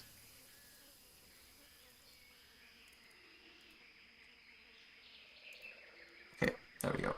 Oh no! That does show. Actually, never mind. Okay, there. Monsters and memoir. Sorry, memories. Okay, there we go. I'm gonna be checking that out. Hang on. Gonna close it down. Yeah, Monster Memories, like, the best time to play an MMO is like 100% when it's new. Like when there's new release, when there's beta and whatnot, because that's when it's gonna be the most active. Like even if it's a successful MMO, it's always gonna peak in the beginning. Oops. So go for it, absolutely. I would be going for it now that I know what. And tomorrow as well. Maybe I should stream that. That would be cool. But yeah. It's always better. Yeah, exactly. Like when Classic released, it was insane. When RuneScape released, like old school RuneScape, that was insane. When every new thing for World of Warcraft releases, like Seasons of Discovery, when it released, it was just, oh, it was so good. The only thing was like, I think it was when the Burning Crusade released for World of Warcraft, that was like a bit of a miss. It was less players, but you know, it's still so fun. But like new launches, new expansions, the server crashes and everything. It's so scuffed, but it's so fun. And I would say, yeah, it's the best time. And like betas, absolutely. I remember Wildstar when I was playing Wildstar in beta. That's like one of my favorite MMOs, and I'm so sad they shut it down because it wasn't profitable. And yeah, the devs didn't get enough resources, and yeah, it was kind of a disaster. But like during the beta and like the early times when it was like populated, it was so freaking fun. Then it eventually died out, and yeah, sadly it got shut down. But yeah, just give it a shot. If you do have like that MMO itch, I would say give Monsters and Memories a shot. And if you needed more, well, know that Mist of Pandaria is releasing. I don't even know if you like Mist of Pandaria. I don't have strong attachments to that expansion, honestly. But if anything, I was playing a classic hardcore. I didn't make it very far. That was like the first World of Warcraft streams I made. But like, it's fun, it's alive, it's very alive, and if you have friends to play with, it's even better. Other than that, I would say RuneScape is gaining traction, so that's nice to check out if you haven't played that. It's very different though, it's very, very different. It's apparently grind the game solo, try to get at least one person to play it. Ah, okay. Phew, I don't think I have someone to play with it. But, I mean, I will probably, like, put it up to my friends and see if one of them is interested. Maybe they are. Maybe it's my first goal now. Like, I've just been solo streaming so far, and I do plan on branching out, playing together with people. But, I don't know when I will do that, because right now I'm playing World of Warcraft, I was playing Slime Rancher before, that's like single player, I was playing Terraria solo, and I was playing like RuneScape, and I don't have anyone that can really join in on those games. But it will be fun to try that Monsters and Memories. Because I do have like some people that I think maybe the same people I play World of Warcraft with might be interested in that, but the question is time. Because they have like work and stuff, so they aren't really sure themselves if they want to play even Mr. Terraria. But maybe I can, you know, push them, just nudge them a little bit. I mean, it would be fun. I am a sucker for trying new MMOs. Because like every time a new MMO releases, it's like hope that they actually do something right. And if they do everything right, then that's jackpot. That's the new best MMO.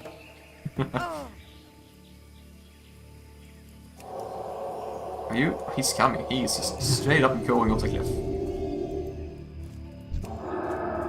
Alright. See ya.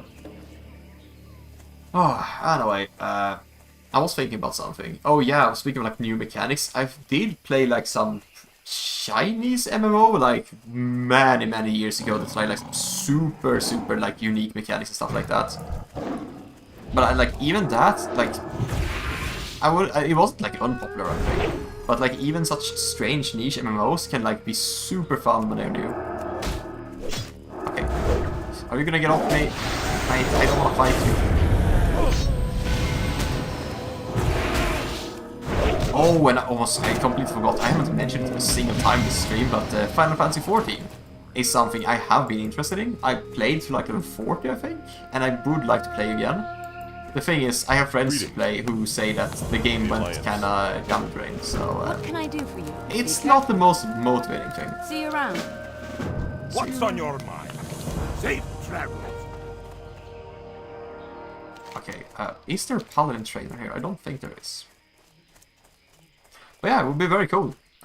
Scratching that MMO itch is just... it's all about finding the right game. Trying everything.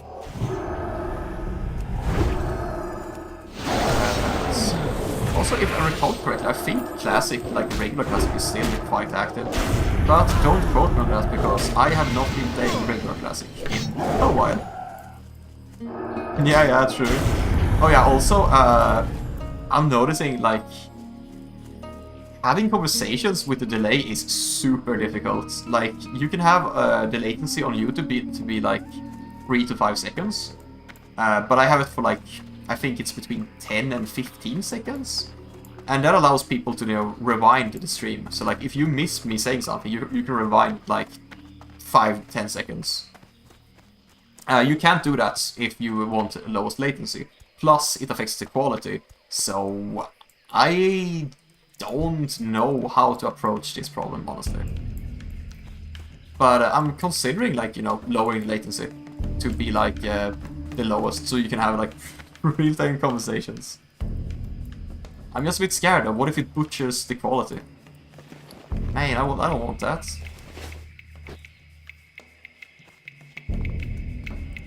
Oh yeah, the blood moon thing. But yeah, I would say if Seasons of Discovery was still active, I would recommend that. It's super fun. Problem is, it's dead. It's completely dead. And I think the devs said like they don't have any future plans for Seasons of Discovery. King's honor, friend. So can I repair here? I buy and trade. No. So I don't think Seasons of Discovery is gonna be like the best choice. What is this? Wait, do I need Raptor Heights? I don't think I do. I don't need up. You know what? I'm gonna keep the scroll up though.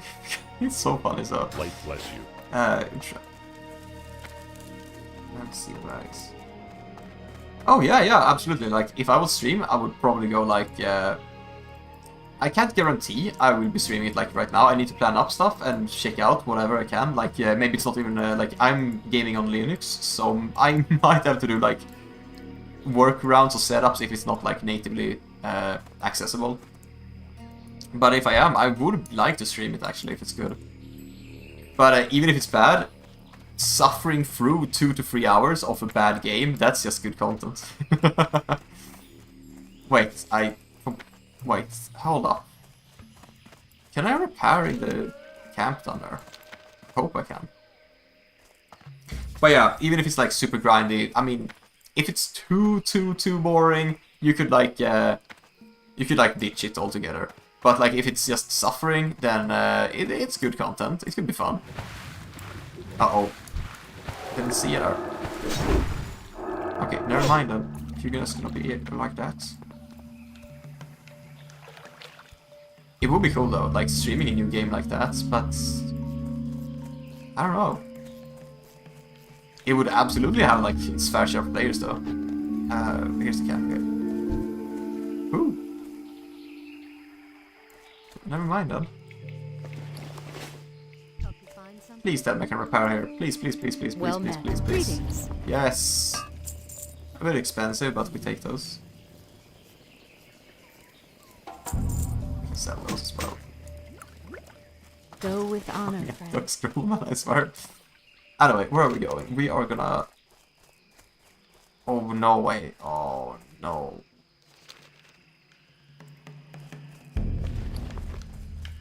Do we go to Darkshire is a question? Yeah, I think we're gonna heart... Yeah, we're gonna heartstone to Darkshire, and we're gonna seek out a trainer. Because I want new abilities. Oh, you have WoW books? Oh, you're a reader. I love, like... I don't have time to read anymore, because life just feels too busy. But I love the books and, like, the content that isn't the game. I'm a huge lore nerd, so in my other streams, I've been just gushing about the lore non-stop. Like, I love Warcraft's lore. Like, Warcraft and Warhammer, and... Yeah, I think those are, like, my favorite extensive universes, Warcraft and Warhammer. Safe travel. Ah, yeah, that's really good. Like, reading 10 minutes a day, that's really, really good. I think, like, I should be doing that. But, like, it's so hard when you, like, you feel stressed and you feel like you have so little time. Even though you don't have a little amount of time. Like, you don't have a small amount of time. It just feels like you do. That's what kept me from reading. And, like, I would love to read those books, honestly. Like, Warcraft's books. The whole Warcraft universe is just so good. Yeah. That was, like, Warcraft and Warhammer, amazing. And I love, honestly, all lore. But, like, those are my two favorite extensive universes. And Elder Scrolls, I would say. Elder Scrolls is a very close onto those. Like, there's just so much lore. But I feel like Elder Scrolls is more like you experience the lore in the games, mostly. Whereas, like, Warcraft and Warhammer, it's like, it's so much to just read about. And honestly, it's good to read for 10 minutes a day. I should be doing that, because I easily watch, like, on accident, just watch a 10-minute video per day. I may as well pick up a book, you know? I might actually try that. Maybe not right now, but I will be keeping that in mind, actually. That's a really good thing. But, yeah, like, diving into the lore of... I would nerd out so hard. I love those games. And, like, Warcraft's... Like, all of Warcraft is just so amazing. And, like, even though I know, I would say most general thing about Warcraft, and, like, the small niche stories that, like, make the world feel so alive. Oh, I love those. They're so good. I'm trying to get offline more. Oh, yeah. I'll stay off shorts. That's obviously good, because I noticed, like, my attention span decreased, like, noticeably when I started watching shorts. I don't use TikTok, but even shorts alone really just caught me, and I caught myself doing that, so I was like, oh my god, I need to stop this. So since then I've restricted myself to, like, actually watching longer form of content. longer form content, sorry. And like being offline, for me, it's not too bad to be online, but I absolutely try to like, don't doom scroll, don't get distracted, do things with purpose, like work, and like, if you have things you actually want to do, don't just get caught in like an endless spiral of, oh man, I'm just gonna look at the next post, oh, but the next post, oh, here's a video, oh, and here's a notification and all that stuff. So yeah, it's very good. It's very, very good to just take a break from all that online stuff. And yeah, it's so bad for your attention span. It's just, How are you? it's ridiculous. I will say, I'm a stout anti-TikToker. I do not enjoy TikTok, What can and I do for you? I wouldn't even download the app because it's so bad for you, and it just Frostress aura, but that's expensive and I don't really need it. City Crusader is good. Oh, there we go. Blessing of Might upgrade. Be careful. Wait, hang on. Blessing of Might, rank 4. Boom. City Crusader, rank 4. Boom. But yeah, so like, I'm quite anti-TikTok. Many of my friends use it, and it's very noticeable that they don't have like the attention span to do things. Like Monson was so... Yeah, it really is. Like, that's the thing also. It's not just the attention span. It's so mindless. It's such mind-numbing content. And I just cannot, like... TikTok started out as like absolute trash tier garbage, so I just took an anti-stance quite early. But then TikTok has gotten better. But that doesn't solve the problems. It's still TikTok brain rots, and it's still like... It's still just generally very bad. Like, I've been recommended like Half-Life brain rots as like parodies on TikTok brain rots, and like they're really fun to like consume every once in a while. But like, when you think about it, the fact that like those parodies are parodies of actual videos that are actual content, that just makes me kind of like recoil a little bit. Like, holy hell, how is this real? Why do people make this stuff? But yeah. So TikTok, nah, stay off that. Light be with you. Let's right back though to Blue. Oh no, is Skibidi back? I've actually never seen the Skibidi Toilet full version. I've seen snippets of it, but I've never like actually seen the original version. I know what it is though, obviously. I don't need to see it. Oh no! Oh no! Oh no! Don't say that. Toy makers go to like an extent. Oh my god! I swear, if I see a Funko Pop of like Skibidi Toilet, I'm just gonna grab it off the shelf and throw it out the window. I'm not even paying for it.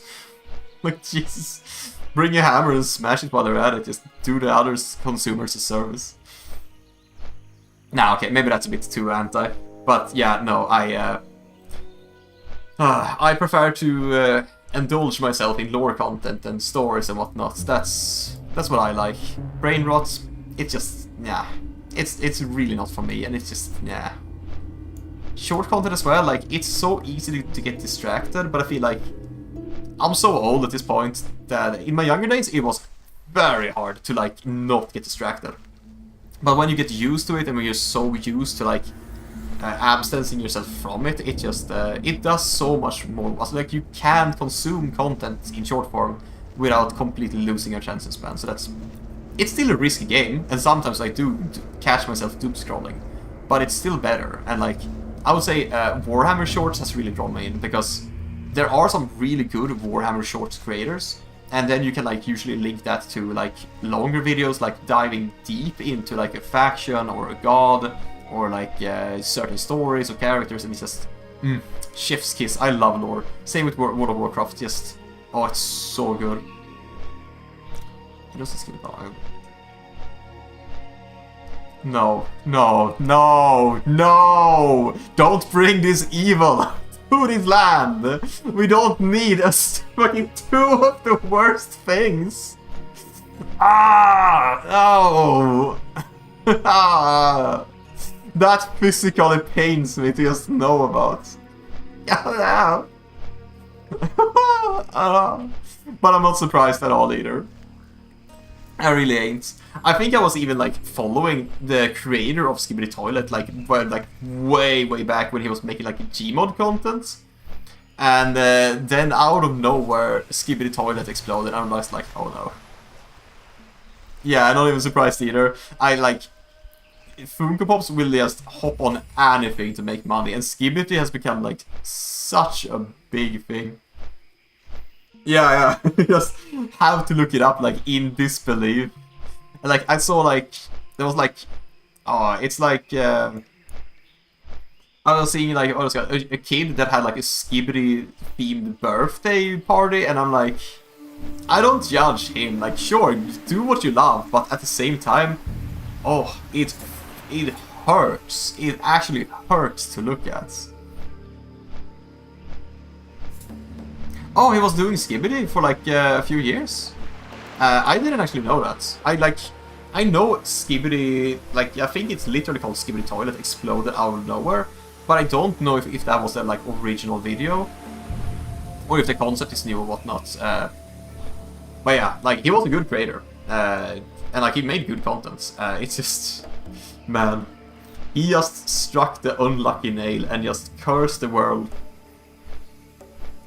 But yeah, oh my god, I don't even know what to say, man. Skibidi Toilet, like the TikTok brain rot. I think that they have even devolved like further than Skibidi, so like the things you see, I don't see things on TikTok quote unquote, but I see things shared that are from TikTok, and it's just, oh my god, hundreds of them? Oh no.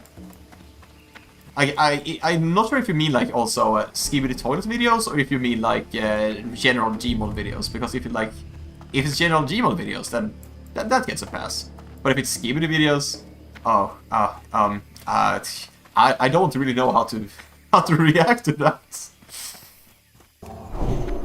But yeah, like Gmod can be like the way Gmod videos have evolved. Like I still watch like some Gmod videos from time to time because they are genuinely good. Oh no, you did mean Skibidi Toilets.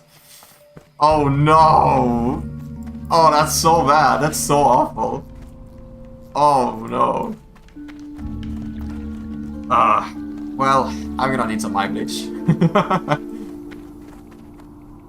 Yeah, Gmods is like genuinely good. Like, especially how they have evolved, especially like Gmods have turned to SFM content. And I know some like Gmod creators that do Gmod content so well that I think it's SFM, but it's still Gmod. And I'm like, wow, they have come such a long way. And they can be like genuinely fun. Sure, they are like a little bit brain rotty, but they're still like, you know, humor from my time. But they're still like, you know, they're not like, they're more like Lord Random XD humor, not complete brain rot. So, you know, I can treat myself to a little bit of that every now and then. But like, the TikTok brain rot that like I see others create, and like my family when they're like, send me, here, look at this funny video, and I look at it and I'm like, why? Why does this exist? It's just, no. Oh man, what is the world coming to? I'm so glad I don't use brain rot though. I mean, sorry, I don't use TikTok, but yeah, what's the difference? But yeah, the friends I have that watch TikTok, like, it's noticeable. And the friends that know that they like are brain rotting and they try to avoid it, even though they still watch it, that's also noticeable. So, more proud of them at least, but oh my gosh.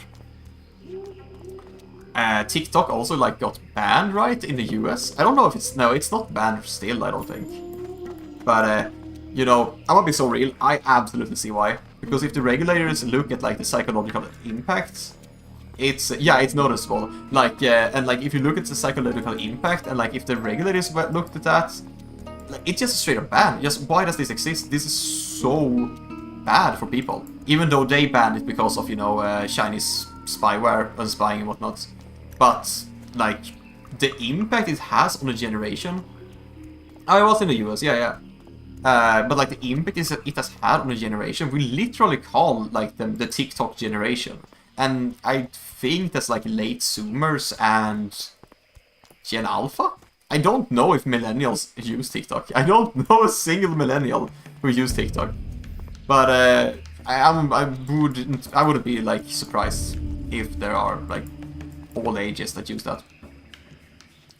But yeah, like the TikTok generation, like grown up on TikTok, like instead of having parents that take care of them, they just give their kid an iPad and TikTok. Oh, I feel sorry for them. I don't know what's gonna happen with them. Like, is it possible to like evolve your brain and intelligence later in life, or are you like forever gonna be stunted? Because let's be real, if you grow up consuming TikTok, you're not gonna be mentally well.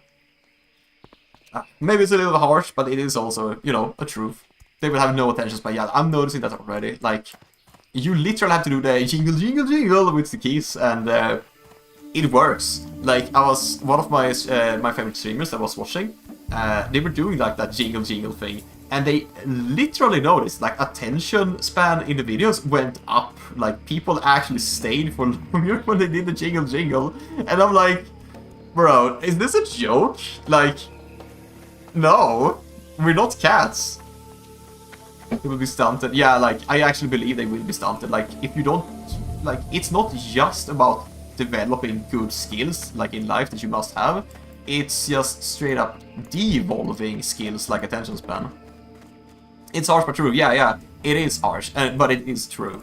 And that's the hard part, because a lot of people, they don't want to accept the truth because it's harsh, but like, wow, how can this fun little video I'm watching that gives me dopamine be bad for me?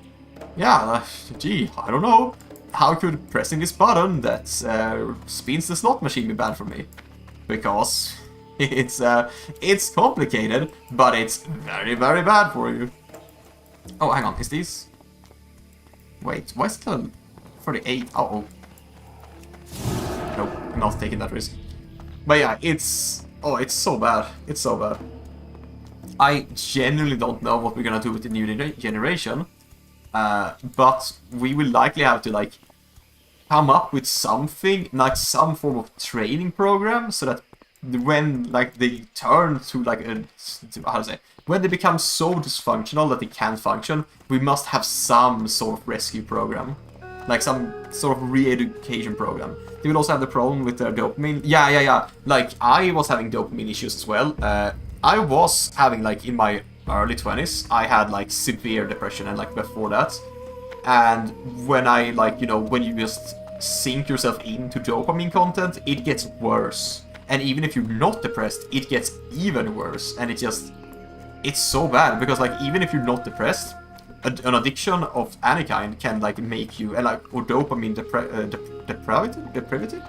Like, being deprived of dopamine because you have, like, had so much of it, so you've gotten like used to it. It will just straight up make you depressed, even if you're not struggling. And yeah, I feel sorry for the generations, honestly. Like, those that are self-aware, saving themselves, amazing. Those that don't, ooh, it's gonna get bad. Also, well, for like people I can't read. I was as well. And a lot of people do as well, and they will have it even worse because of it. Yeah, exactly. Like, depression is already so prevalent. It's like, it's so hard to get out of. And if you like, it's usually caused by things you can't change. So for me, it took like a complete life turnaround.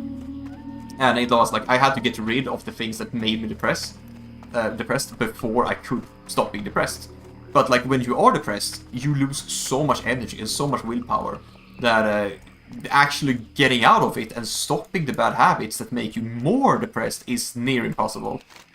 So like, you kind of need outside intervention, or at least things that are on the outside that make you depressed, you know, that they stop making you depressed. Otherwise they're cooked. And like, the worst part is, the worst part is like the people that are not depressed, when they become depressed, because of like, if you are like dopamine deprived, and then you hit like some actual physical issues, like maybe bad diet, maybe bad sleep, and you hit a spiral, and you're not gonna get out of that spiral. And then you're gonna consume more things that make you more depressed, because like, just because one dopamine source is deprived doesn't mean all of them are. So like, if you get your dopamine from doom scrolling, then maybe like gambling can still give you a bit of a hit. Not like it's still gonna be like, you know, worse. Like you're gonna be less sensitive, but it's at the same time gonna be it's still gonna be really bad. It's still gonna be like how to say, you're still gonna get your hits. It's just not gonna be as effective, but it takes you down even further is the point. And there are no real plans to work on the current mental health crisis and just keep getting worse. Yeah. Like me personally, I'm a huge mental health advocate. I really think that we need to value mental health more. And like there are no real plans by the people in like and doom scrolling tends to make you, yeah, exactly, like doom scrolling, like that's why it's called doom scrolling. Because more than anything, it's not just about the dopamine releases, it's you're getting addicted to the negativity. Because negativity is super addictive. I've been studying psychology myself, so I know very well about that. But like, negativity is just naturally addicting. Like, you get hooked on it, and then you just get more and more sad, and like, you spiral in your thoughts as well. So like, it's just it's just everything bad all at once, and it stacks up, and it's so bad. And the worst part, like the people that are in positions of power, they don't really think ahead. They think they're like their turn, like 4 years ahead essentially. So there's no like long-term plans to actually solve these issues. And that makes me a little sad, a little worried, but you know, what we can do at least on the positive side is we, as people aware of this, can like actually try to advocate and like actually make people aware, you know, even if people are uncomfortable, still open up a conversation about it. And eventually we can hopefully come up with some plans to actually like have some form of program for people that are having these problems. Because it's gonna get worse and worse. And eventually, like, people are not gonna be functional. Like, there's always gonna be functional people, of course. But like, the amount of functional people is gonna go down drastically. And like, the average work employee is like gonna be more than likely not capable of working, and then it's gonna be a real problem. And then we need to have like, you know, at least we need to understand ready, so that we know like we know what people need. We just need to, you know, have the resources to make a program so that it like so that you can like, let's say that people are too depressed, then you know what the solution is. You just need funding and an actual program so that people can take part of it. So true. Yeah. God, the bleed is really nasty. So I do believe that we have a genuine future, but it's the age-old saying, things are gonna get worse before they're gonna get better. And I do unfortunately think that's true. Not in a depressing doom way, but more like we need to be ready. We need to stand ready. We need to stand strong, because things are gonna get really bad. But then from from the ashes, basically, we can build something better. Especially when it comes to like, you know, neglect from the people with power, because they don't understand. They don't care. So making sure that we care for our younger generations, and even if we can't stop stuff like doom scrolling and TikTok, spreading the conversation, informing people of why it's bad, and if you can even make them listen, that's the hard part. Yeah, you can actually save people by just lightly criticizing and saying, hey, this is really bad for you, and maybe they themselves realize that and actually stop their bad habits. That's what it always is, because people push it to the next generation. Yeah, that's exactly what's happening, until it can't be ignored. And I mean, I'm a huge critic of the boomers, because they are quite infamously not good at handling the world, and they kind of do things mostly for themselves only. But like, I don't think that Gen X is gonna be the ones to solve the problem, honestly, because the boomers are a little too clingy to their power, so they don't want to, you know, pass it down even to their own children. They just pass it around between each other until, you know, until they all disappear eventually. But like, I don't think Gen X is going to be the ones to solve the issue. Like, the power vacuum is going to be taken over by all generations. when the boomer, like right now, almost all people that are like in high levels of power are old. And when they eventually fall off, then yeah, there's gonna be power vacuum, and all generations, like there's not gonna be like an actual age restriction, but I believe in like merit is likely gonna be what's gonna take over, because when the boomers eventually fall, that's likely gonna be like a huge fall across the world in many systems, because they tend to take things down with them. And then we're likely gonna have to work together, all competent people, to actually make a better world. So even if it's much doom and gloom, I genuinely believe that we do have a brighter future. It's just gonna get worse before it gets better. And when I do say that, because it's a common saying and I say it a lot, but it's not to say like, you know, it's less focus on things are gonna get bad and more focus on we need to be prepared. And things are going to get better, so keep hopes high. I genuinely believe that, at least. And I work with, you know, similar stuff, so yeah, I do genuinely believe that we have a lot going for us. Eventually. Yeah, there will always go to cycles. I kinda don't believe that, like, yes and no. Because the cycles are absolutely there.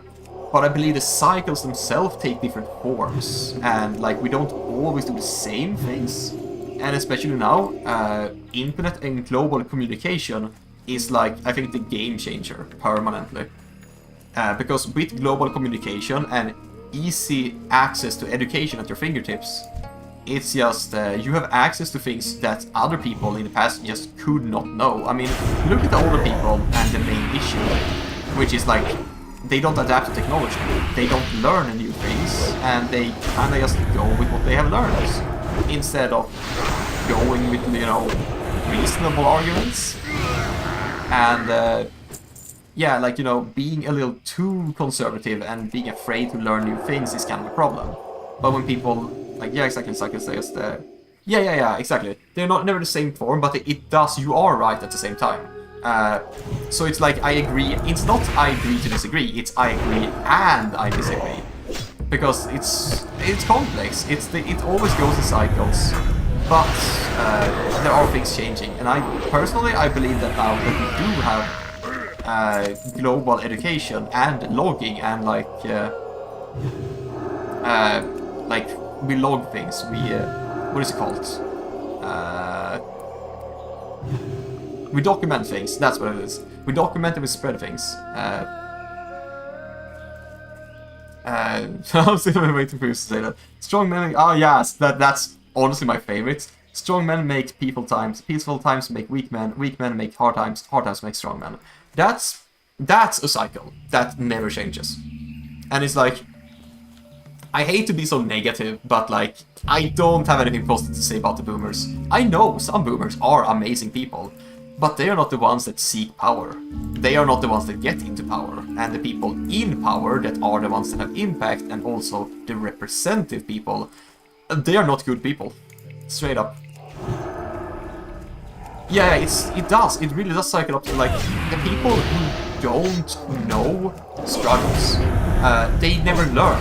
Like, if you look closer to people that have, how to say, people that are the worst kind of people in various ways, they usually never have struggles. They usually never encounter actual struggles. They don't reflect on themselves. And those that do, like, struggle and reflect, they usually, like, you know, like, no, they don't reflect.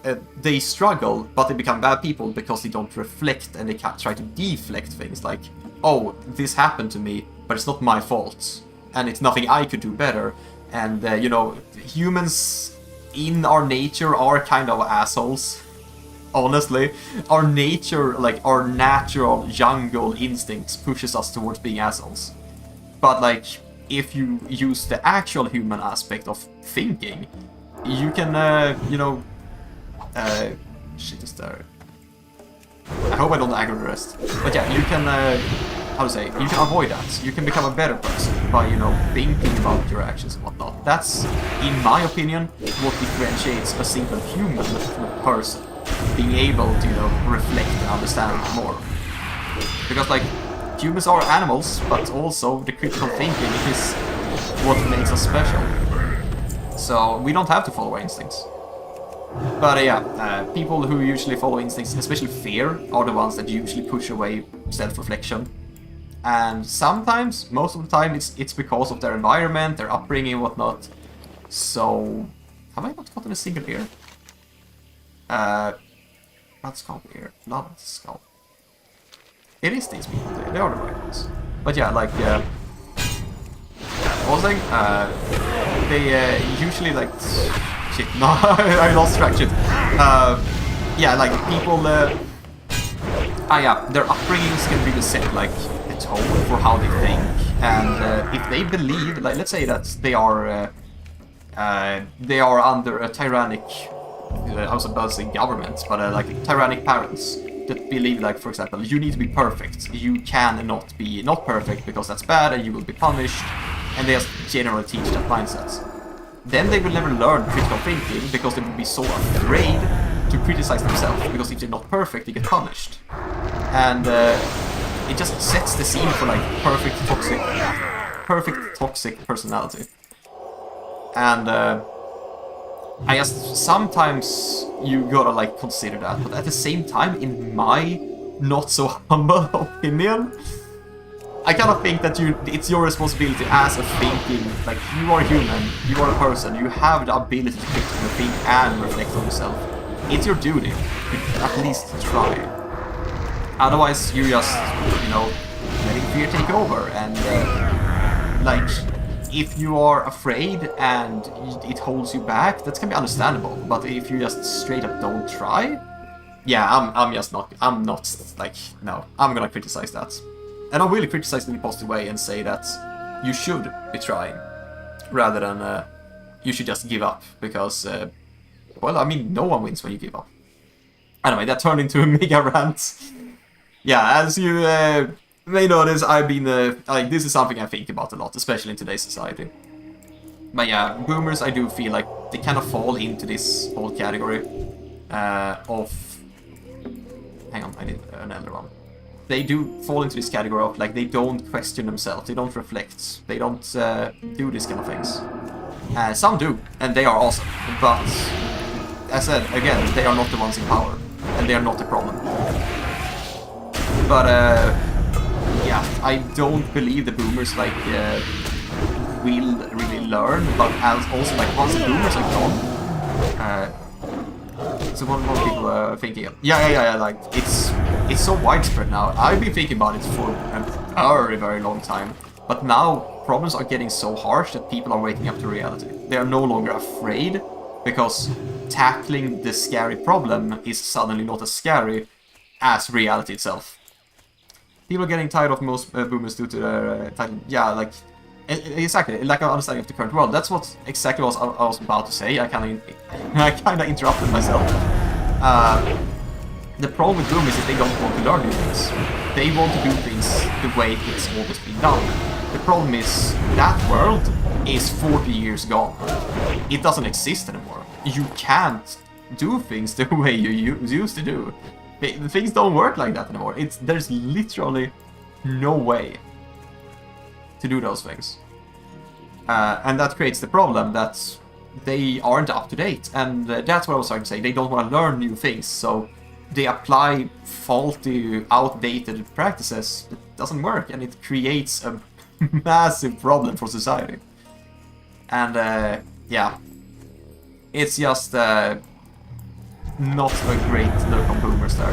It's if they could learn, like, that's what I'm saying, like, when the power vacuum takes over, and when it gets filled by people that are competent people will be people that understand, well, you know, about communication, learning new things, thinking critically, not acting in corrupt interests. But that's also something that we as the people gotta keep an eye on, so we don't let the wrong people into the new government whenever it happens.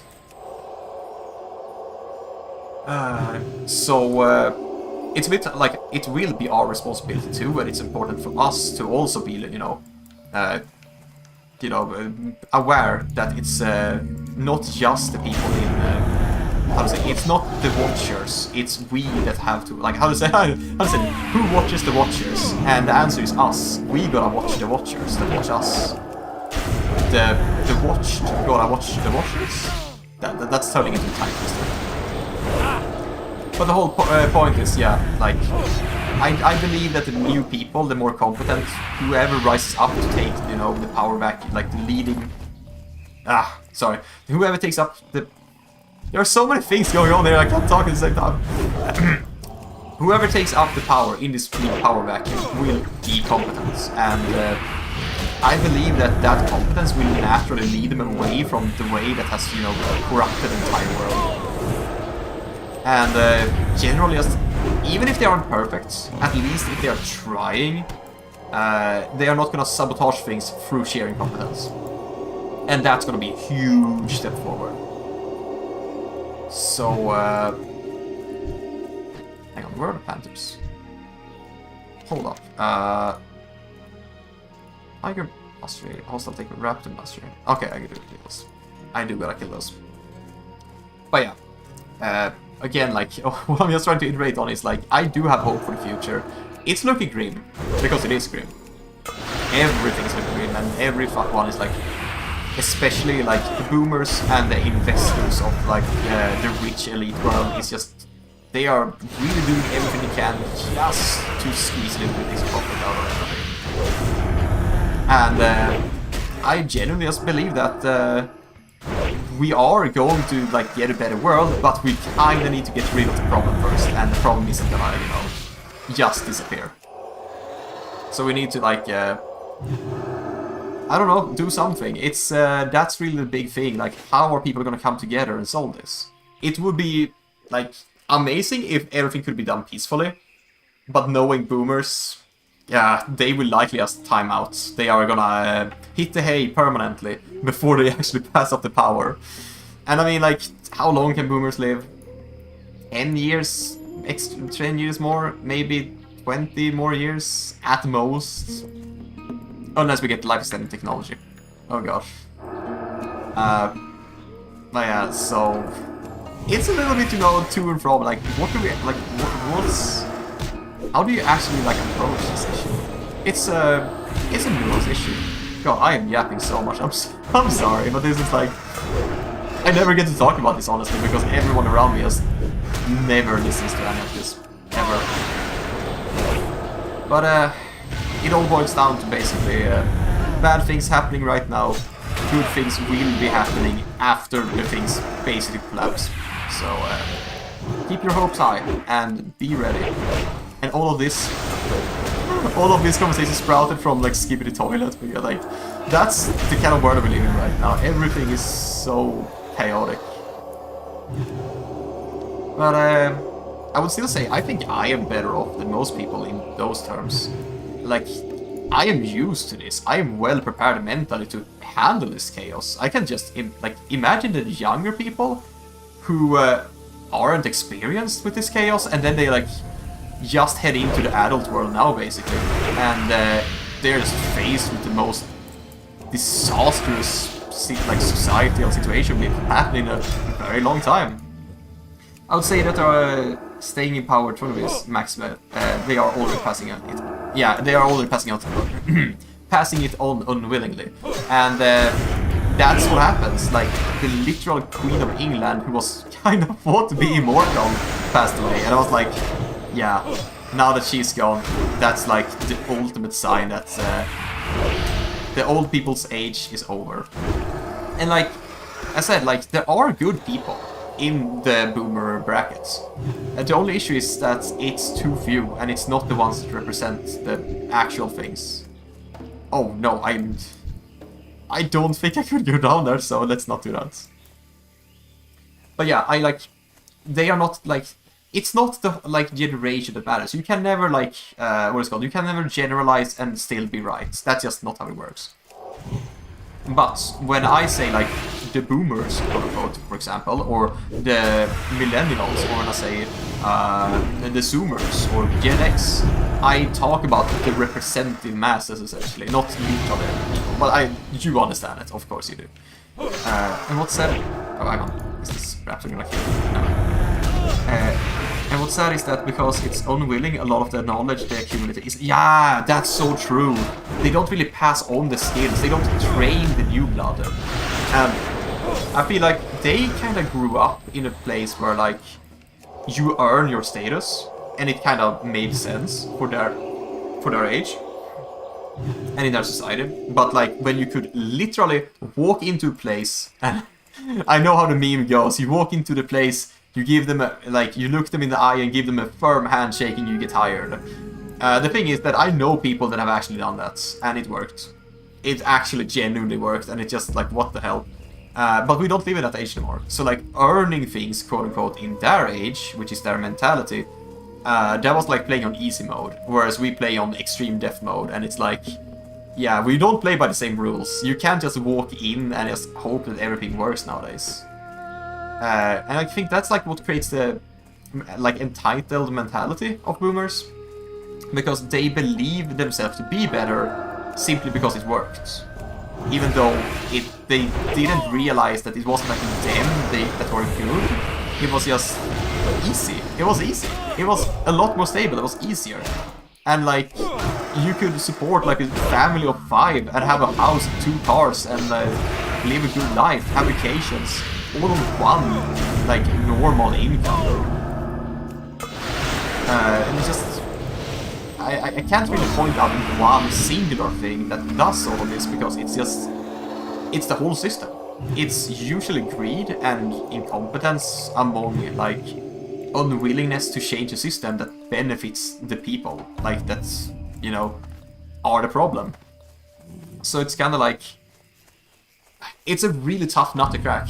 And the problem is that they don't want to, like, give up power peacefully, so they have to give up power, like, unwillingly. And it doesn't have to be violently, because, like, you know, they pass on, like, naturally. But it's sad to see that, like, no king rules forever. And, like, that's because you can't rule forever. And to see them try until the very end is just... Oh, they are... causing so many problems. It's just, man, it's so hard, like properly criticize it, because it's so maddening. It doesn't make sense. We also had the greatest generation of the silent generation carrying. Yeah. Like, honestly, I would say before the war, it was like not too, like, as far as I know history. I'm not a history buff. But, like, it wasn't too bad. It was, like, societally, it was good. It was relatively pure, and things worked because, like, if something was wrong, it would not last. It just wouldn't last. Corruption was not as prevalent. It was prevalent, but not as prevalent. And then, like, the war happened, and everything was kind of shit, and the Great Depression and whatnot.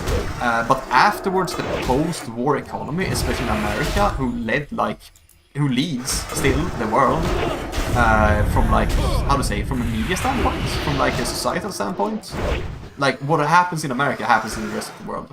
And, like, the post-world economy, spirit and stamina, intellect, I'm gonna keep this one.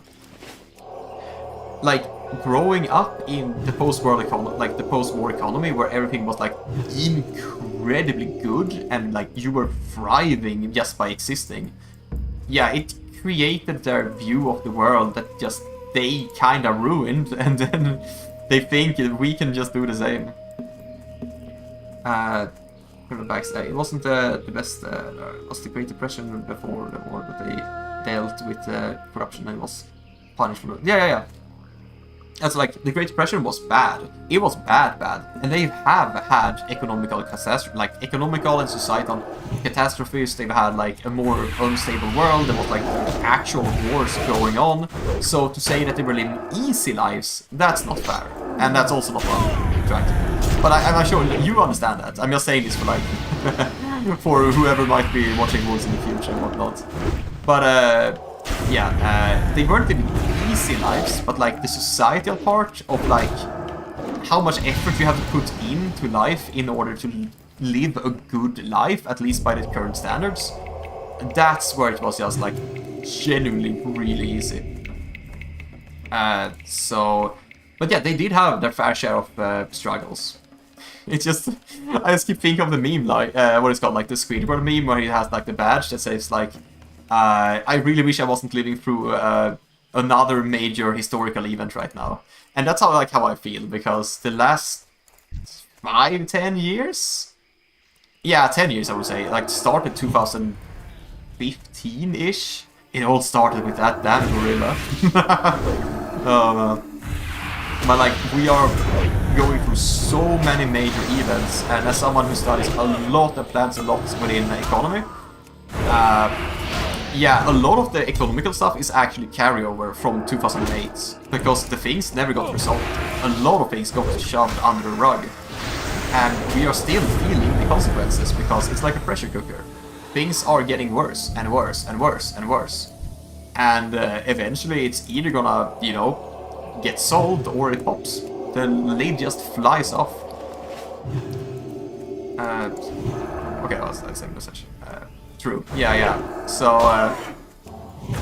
oh, there's so much things going on here, and like the 2008 catastrophe, it really messed things up so hard, and it's just, nothing is solved. If you look under the hood, so many things did not get resolved, and the problems didn't get solved. They just continued to grow under, you know, we forgive this thing. But the problem is still there. Like the policy schemes and everything is just the system that doesn't work, and all the consequences. It's still there. It's like the crash never happened. It was just, you know, propped up, and now we live in the biggest market bubble, or like not just market, but economy and societal bubble. And just, man, it's not a great position to be in. And most of the experts feel more like scam artists. Yes, so much yes. Like that's why I became a polymath and independent. Because I just realized that whenever everyone tried to lecture me about experts, I just looked at them and I say like, these people are frauds. They're not experts, they have a title. It's like cheating on a test to get a good grade. You have the paper, but you don't know the thing you're studying for. Yeah, that's who the people in power listen to. Yeah, exactly. And they like, that's the thing, in their time, when they grew up, corruption was like dealt with. But corruption is no longer dealt with, and that creates the whole illusion, like, oh, it's not more like so. They didn't deal with their own people's corruption. So they dealt with corruption, but not against their own. So they internalized, like, within their generation, they allowed corruption to grow. And now they listen to people they believe are genuine, but they kind of just didn't push back on, so now they're corrupt, and that's why they get bad advice from the so-called experts. And it just creates this domino effect of, you know, corrupt people propping up corrupt people. And, well, here we are. How many years later? How boomers came into power, I would just estimate around 1960? And that's like when everything really started to go down the shit. And now here we are, 80 years later. Not 80, 60 years later. Things are bad. The game has been played for too long, and it's like, it's all a house of cards. If you pull out the bottom piece, everything collapses. But they are guarding that bottom piece with everything they got. So, yeah, like listening to the so-called experts, I just think, personally, I think we need a new way to measure merit. We need a way to, hang on, where are the Panthers? Panthers? Hello? Are there no Panthers? Sorry, I missed the... No, I guess there are no Panthers, huh? But yeah, like, through 1960 when JFK was assassinated. Was that then? Like, honestly, I'm not a history buff, but was that 1960? Because, like, that would make sense. And, like, but I would say there at least have had to be a few years before 1960, because the assassination and all of the things surrounding it and everything has just... There has obviously been a network built up around it. Like, with how things are handled, like, even if it, like, isn't a conspiracy. Okay, it was the 1960s, okay. It's like, even if it's not a conspiracy, like, me personally, I don't trust investigators. But either way, things are handled so poorly that even if it was, like, legit, it's handled so poorly that it just exposes massive levels of just corruption and just lies. Ah, 1963, okay. So, but yeah, around the 1960s, because that's when the boomers are like 20-ish and start to get into power. But it was also, you know, the boomers, you know, there's always been corruption. It's not just the boomers. But, yeah, I would say around 1960s, and I was like, obviously, like, you can't just say that, or in this case, I can't just say that it's just the boomers' fault, because it's not just the boomers' fault. There are bad people in every generation. But yeah, it's probably starting to really go downhill at that point. And like, in that time, you can also get into like politics and whatnot when you're like 20, 25, 30. Now you need to be like 50, I would say 50, even 60, retirement age if you really want to have like an actual bit, like the people being elected or like put forward in general to be like, how to say that, I don't remember the word, like suggested to be leaders basically. They're all like at least 50 to 60. Farewell. Sometimes more. The 70s was cartel incompetence, and the region is when it's just escalated. It's only kept getting worse. Yeah, like as I said, like it's not just the boomers, and there have been schemes and whatnot, but I feel like it's a perfect storm of things got worse, and then the boomers took over, and due to their, you know, due to times creating the command, they just didn't handle it properly, and it just escalated from there on, and it just kept going. So like,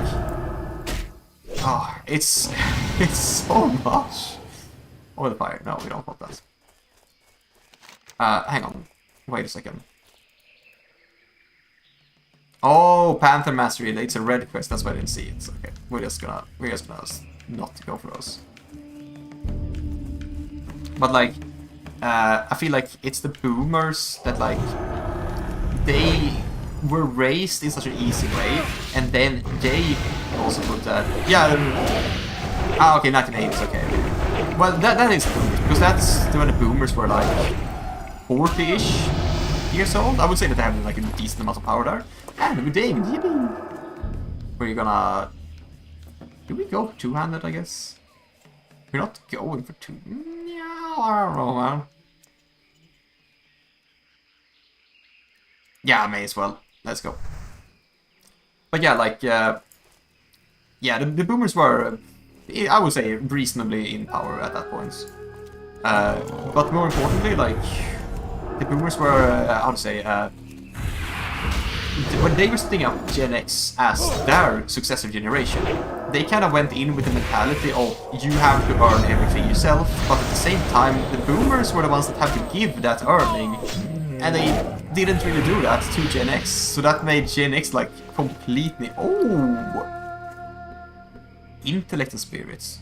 Yeah, I already have this one, right? Yeah, intellect and stamina. It was a cool drop, but nah. Anyway, yeah, the boomers like kind of set up the Gen X for you have to earn your success, but they didn't give them any success, because the boomers didn't want to give up their own things, and they just created a generation of like, I don't know, I don't even know how to describe Gen X. They are taking after the parents, but they also are just kinda useless. They don't really do anything, they just continue things, and they don't really do anything new, essentially. And again, I'm not talking about the whole generation, but the representative people. And they feel so passive. They feel like forgotten, but also for a reason. And then comes millennials, and we're like, yeah, we don't have shit. We just grow up and like, yeah, hi, can I have a house? No, die. Like, okay. So we're not getting anything from boomers. They're still alive, and we are not going to be able to wait for our parents to pass on their wealth. And we don't have a stable economy, so we can't buy like a house, we can't invest, we can't get good jobs, we can't do anything. Yeah, no, you can never truly summarize the entire generation, but yeah. Like, I keep repeating that because even if it's... I talk generally, but I want to stress it, like, I want to make it super crystal clear that I never mean everyone. never ever everyone. Even if I say everyone, it doesn't mean everyone. Yeah, even if it intended to do that, yeah. So like, I just feel like it really is the cycle you talk of, like, strong times create strong men, like hard times create strong men, and then strong men create weak, like easy times, and then easy times create the weak men, and then weak men fuck everything up and create hard times again, and I feel like that's the cycle we're in. The previous generation, like, I would say boomers are the weak people who had the amazing people before them, like, the greatest generation and whatnot. I would almost say that they were, maybe not the greatest, but they were pretty damn good at what they did. And they created a stable society with everything considered. Like, all things considered, because it was not easy for them. And then the boomers came, and they didn't really create much. They stabilized things, but they mostly did it for themselves, and they lived easy lives in a prospering economy. And then they just kind of made everything for themselves, and didn't pass on anything to the others. And then Gen X kind of gets in the middle, I guess. They are not really, like, Gen X aren't weak, but they aren't strong. Generally speaking, because like, what has Gen X really done? They are like, they are just living life slightly harder than boomers, but they can still, you know, live normal lives. So they are like passive, I would say. That's why they are so, like, they are infamously the forgotten generation. And like, they are so passive, I guess that's why. And then comes their generation, the millennials. And we struggle. And I would say that most millennials are like, just struggling, and being aware is a strength of its own. Like, not all the millennials are, like, you know, competent. But I would say there's like more open-minded and like willing to learn and like the right things people in the millennial generation. Gen X kind of gets ignored because they basically are just the repeat of the silent generation, I guess. I don't know enough about the silent generation to really, like, you know, to like comment on that, but I guess it's true. Like, they don't really do, like, Gen X, they do good things, and there are good people in Gen X, but as a like representative generation, they just live life, I guess. They don't really change much. They don't have much of an impact. They say things are fine the way they are. Some say things are not fine the way they are, but as a whole, they don't really stand for much other than, yeah, we are living like our lives and everything is fine. In my experience. Which is not the full experience, of course. But like, that's kind of how I've been seeing Gen X. Like, I've met the most awesome Gen Xers ever. But I've also met the most deprived Gen Xers ever, and it just feels like it's such a mixed bag. Which is expected, but at the same time, like, you know, how to say, like, what do they actually stand for?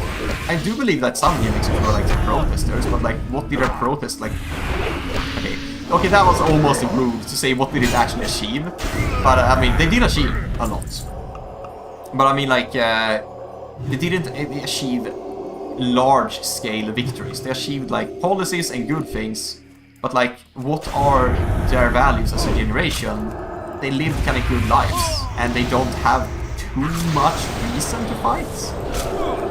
Meanwhile, like millennials, my generation, is like, we're struggling, we're suffering. It's a universal element. If you're not born into a rich family, you are suffering, no matter how competent you are. And that just makes, you know, millennials the ones that actually, you know, picks up the torches and says like, hey, we have to make you change. And just, it gets so complex, all of this, and like, but yeah, that's why I would say that generation, like, millennials are essentially the strong generation, like the strong men, because we were born in mind-breakingly devastating hard times. However, one thing that worries me is that we're kind of breaking that cycle, because we look at Gen X, and Gen X is like, not Gen X, sorry, Gen Z and Gen Alpha.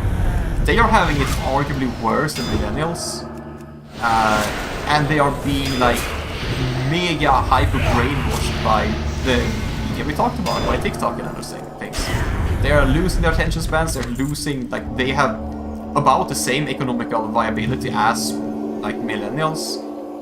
If we take like, if we just go and get a degree, an education, higher education, whatever, if you don't get the right education, you're not gonna get a job.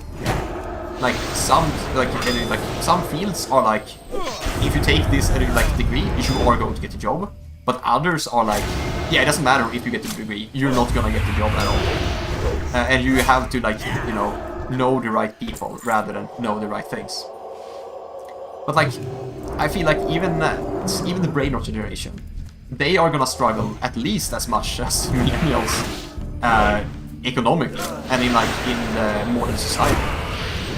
And I just really feel like that struggle should be making them stronger. But for some reason, it's brainwashing them into thinking basically, yeah, why should we bother? Like most people that most gen setters that I was talking to, because like in my younger days I liked helping people out who are struggling, and most gen setters had the mentality, alright harness, I'm having extra treasure. Okay, okay, arena floor. Where is the arena? Isn't that like up here? We'll check that later.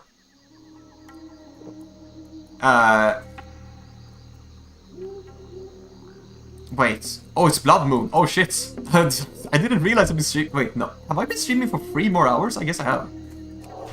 Anyway, I was saying, the brainrot generation, just... Oh yeah, I was helping millennials, not millennials, I was helping Gen Zers who were like struggling, and the common theme was that none of them expected to live past like 2025. They were like, yeah, I'm just not gonna live that long. And I'm like, what the fuck is that mentality? You're not gonna kill yourself. And you're not gonna die from natural causes. That's just not gonna happen. What is with this mentality? And I never got a clear answer. They just gave up. They just didn't want to fight because they just had no fighting spirit. And it feels like they've been brainwashed into like kind of being complacent. Well, time doesn't fly when yeah. I know, right? Like, I love having like actual intellectual conversations and discussing things in a non-hostile manner. Because that's so rare. It's so freaking rare, man. But yeah, like millennials, like not millennials, the Gen Setters, they were like, they just genuinely believed they wouldn't live past like 20, 25-ish. And then they realized they grew up completely unprepared for adult life. And when they eventually hit adult life, like these same people are like just how old are they now? Like 28 now, I think, up to 28, and like they're struggling with adult life because they just really sprinted into the wall of adult life unprepared. And I think it's a little tragic to see that they were so complacent, and like I don't know why. Were they brainwashed? Were they raised that way? I don't know the common element. Was it TikTok? Was it like the natural, was it like the natural development of being like overly exposed to dopamine and only living for pleasure? I don't know. I love to study such elements, but I never came to a conclusion because I didn't have enough samples. Or like enough reliable samples. I know one of the people was never prepared and have this like, yeah, like that's what I was saying. Like,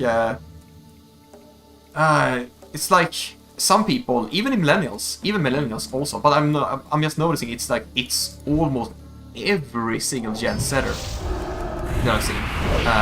But even millennials, everyone like, it's so easy to be unprepared for life, and then you really struggle because not only do you hit adult life, you hit a wall.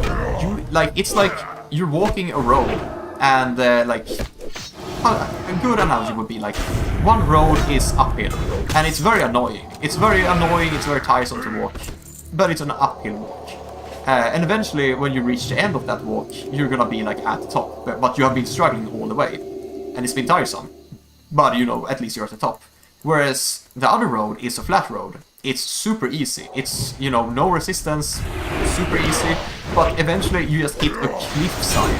And now, instead of, you know, having to walk an having to walk like an uphill road, now you have to learn how to climb a cliffside without tools, essentially. You have to really just take on something that's so much harder just because you weren't prepared. And I feel like the responsibility to prepare, it's not really that person's fault all the time. Because, you know, as a kid, you don't know better.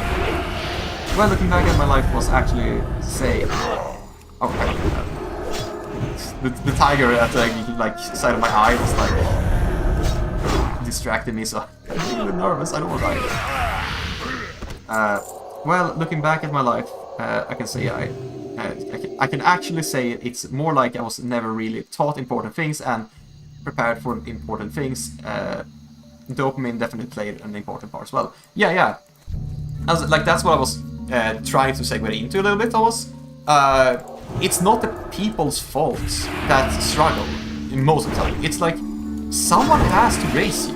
You're a kid. You don't know better, and like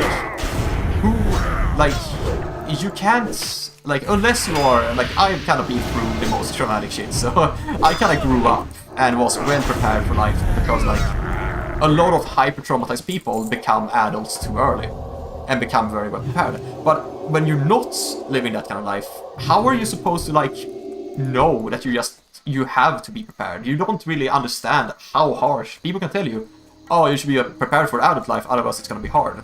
But, like, you don't know just how hard until you know, reach that point, and it becomes super, like, you realize, oh, shit, this is hard.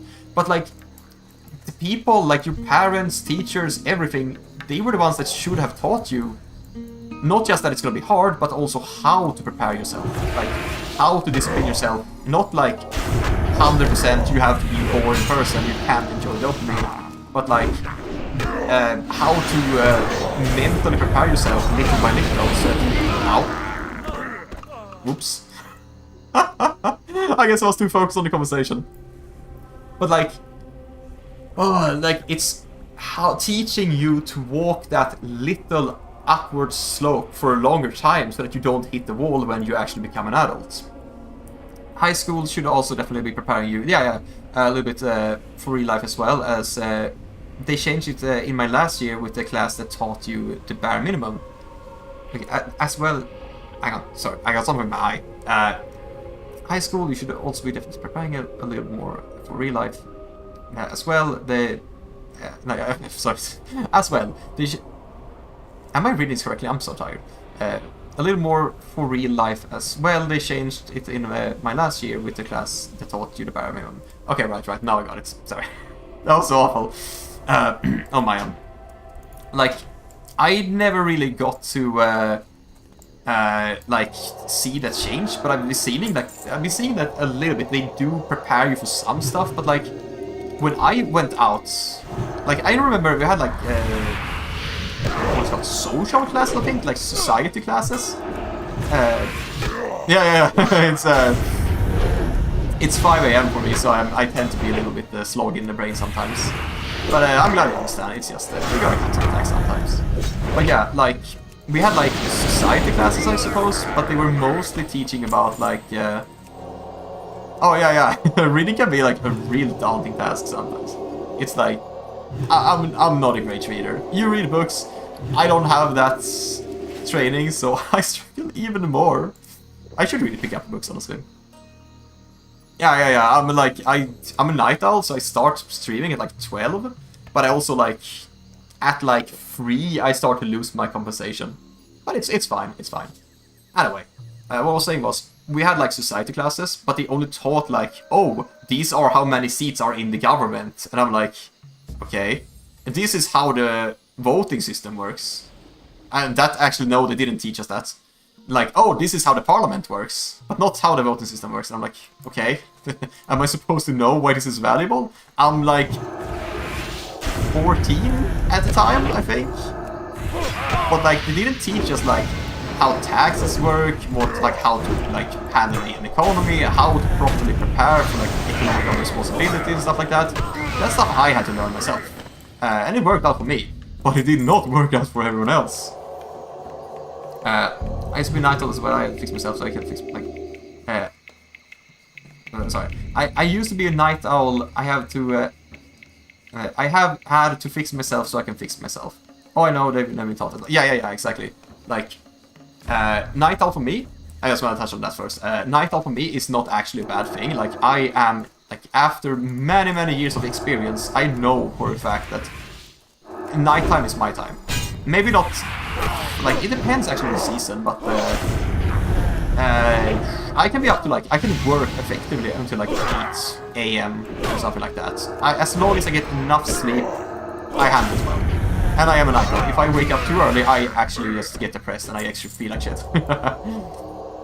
So it's not like bad to be night owl, it's just you just gotta make sure you know, like, what is it called, the Libyan rhythm? The sleep rhythm, essentially.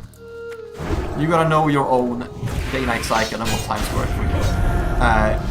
And the second thing, yeah, and like the talk, today we talked the bare minimum here, it's...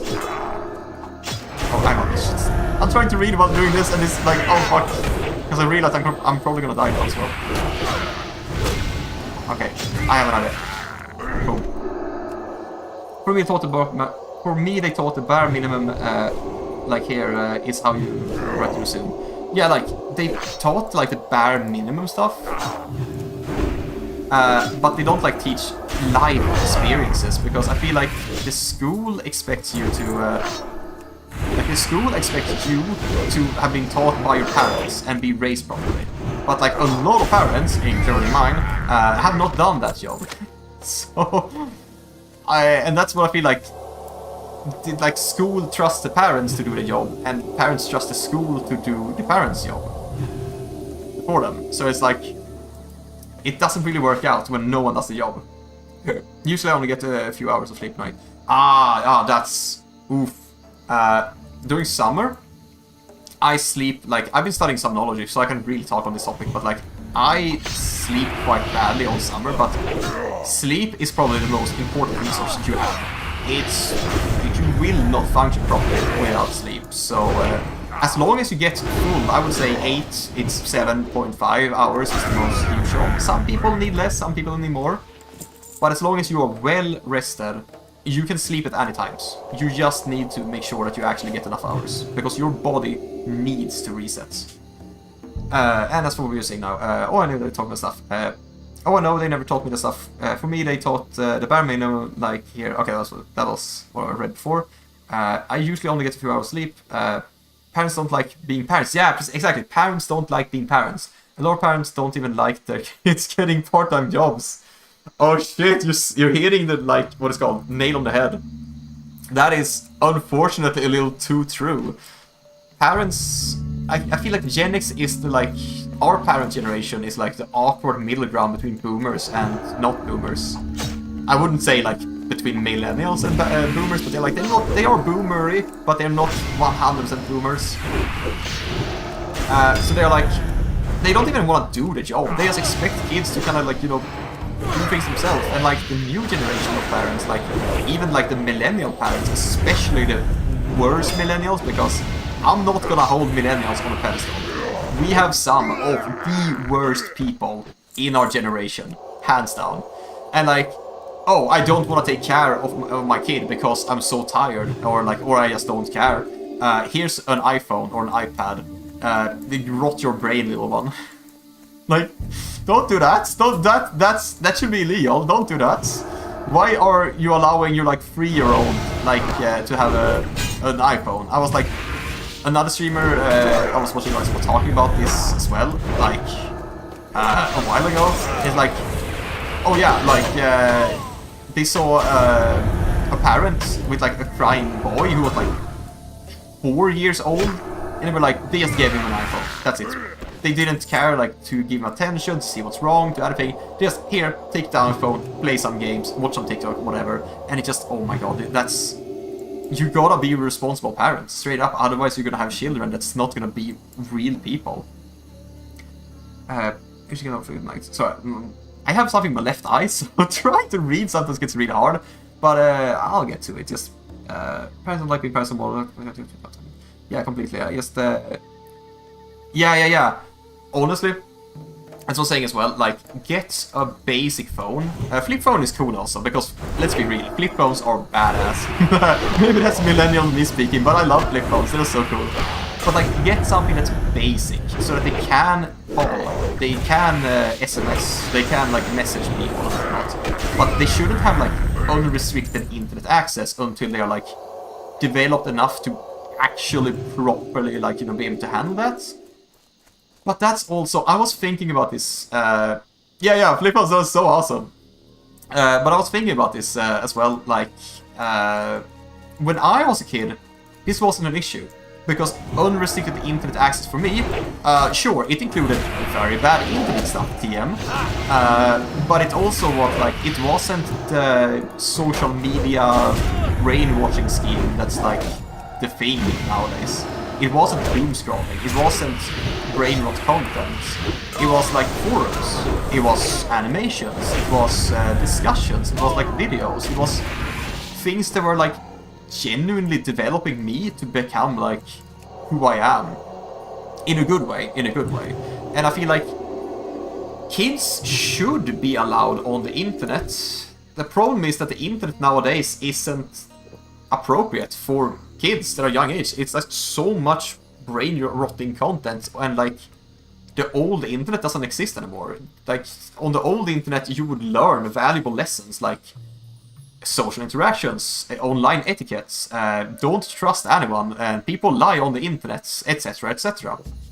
Like valuable internet lessons that we take for granted. But like in the new age, like ever since like Facebook became like a mainstream thing back in like 2010-ish? I think 2010 is when everything started to go really wrong. When the corporations started to take over the internet. That's like, after that, there's no good content on the internet for the kids anymore, so I think it's just better to cut it out. Like, there is no reasonable middle ground anymore that we can strive for. So, instead we would kind of need, like, you know, community centers. Like, where I live, we had community centers, but they weren't very popular. But, like, we had community centers. Yeah, actually, wait, when I was a kid, when I was, like, a younger kid, and it was still, like, well, how I was very young. It was like pre-2010 at least. The community centers were like very active, and we met up and had like socialized. And I think that if we made it a norm for young children, I would say like children at least, I would say below the age of maybe, okay, I don't have a good age, but maybe 13. People below the age of 13, maybe like they don't get the internet access at all outside of emergencies and messaging. So like SMS and, you know, phone calls. I would say like we're looking at pictures, but then I realized no, that's probably not a good idea anymore with the current internet, because that's how brain rot starts. Wait, how many years do I have? 9. But like, yeah, emergency flip phone functions, and then like have community centers that is dedicated for young children to meet up. Like, oh, you don't get to have internet, but you do get to hang out with other kids and do physical activities in this community center. Or like, you know, like, what do we call it? Like, translation, it would be like free time house, I guess. You spend your free time in a little like thing with like a bunch of things that are genuinely fun to do. Like in our free time houses, they were like quite popular actually. We had like several. There would be like billiard, like pool. There would be what is called table pool. Is that what it's called? Yeah, whatever. There would be like stuff like that. There would be like pingis. What is called like table tennis. There would be like card games. There would be like oh, I don't really know. Like it would be. Oh yeah, we had like TVs that we could bring like VHS tapes. Oh man, I'm starting to feel old now saying that, realizing that that's not a thing anymore. You could bring like your own VHS tapes. You could bring like your own movies and like movie nights, and then like almost all of these places also had like snack bars that you could like buy snacks from, because they were like self-sustaining. So you could buy like snacks, and you could like you could have balls, like footballs, basketball courts and whatnot, and it was just oh yeah, it's VHS too. Yeah, I still have those, and like I haven't watched them in a while, but oh my god, that was so peak. I missed that time so much.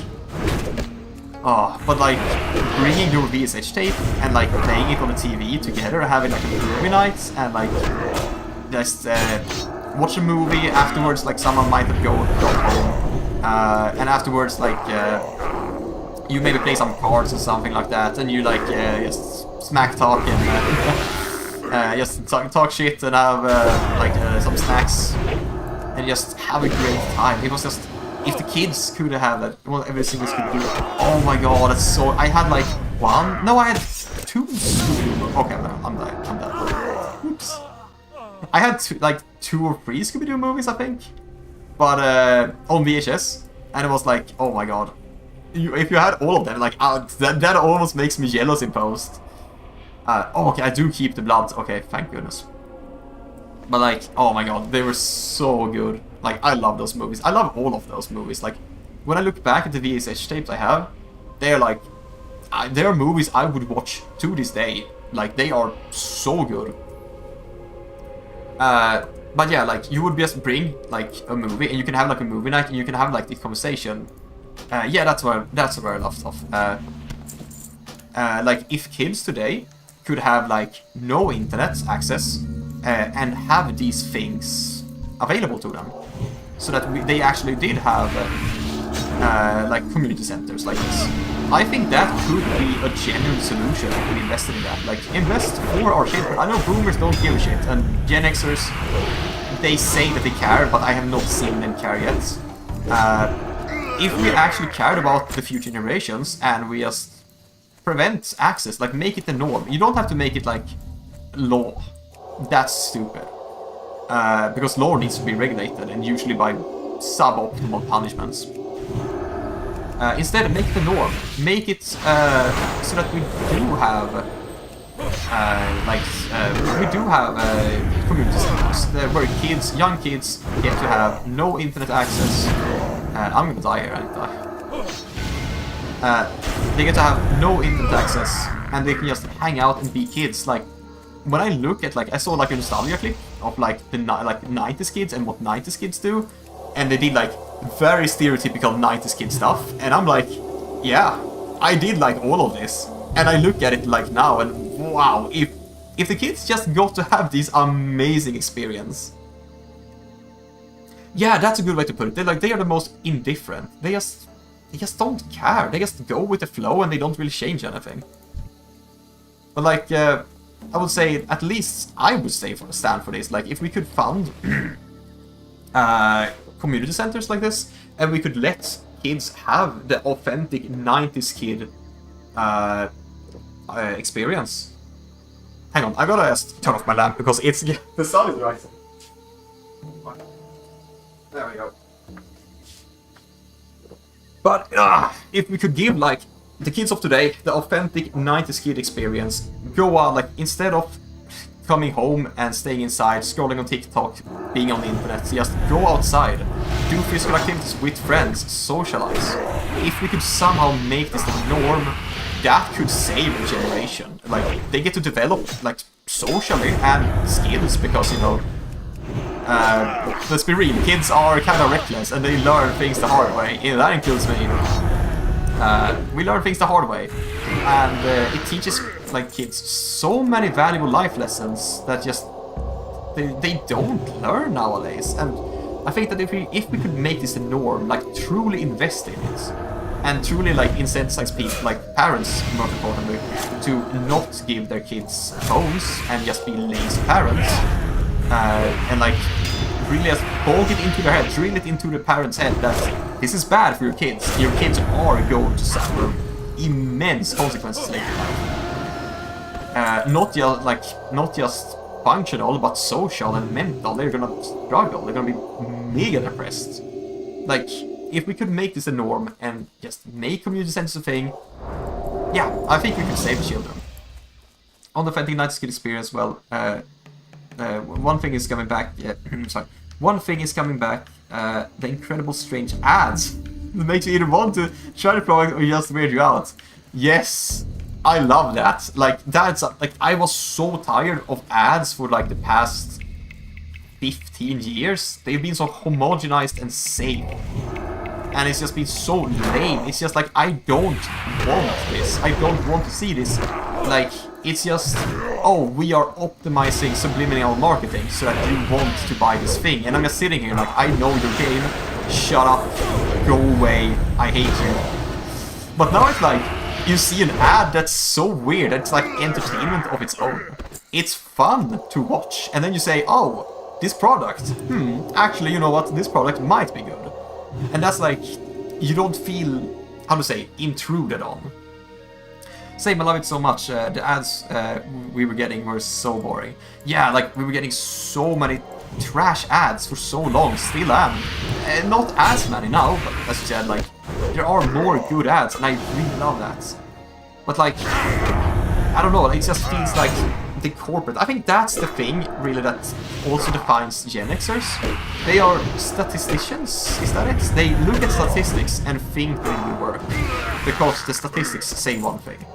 So like, they look at ads, for example, they don't think what makes you actually want to buy something, what makes you interested. They just try to subliminally make you want the product by emotionally manipulating you through cheap tricks. And as someone, like, as mentioned, I've studied a lot of things, I don't even want that. So I've been studying like marketing and marketing psychology because of I was so tired of it, really.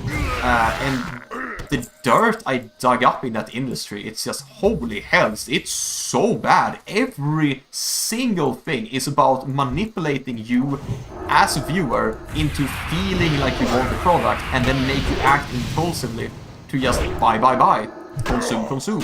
It doesn't matter if you want the product or if it's good for you. You should, according to them, oops, I almost died there. According to them, according to them, like, you should just buy the product. That's everything. You should consume. That's the thing. It's like that's all they want you to do. That's the thing. It's super interesting and super. Yeah. Like, I don't study market manipulation and like market psychology to use it. I use it to be aware so that I can basically protect myself and others from it, and so that I can clamp down when they, when they do bad things. I can point fingers and say, hey, I see what you're doing. You over there, yeah, I see you. Yeah, you think you're slick? No, I see you. Stop that. And because that's the only way to really stop them. If they get away with it, they don't stop. But like, also personally, I think the most effective ads, at least to more intelligent people, is make honest ads. Make something that shows what is this product, what is it good for, where can it be used. Make people realize that, I do actually have problems in my life that this thing could solve. And then they buy it, and it's just, statistically as well, it actually works better. That's the worst part. They ignore statistics, because certain statistics point into like they were, how to say this? They prefer manipulation over genuine effort that pays off better, because it's like, it's easier to manipulate.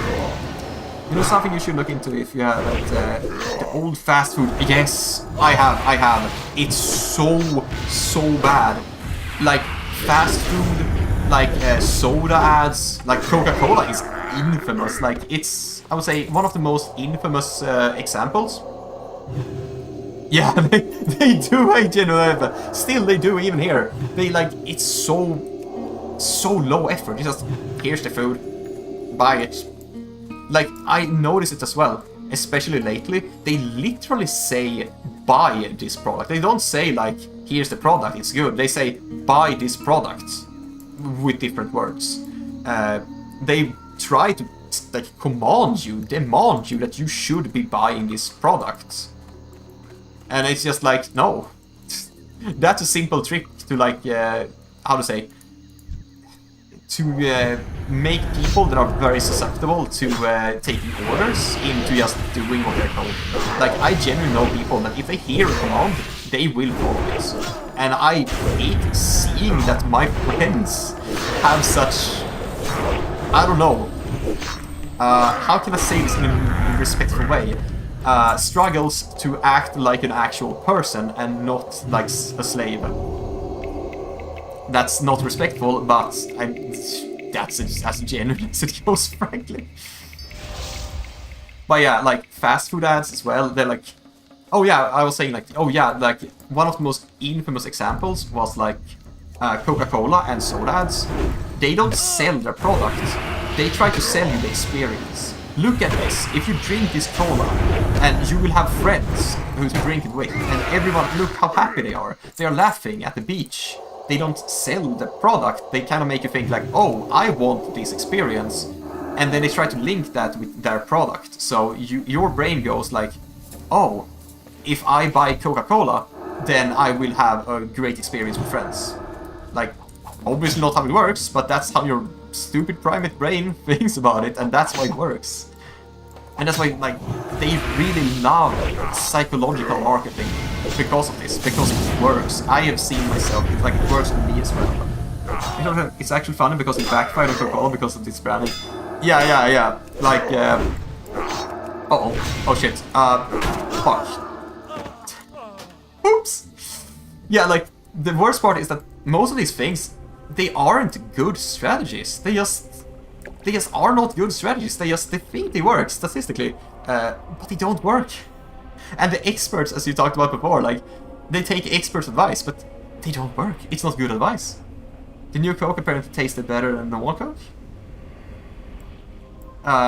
New Coke? I haven't heard about new Coke, unless you mean it's a new recipe or whatever. I have not actually seen that. Unless you mean the cocaine recipe, then yeah, then I know what you're talking about. What's wrong with the ordinary Coke? Ah, right. Yeah, when it comes to Coke, Coca-Cola, sorry, I got something in front of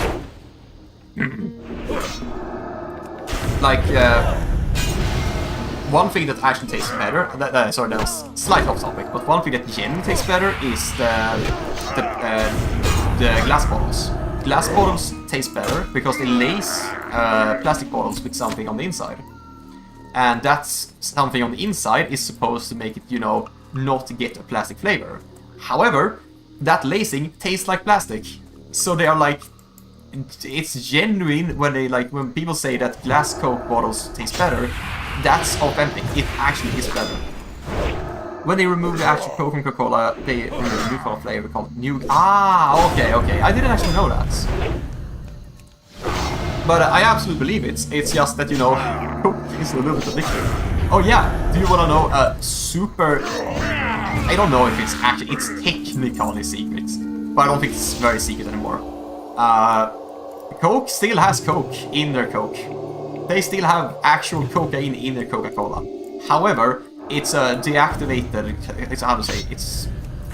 it's basically a suppressed version that doesn't have the functionality, it just contributes to flavor. But they do have actual, structural cocaine that's inactive in Coca-Cola. I don't think it's addictive. But that's a fun fact for you. Maybe that's why they held the recipe so secret for all these years. But when you compare it, it's better, it's okay. They remove Coke flavor.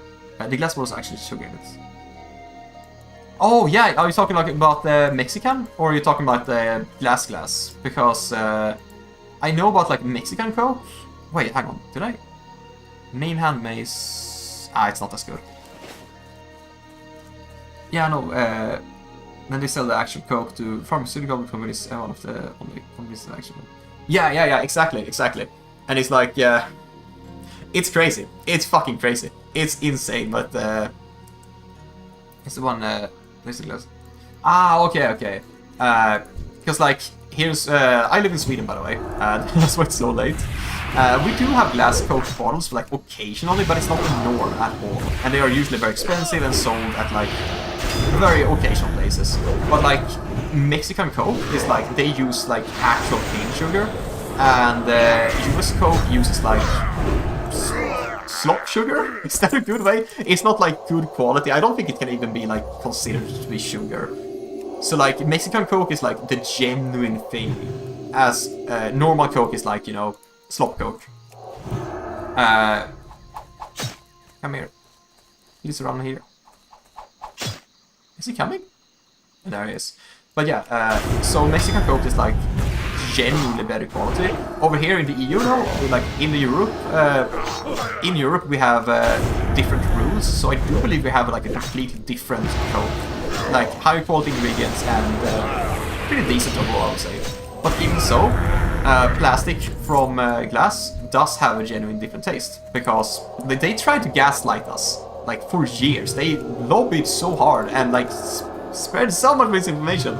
But it actually is like the whole lacing thing I'm talking about does make plastic bottle soda in general taste worse because it tastes like plastic. Whereas like actual glass bottles taste better because they don't have that in it. It's higher quality. And when you like the only reason why they don't use glass bottles is because plastic is so convenient and cheap. Like it's a byproduct from oil production. So it's so convenient and cheap to produce that they do it just because of that. It's not better for nature. It's not actually better for like energy. It's just convenient and cheap to make new plastic bottles, and therefore they stick with that. They don't want to make glass bottles, even if it's objectively better. And you can even recycle glass bottles. Like that's not a problem either. And it's just better all around, really. But yeah, so that's Coca-Cola for you. Like they are extremely immoral. And they love their marketing. It's like, oh yeah, funny story. In Sweden, we have something called julmust, Christmas must, and it's like a soda for Christmas. And Coke has been trying to outsell that for years, but not a single year do they actually manage to outsell that. And eventually they just gave up because they realized, no, we can't compete with this. Because I mean, it's like. Who wants to drink Coca-Cola for Christmas? Let's be real. That's why they push so many Christmas commercials. Actually, do recycling as possible. Oh, yeah. Like, in Mexico, I mean, I would not consider Mexico like America. Like, when you say America, we don't speak of the continent, we speak, like, of Mexico. I mean, sorry, we speak of the US. But, like, Mexico, I would be like, sure, Mexico has its fair share of problems. But they also do like good things, and like actually recycling the bottles it's better. It's just straight up better. I think it's more like that they have in my uninformed opinion, is I think they would like do it because they have the structure ready, so it's like cheaper for them to just use plastic than it is to convert to glass factories essentially. Even though it would probably be better long term, they don't want long term. Oh yeah, absolutely. We don't either. But oh god, so hot. I've been yapping on for like how many hours? But yeah. Yeah. Typical America, US. Exactly. Like technically, like if I say if I refer to the American continent, I kind of refer to, like, I think I say the American continent specifically because, you know, you need to kind of clarify it. Because the US, they literally say in their, like, national song, I am proud to be an American. So that's why I kind of say, like, America is the US, in my eyes. But yeah, like, all this talk about market manipulation, it's so sad because it's so badly regulated. Like, all of that, all of the commercial and everything is just so... Oh, wait, I have ears. I'm done now. Okay, good. It's so badly regulated and so, like, psychology... Like, the bane of me studying psychology my entire life has been, like, before 2018, I think? Before, like, yeah, I would say maybe into 2020. Before that, no one understood psychology. And no one dared to talk about psychology. Like, no one could understand. It's just what you feel is the regular response. Psychology didn't exist in most people's world. And I'm like, what the hell, man? It very much does exist. And to regular people, though, of course. Like, educated people that were a bit more understanding. Yeah, it's a lot of things that are so bad. Yeah, exactly. Like, badly regulated, like, stuff, and, like, letting people get off the hook is the problem, I would say. Wait, hold up. Where are my... Oh, it's up in the that place. So what's going on? Huh?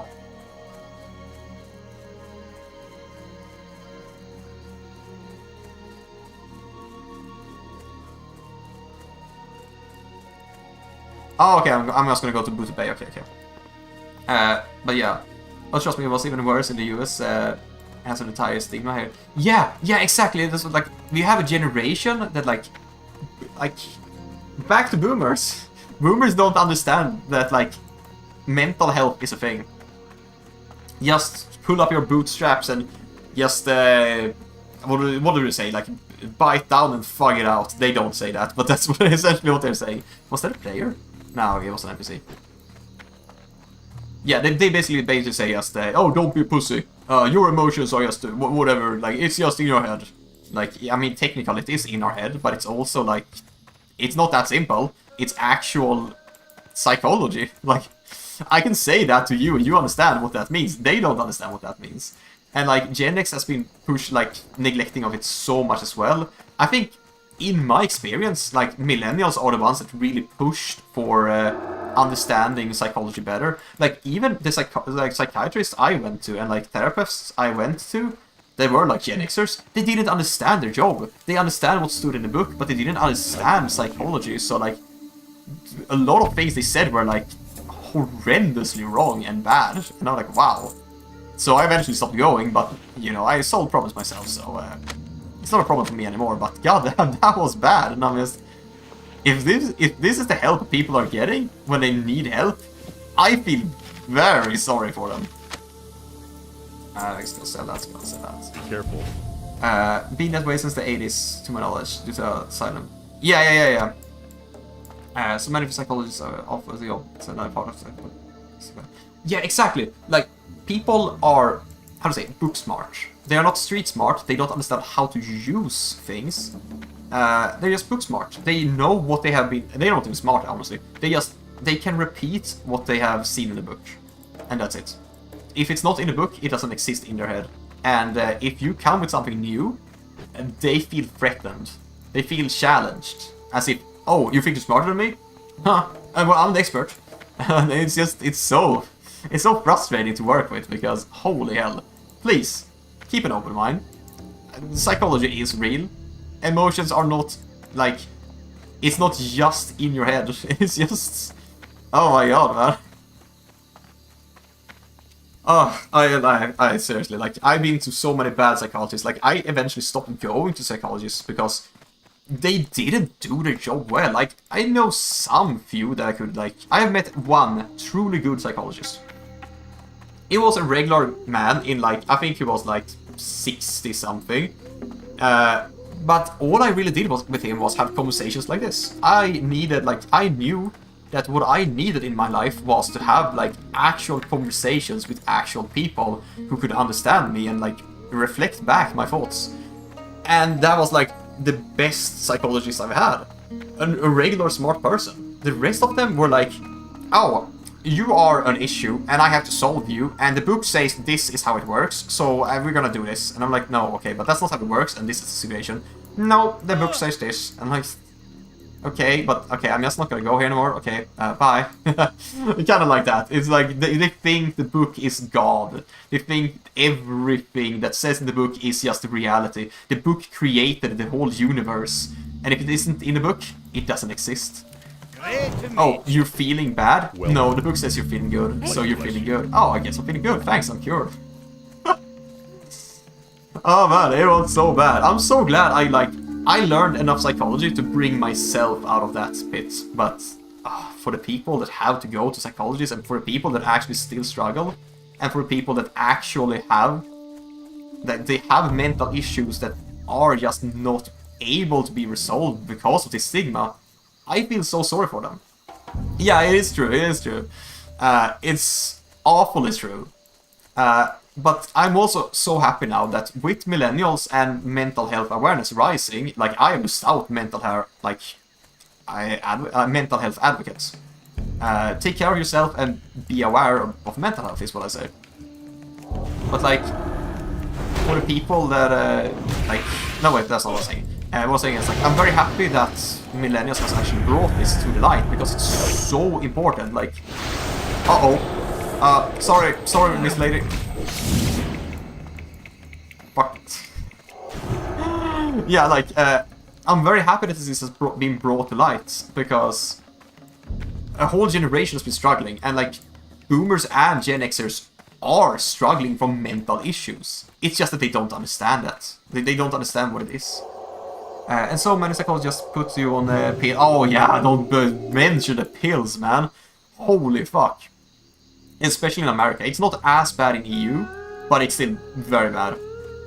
And while those can be very helpful to a lot of people, it's not for everybody and can actually make it worse for some. Yes, I've been studying medicine and most importantly, like medicine's impact on the brain. And, some things are just so awful. Like, you can't guarantee that medicine will help because medicine, they are drugs. They are substances that alter your body, your mind, and your physical functions. Sometimes that can suppress something that's bad, but it's more often than not going to have a side effect. Because if there were medicine without side effects, it would be everywhere. But almost, or like there are of course some medicine that is like, you know, cold medicine that strengthens your immune system and whatnot. And that's good. It doesn't really have like a side effect other than just being good food.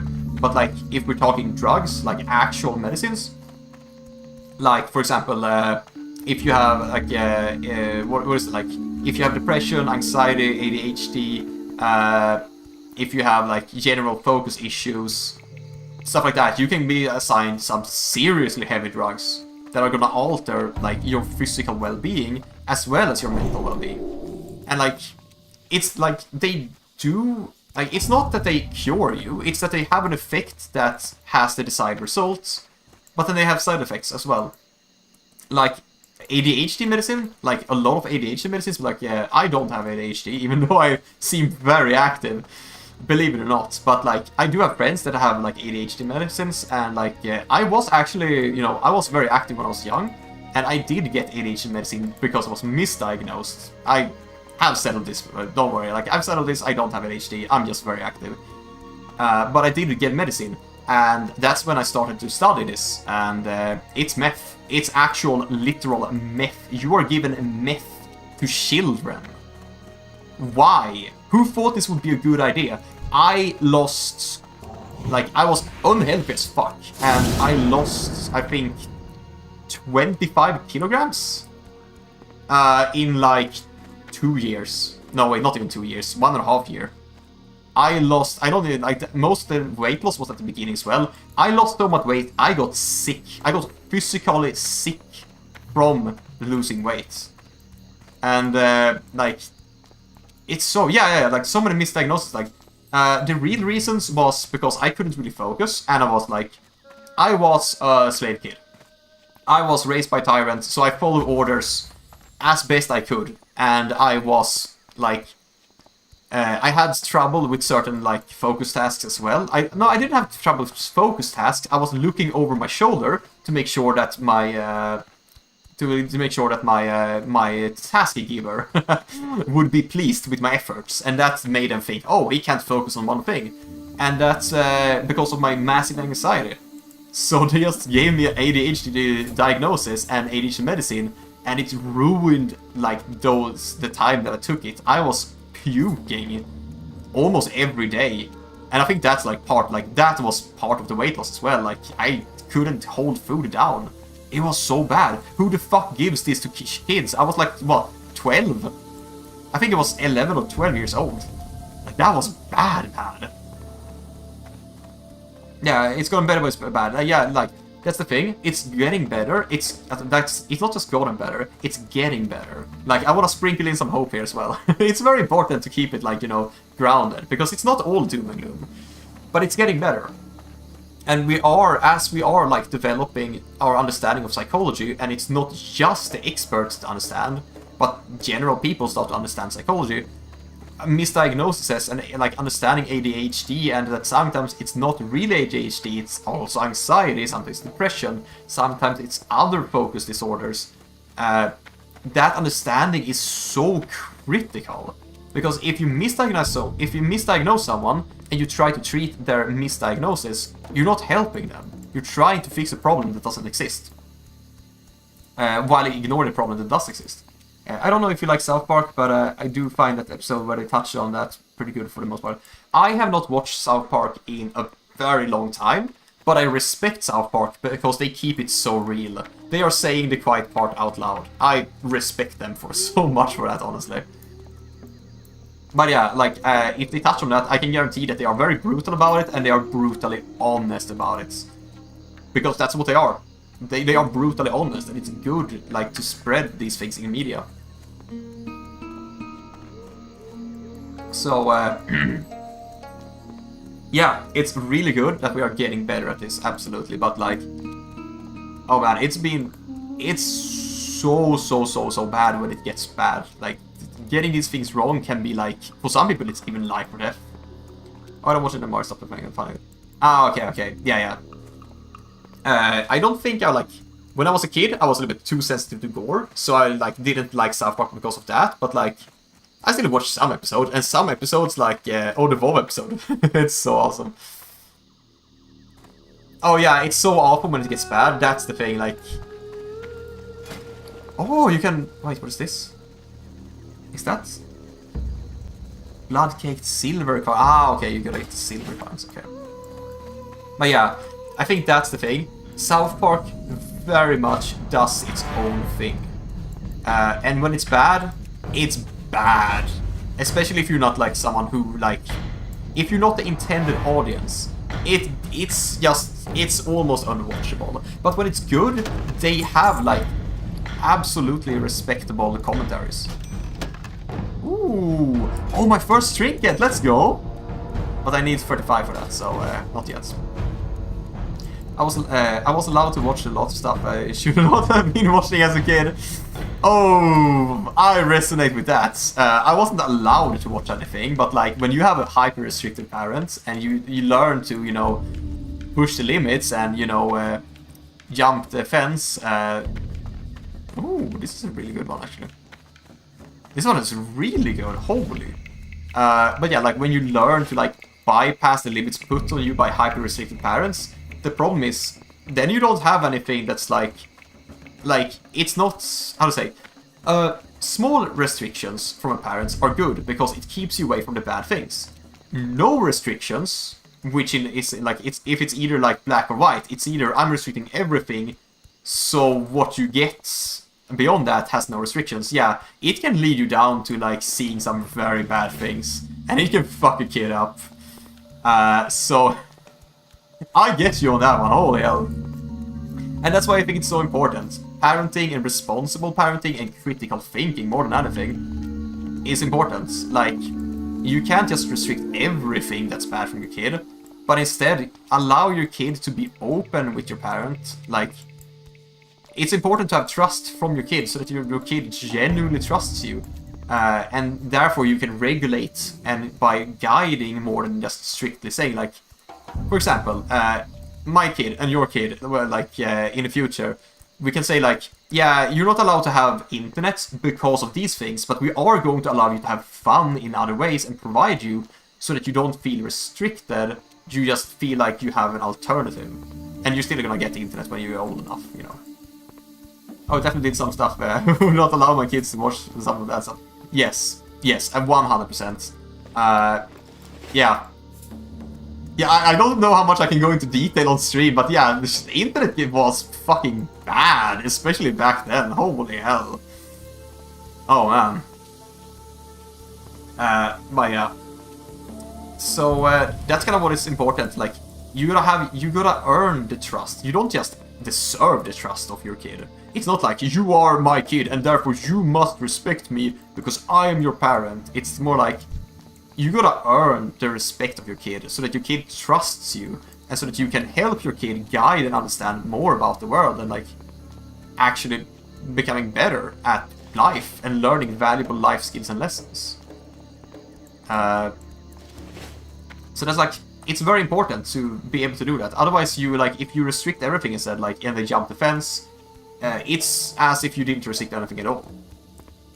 But if you like say like, oh yeah, you can use the internet, but you can only use these dedicated websites or something like that, or like like my father was like installing spyware on my PC when I was a kid. I was like, I think it was between the age of like 10 to 14. He had literal spyware on my PC, and he was like hawking over me. but he never tried to mention that. He didn't say, hey kid, I'm installing spyware, so I'm just keeping track of what you're doing on the internet and make sure that like you stay on good websites and these are good, these are bad. No, he just straight up wanted to catch me and then punish me for being on bad websites. And I'm like, Dad, what the fuck is wrong with you? Holy fuck. Yeah, so like, earn your trust, guide your kids, don't act like a psychopath, because that's not good. I feel like I don't need to say that, but I also feel like some people genuinely don't understand that. Oh yeah, I hate it when adults did that, especially when they earned my distrust by lying. Yes. Oh my god, yes. Oh, it's so bad. And like, especially, like, one really bad thing was also when adults didn't want to admit that they were wrong. Maybe this is just an arrogance thing from like Gen X. I don't know. Oh, do I have a deal for you?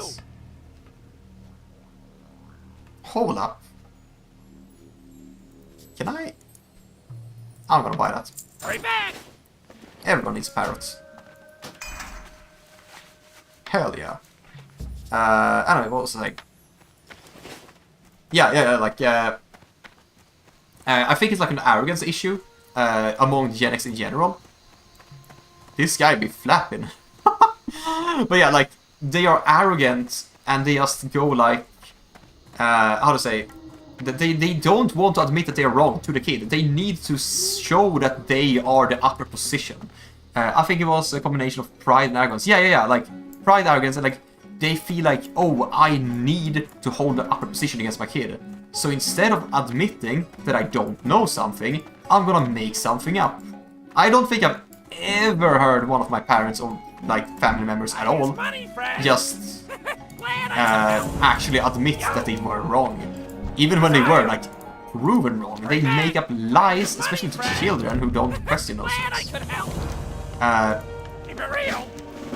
Okay. Hurry back. Okay, is that everything? Okay. Keep it real. Well met, traveler. There's opportunity to be had here if you're clever Alright, enough. right. Channel blue shards also take over. Okay, we're gonna do those. Well, sorry, what was I saying? Yeah, like, I think it's like, they lie to the kids because the kids don't know better. The kids trust them. And then the kids find out later that they lie, but they like, the parents feel like they need to have the upper position because I am the authority, I am the one who is right. You are the kid, you're supposed to learn from me, I am the top dog. And like, that kind of mentality, not allowing them to like be wrong, it also fucks up the kid, because then the kid learns, oh, I have to lie instead of, because the kids will figure out that the parents are lying many times. And then the kids learns basically from the parents that, you know, monkey see, monkey do, that, oh, instead of admitting that I'm wrong, I should lie. Or like, instead of saying I don't know, I should make shit up. And like, it's so bad. It's just so bad for the kids. It's just, don't be arrogant, please. But true, and when I was the kid, like, and when the kids find out, especially if they truly believe it, they feel so, yes, they feel betrayed. This is your guardian. This is the one person you're supposed to trust. You're supposed to be able to trust your guardian. Like, your parents, like, as a child, you have near blind faith towards your parents. And that trust is why it's so easy to teach kids the right stuff compared to teaching friends or family or relatives or whoever.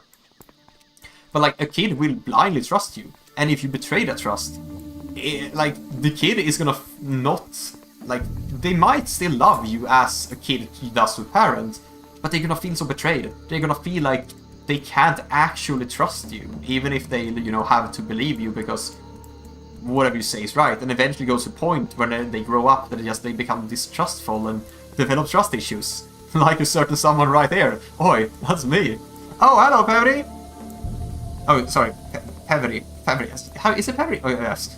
I'm so sorry, my ability to read is just, oh. I think it's as common as, well, true when I was a kid to find out, especially if they truly believe it, feel safe. My brother literally asked how babies were made, and they said he was pooped out, and he said it in the middle of school, and he still doesn't let that go! No! Good morning, Beverly. Oh, good morning, but oh my god, that is so fucking bad. Oh, and it's just, I have such a similar experience as well. My father made shit up, and like, it's all comes down to my father, really. And then I said those things to others, and I was like, holy fuck, are you an idiot, Saul? Like, yeah, I guess so. Oh, okay, I did it, okay. No, it's fine, it's fine. Okay, that's awesome, because I was like unsure, because like different languages have different accents on names, and I'm like, oh fuck, am I saying this right? But yeah, we have been having like a discussion to from her for like, what, 4 hours? So we've just been having an intellectual conversation, and I cannot say enough, like, I have missed this so much. I have not been able to have a conversation like this for so long. Oh man, the perks of being a streamer, am I right? But yeah, like, we were talking about like everything in society, honestly. Like right now we're covering like parenting and like taking care of kids and mental health and stuff like that, and it's just yeah, it's just so much to go through, and there's so much fucked up with our world. But yeah, in the end, I think that like the takeaway from everything we've said is just the TLDR. Things are really fucked, but there is a lot of hope. Things are really bad, but some things are very good. And what's important is to be prepared. Like, things are gonna get worse, but things are going to get better. And remembering both of those parts is very important. So it's like, yeah, that's basically the summary of what we've been talking about for 4 hours. I was eliminated because so many other kids had a proper talk in school. Oh no. My parents hated having the talk, and I never even got it. I literally learned it, I think, from TV. Yeah, I think, like, we didn't have the talk either. I learned it from, like, general media and from, like, my friends and whatnot. So I was lucky. Like, when we said, like, oh, we're gonna have the talk, we were, like... that was, like, one of the few good things my father and his new wife did. Well, they sat down and said, like, yeah, you already know all this stuff, right? And I'm like, yeah. And they said, okay, good talk.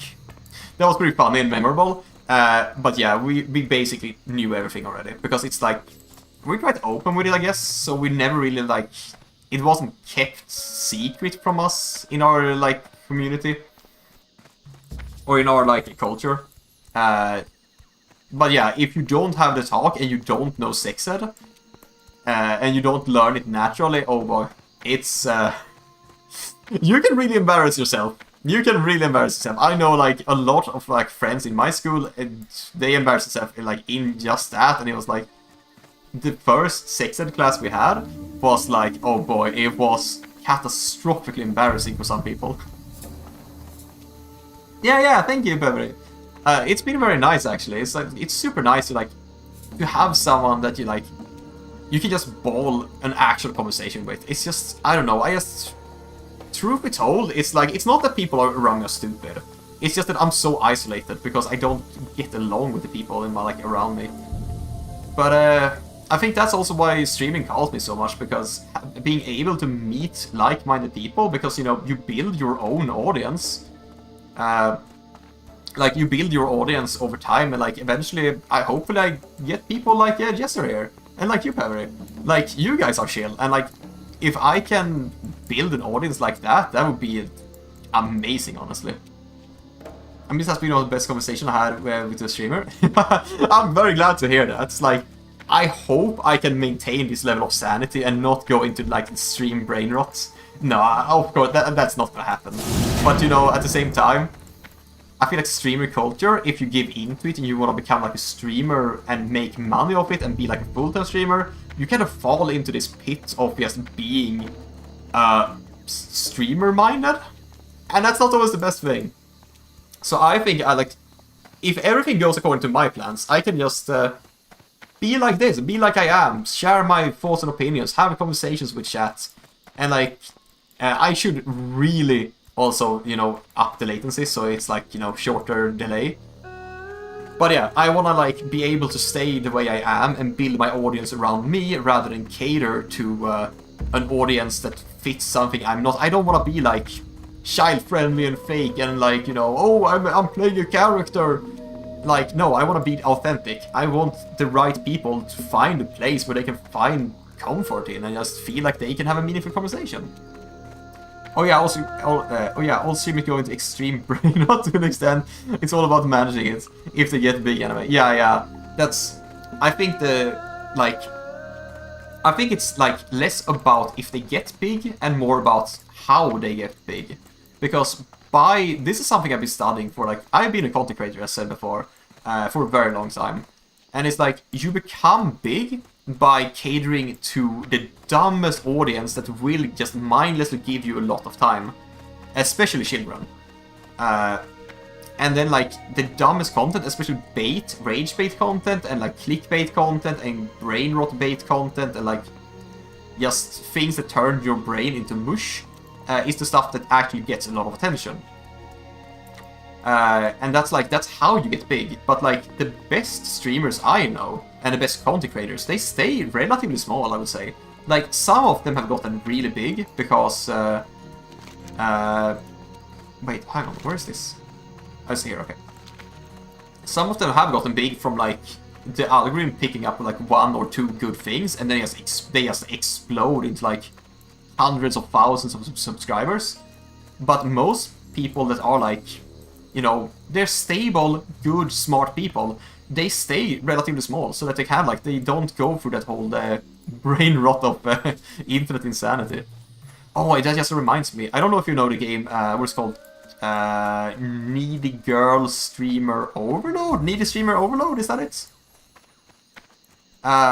It's about, I haven't actually played it myself, but it's about that, you know, internet girl who gets like an overdose of internets. And like she has mental issues. She seeks yeah, you know the one. I think I got the name wrong. Is it Needy Streamer Overload? It must be something like that. Yeah. I've never played it either, but I've seen it. But I was like watching a video like that touched on the topic a few days ago, I think. Oh yeah. That got really big among streamers. I hope I got it right. I don't think I did. But either way, it's like about mental health. That whole thing is about mental health, because the character, that girl, is like seeking validation. Like, she's hypercritical of herself, and she seeks validation through streaming, which makes her super like impressionable by what the internet says and what chat says and whatnot. If I got things right. So I actually call my room. That's this one. Oh, that's so nice, man. Super nice. Now in the summer heat. Oh, nothing really beats having like actual chilliness, coldness in the midst of summer heat. But yeah, need to stream overload. Yeah. Basically, she's hypersensitive to like what chat says to her, and it really exaggerates the actual effects that internet can have on you and internet influence. Like, not just from streaming, but it's a commentary on what internet and outside influence and opinions can do to you. Like, imagine social media. Like, if you post body pictures, for example, on like if you regularly post IRL pics on Instagram. I don't use Instagram, but like, as far as I'm aware, that's like one of the worst cases of like mental health going down the shitter. Because like, people will be ruthless. The internet will like tear you to shreds, and if they don't do it in a mean way, they will do it in a worse, positive way. As I can say now, it's an interesting game. Oh yeah, wait, it's on sale? Maybe I should get it. I don't basically have any money, but if it's on good sale, maybe I could actually get it done. Because it's a good like game. It touches on mental health. And it's like, I really respect the devs do that. And like, as I said, like, I'm a mental health advocate. So like, touching on the effects the internet can have on you, and like, many streamers I have known for like that have been streaming for like 5+ years at least. I don't know, many started after COVID, which is kind of funny for me. It's like so symbolic. But many streamers that I've been knowing also that have been streaming for like 10+ years, maybe even, I wouldn't say 15. I don't think I know many that have streamed 15, because streaming wasn't like a thing, but some have created content before that.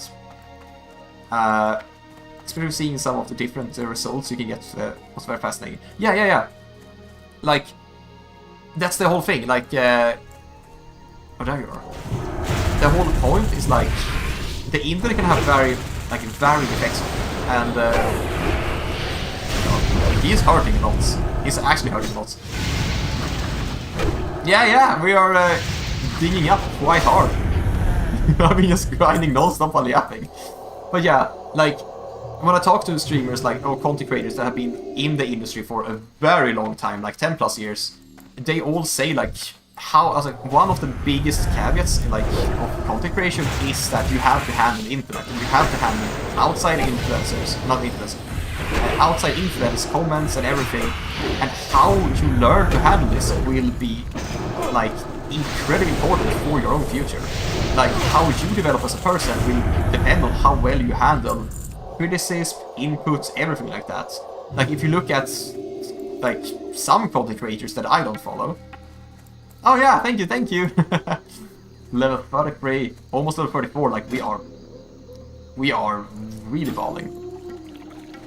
But, yeah, like, how, like, if you look at certain content creators that are, like, long-term, a lot of them go crazy. A lot of them go, like, they go actually crazy. And it's because of the input the internet has on them. Ah, thank you. No, I didn't think right now, it's been a long while. But yeah, like, some people actually go crazy from the internet. Like, do we have any goodies? I don't know the schizo... Like, they are known as, like, schizo content creators. But, do we have any good examples? Dare I say Elon Musk? He's a good example of someone who, like, went insane because of internet harassment and feedback, and, like, it sways people to a certain place. When they get good feedback from one place and bad from another, human psychology kicks in, and you kind of just, you know, levitate towards the place that makes you feel good, and that can lead people down very, very bad places. So that's where a lot of content creators end up, and yeah, that's why it's so important to take care of your mental health and be aware that the internet needs to be handled in a specific way. Otherwise, it's gonna tear you apart. Yeah, that's what best with the group. Yeah. Honestly, to me, it feels like almost having group right now, having chat. It sounds kind of strange, but honestly, like, the best part of having a group is chatting with them. Like, when you have to, like, do long runs, and you have to, like, visit places far away, or just do stupid grinds, just general, just banter, discussions, just comments, just whatever. That's the best part.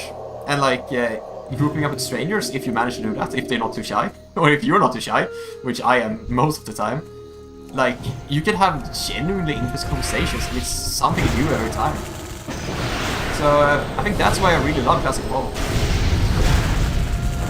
Yeah. It's just, it's so fun, like, and like, when general chat is, like, alive and well, it's just, oh no, that's not good. When general chat is, like, alive and well,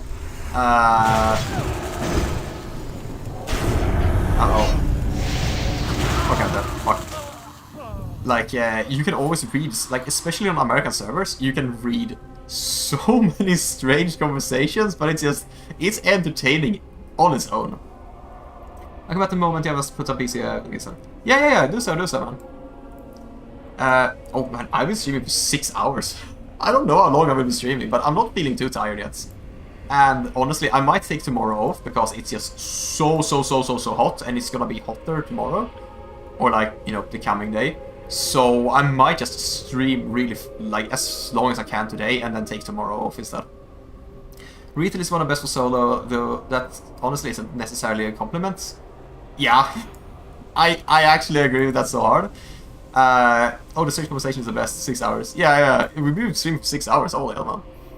Like, I see people stream for like 8 hours, and I just look at them like, wow, that's insane. Like, when I started streaming, I lost my stamina after 1 hour, And then I became brain rotted after 1.5 hours, and then I just quit the stream after 2 hours.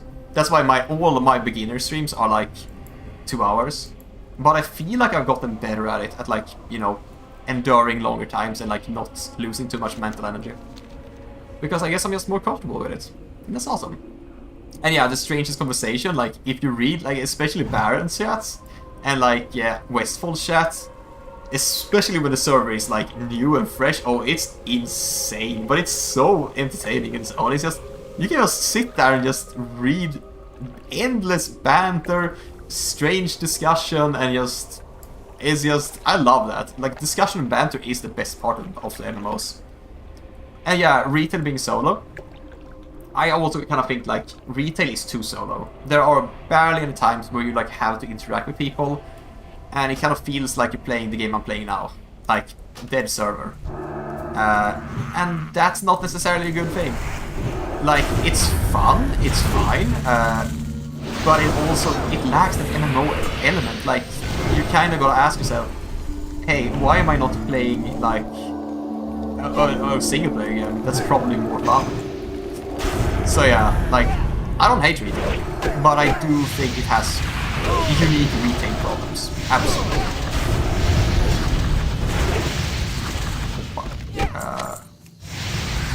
I'm gonna have to heal up. I mean, now die. I'm dead again. I was trying to juggle Seal of Light. That did not go well. I should just have healed. Oh no, my armor. Oh man. But yeah, it's generally it's been like an amazing day. It's been an amazing stream. I'm so happy I actually get to have these conversations. I'm sorry to all the Wood Watchers as well, if I ever have any, that I have to sit through all my yapping, but I mean, if you made it this far, you clearly have something that you enjoy it. But I think it was like, I don't think we need to like bring up discussion again, because I will yap a lot. But I genuinely think it was a great discussion to have. Like, there is so many things wrong with society and with the world, but there is also so much hope, and like, yeah, I really hope so. Like, I mean, yapping is the best part of streamers. I love when streamers yap as well, and like, I try to be like a streamer, like not a streamer. I try to be myself, and I want to be someone I want to like myself and do what I enjoy, and like I want to do what, I want to do what I enjoy, because I feel like that's the best content. So I'm most comfortable with doing what I enjoy, and I enjoy yapping, and I enjoy when streamers yap. So it's like what comes naturally to me, I guess. Welcome back, Bobby. The only streamers. So I'm trying to half keep track of this one, really. Okay, I'm just gonna do this first. Please die. Thank you. Oh, I got the. Oh, the only streamers where it isn't are esports, and the one I am not a fan. Esports ones, and I am not a fan of those ones. Yes, same actually. I don't really watch esports. I say they are interesting to watch occasionally, but it's like that's when you watch for the game. You don't watch for the person. And well, I mean, I just want to be like, I want to do what I enjoy. I enjoy yapping. I enjoy when others yap, so hopefully I find people that enjoy me yapping, and that's gonna be my core audience. Because I don't think I'm ever gonna stop yapping.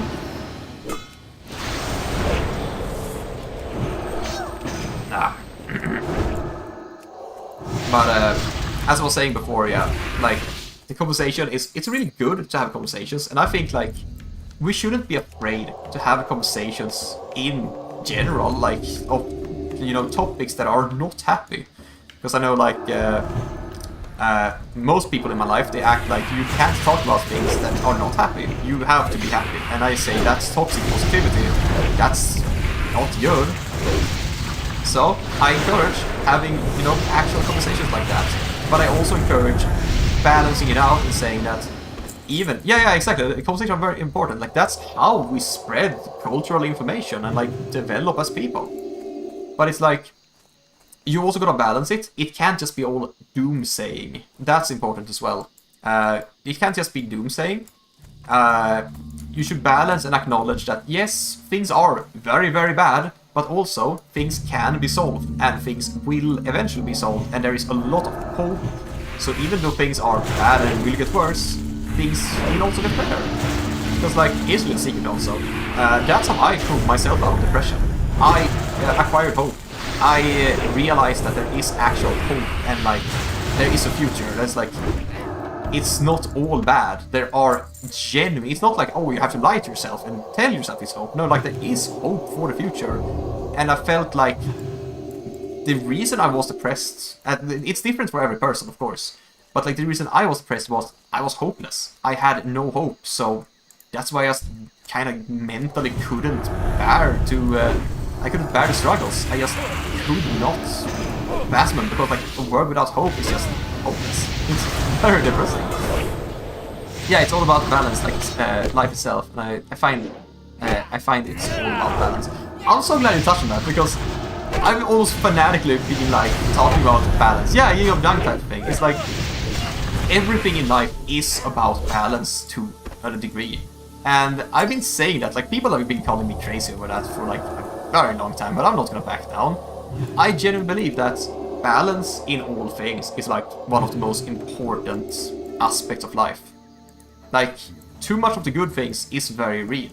But it's like, the issue is, it's not easy or simple to describe or talk about it in a proper manner. It's a complex issue, but it's very real, and, like, if you don't understand it, like many don't do, it's best to just understand that at face value, you gotta, like, have a little bit of everything. Some good, some bad. Even if it doesn't seem like you gain something from it, you need it. Because if you don't have it, like, even if it's just something objectively... even if something objectively bad in your life, it does serve a purpose. And you can, more often than not, actually gain something from having it in your life. Like, for example, if life is hard, you grow strong. It's objectively bad, but the result from enduring it is good.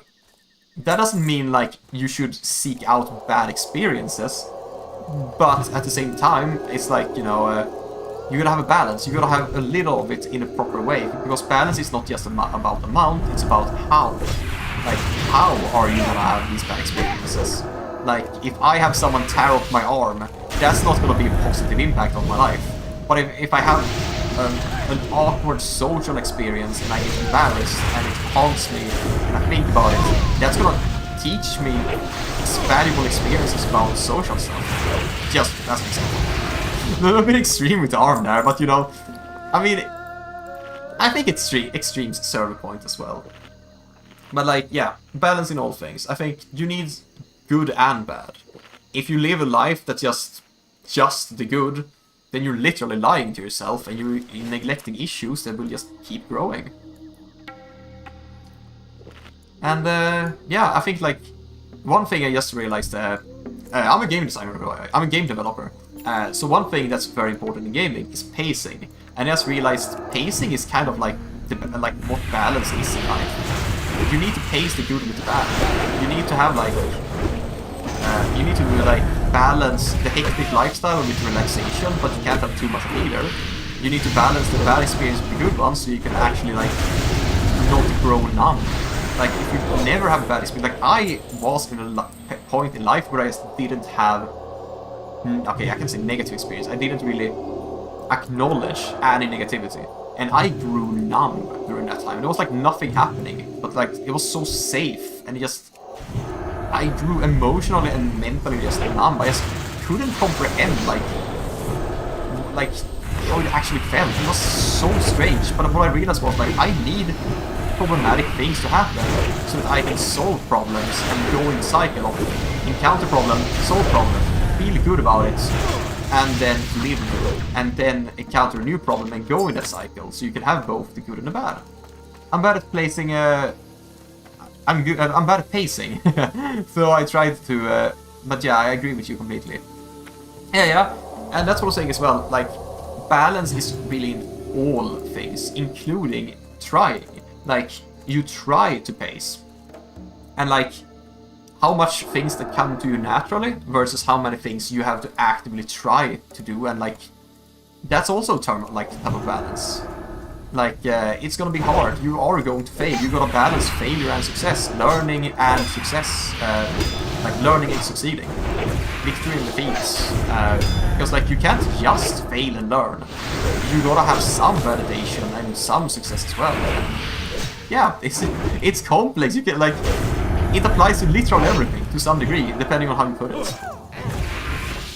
It's very important to pace yourself, and that's something I have been working on improving. Yes, absolutely. It's so important. Like, I think I have personally found my pace that works for me, but that also required me to absolutely disregard everything I've been taught and everyone around me that is trying to teach me, quote-unquote, how to live life, but it's in reality how to live their life. And they don't live good-paced life. So, but even then, like, oh god, this is gonna be hard. How to do that. Even then, like, you gotta balance, like, ignoring outside inputs with, oh god, am I gonna die here? I'm gonna pop a potion. This is so intense, oh no!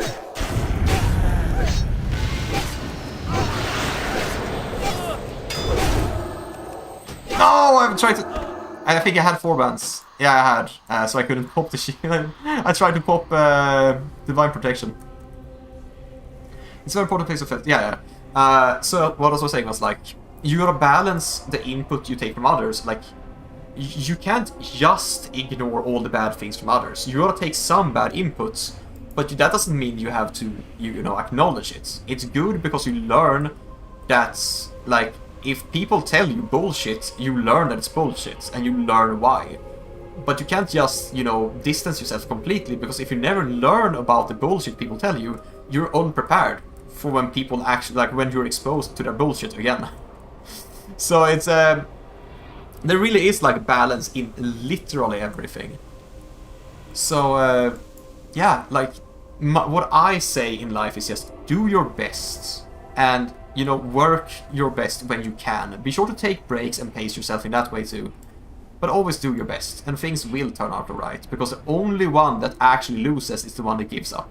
If you stop trying, that's just certain defeat. That just means you have given up, you're not gonna ever move away from the problems. But as long as you're trying, every step, even a failure, is a part of the journey. Like, maybe, like, you can see it like, when you look back at something, maybe you will fail something, like, maybe you'll fail at something 5 times. And that means every time you, like, if you, like, let's say that you know that from now. Okay, now it gets a little bit complicated, like, to explain, but, like, if you look back and if you could see the future, you would know that, it will take me 3 failures before I succeed. That means every failure is a step on the journey and not actually a bad thing, it's progress, as long as you learn from it. Then if you fail and don't learn from it, that's kind of just, you know, useless, but that's another story. Oh, it's very important to take negative feedback and accept the criticisms, but also be able to differentiate the criticisms from just hate. Yes, hate and things that are like, how to say, not just unstructured feedback, but bad feedback. Things that are like, you know, rooted in other people's realities that doesn't really align. But also, like, taking those and, like, take them in, reflect on them, and then make your judgment. That's where the important part lies. But also, yeah, like, on the flip side, criticism is so important. Like, you should always take criticism. If someone told me that you're yapping too much, I would probably just be very quiet for a while. But, like, I do think, like, every time someone criticizes me, I think about it. And on the contrast, the people I like spend a lot of time with, because I have to, family, they kind of see criticism as taboo. Like, you're not allowed to criticize because that's negative. And negativity is not allowed.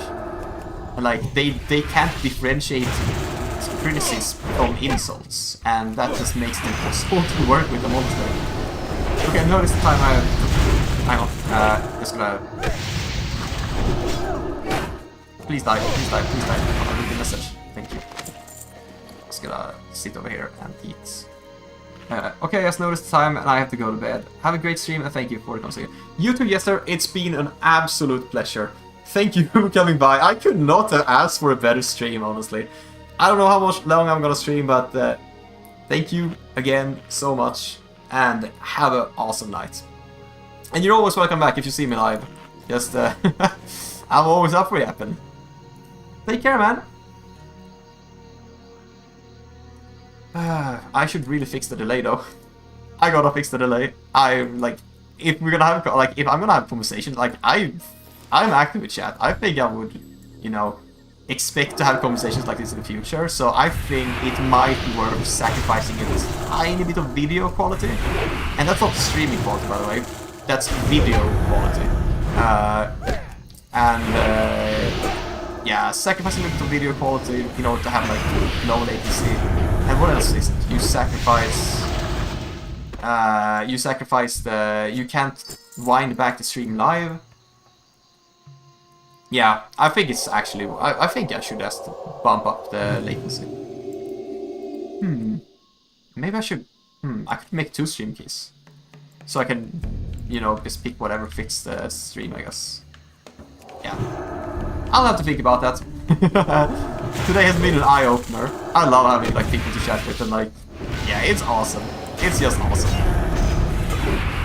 Haven't had a good conversation like this in so freaking long. It's unreal. And like, it's like bottling things up, honestly. Like, when you haven't had a conversation for this long and then you get to have it, oh, it feels, oh. It's like releasing all that pent-up want to just have an intellectual discussion all at once. It's just, oh, it feels so good. It gives me hope as well. The fact that there are like actual intellectual people left in the world. It's very rare. It's not like, I mean, it's rare to see. Like, most people are good people, but it's like, it's so rare to be able to have a conversation like this. And that makes me happy. That genuinely makes me happy. That's one of the things I'm talking about. Like, it gives me hope. It genuinely gives me hope. And hope is something that I would always say is something super important to remain. Yeah, I'm gonna have to pop bubble. No, don't run away! No! But yeah, maybe I'm a bit biased as well towards hope, because literally, like... Oh no, my leg broke. Stop it! No, he didn't even die. Oh my god. He broke all my armor! Anyway, yeah, I might be a bit biased towards hope, because hope was literally the thing that like pulled me out of depression. Because I realized I didn't have any hope for like anything. I was hopeless. So yeah. Carry your hope close, because it will do you well. Like, your mental health and you, like, your very soul, your spirits. How to say, like, not spirit as in, like, ghost, spiritual, whatever. But, like, you as, like, how to say, everything that makes you, what you feel, what you think, and what you are will thank you for maintaining hope. So that's something I will always say, like, keep balance and keep hope. 2 of the most important aspects in life. But right now there's not much hope for me because I have broken armor. Yeah, that's 1, 2, 3, 4 pieces of broken armor. That's a little hopeless almost. Hold up, how many? I don't think I can make the crystals. Oh, that's bad.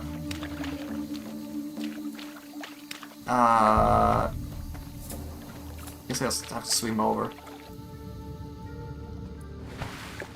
So the question now is... Oh, I don't have that shit.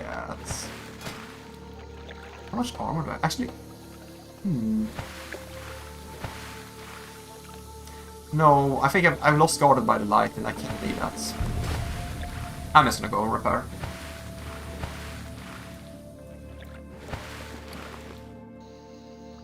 Oh, okay. Anyway, I was saying, yeah.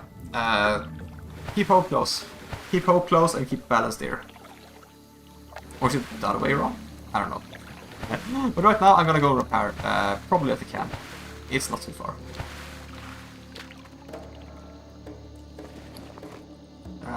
Oh man, when I get level 35, oh, that would be really cool. The belt though, like level 46, that's gonna be a while until I can equip that, but that's a really good belt. I'm actually gonna do that. That's a really, really good belt. Strength and intelligence for like a shotgun. That's gonna be amazing. Uh-oh, that's not amazing though. Psych.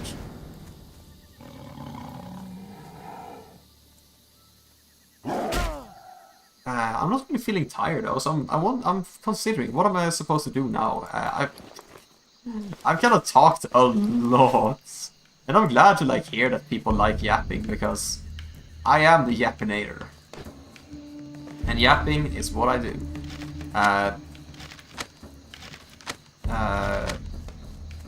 Wait, where's the... It's over here. Okay. Uh-oh. Okay, good. I know, what was I saying? Yeah, I'm glad essentially that I have people that appreciate me yapping. Because I like doing this kind of stuff. Like, I don't know what I'm saying. I actually don't know what I was thinking about anyway. What I was thinking was, okay,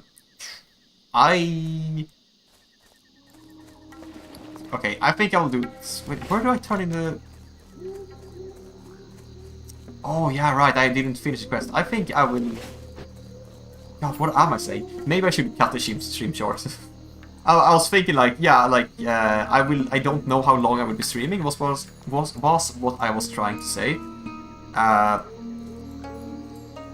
I don't know how long I will be streaming. It's 6 AM. I've been streaming for 6 hours. This might be my longest stream yet. But I don't really feel tired. And I do think I will take tomorrow off. So I do have the leeway to, like, you know, to just stream extra long. As long as I'm not tired. Because I think I went into the second wind. Uh-oh.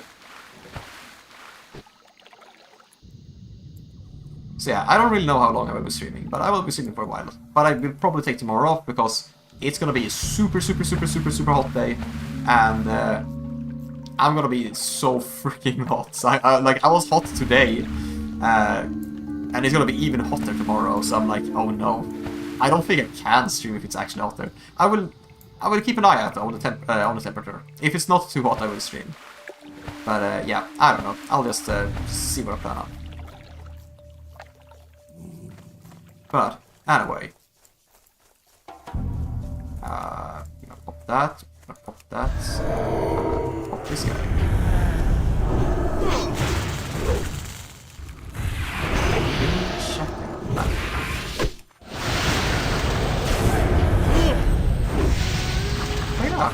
If I can have like streams like this in the future, where I'm just grinding, having people in chat to chat with, I will absolutely be. I'm just thinking, like, if I'm gonna have active shatters, which I, like, thanks to my regulars now, it seems like I'm chatting a lot more than I expected to. So I'm starting to value almost the latency over the, like, video quality. Because, I mean, like, it's not good quality anyway, right? I don't know. I'll have to experiment a bit. But I will be considering it. But like, if I could have streams like this where I'm just chatting with chat while doing like grindy games and whatnot, that's, I think, my ideal. That's my ideal stream. That's when I'm the happiest. To just be able to do stuff like this. And yeah, it's good to be happy. Sounds so fucking mega cheesy and also like, yeah, okay, no shit, bro. But like, genuinely. Okay. I need to put that. To heal. But like, it is good to be happy. Like, you find your happiness and like, know what you enjoy in life and just do things that make you happy. not only, as we talked about balance, like, don't only do things that make you happy, but absolutely do things that make them happy. Because in the end, spirit and morale is gonna carry you really far. I have to get another potion. These guys are crazy.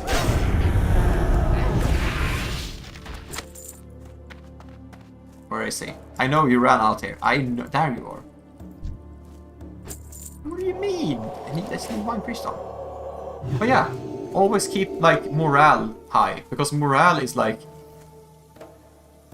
as someone who's been like leading a lot of workplaces, I can say that morale is like the most important thing ever. Like for you, for your mental health, for like your well-being, for productivity, for like how you think about things. Because like if you feel bad and you're low morale, you start to think about things in a different way that's usually negative, and that can just spiral into, you know, into you hit quite low, and maybe you become depressed, and it spirals even further. But like, keep morale high, and you will think high of most things you think about. So always be sure to value your morale. That can be like eating something unhealthy, that like eating a snack and treating yourself to something a little nice. It can be like doing something you enjoy. It can be taking time for yourself. It can be meeting someone you like talking to and meeting, and like it can be anything. Just be sure that you actually feel good about yourself and what you do, because that's gonna be like a deciding factor in most things in life, honestly. Because a happy person is a confident person, and a confident person is someone who isn't afraid of what life has to offer, the good and the bad. Wait, hold on, is that fire shield? That's why I'm taking so much damage, because he's firebombing me with his body. I don't want it. Okay, you gotta give me the gem, right? You had the gem, right? He does have the gem, and we are out of here. Wait, no. I have to return to Booty Bay. I have to run all the way down here again. Nah, fam, nah. You know what we're gonna do? Wait, I'm actually gonna train it. Like, I'm gonna ding, I'm gonna Hearthstone, I'm gonna train, and then I'm gonna turn in the quest, and then we are gonna... I think we're gonna go stream, because I'm starting to feel, my throat is starting to feel... like, now that I've stopped talking so much, and I start to feel like afterwards, it's like, you know, post-workout pain, basically. Post-workout soreness. I'm really starting to feel it in my throat now that I'm talking less. And it does not feel good, it feels like... So, I think we're gonna finish up, and then I'm gonna call the stream. But we streamed for like 6 hours and 40 minutes. I think I'm gonna actually head for 7 hours. It's my first 7-hour stream. Wow, I'm actually becoming an endurance streamer. But yeah, I think that's really good. Sorry, what am I going to say? Yeah, I'm very happy and excited to have the first 7-hour stream. I never thought I would be an endurance streamer. I am also dead. Whoops. Like, I look at people, like, who stream for like 8 hours, and I'm like, how do they do that?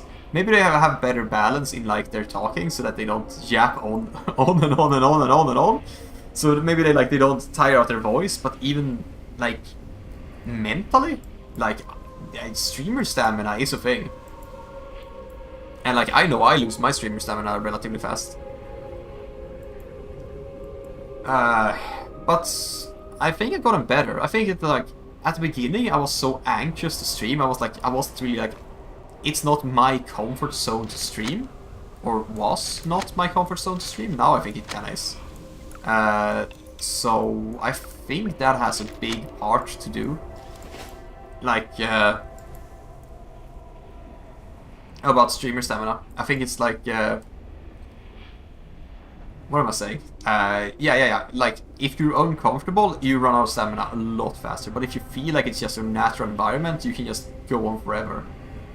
Or like, I usually like game for like 6 to 8 hours. So streaming for 6 to 8 hours shouldn't be impossible.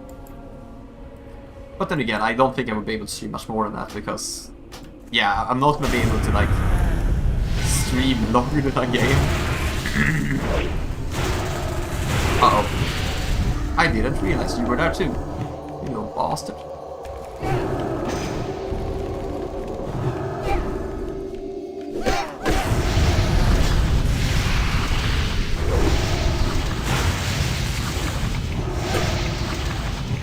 Okay, there we go. Ding, which gives us full health and mana. Let's go, level 34. But yeah, what's to say? Yeah. When you're comfortable streaming, it's like so much easier to actually, why do these hit so hard?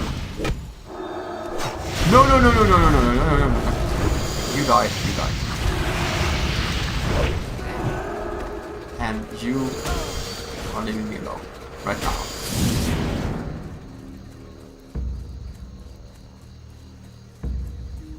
But yeah, what I was saying, or what I was trying to say, like, I kind of lost track. Oh! No. Okay, he clipped me and then just decided to leave me. Thank goodness. He showed mercy. Or he ran out of fuel. Anyway, what I was saying is like stream stamina, yes, when you're comfortable it's a lot easier to stream. When you're not comfortable or when you're not used, it's not being comfortable, it's when you're not used to it. King's honor, friend. That is... I'm actually gonna put these over here. Like, when you're not used to it, that's when... Oh?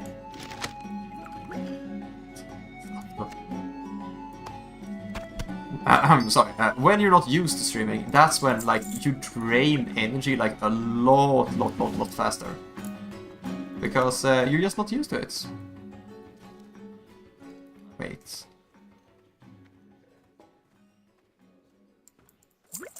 Yeah, let's buy 20 of those. Be careful.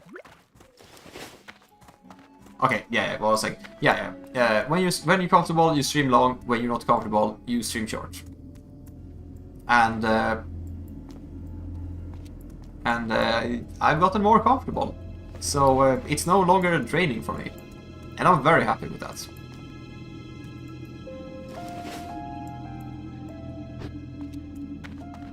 The music in Can I help you? this place is it's so eerie. Have a good one.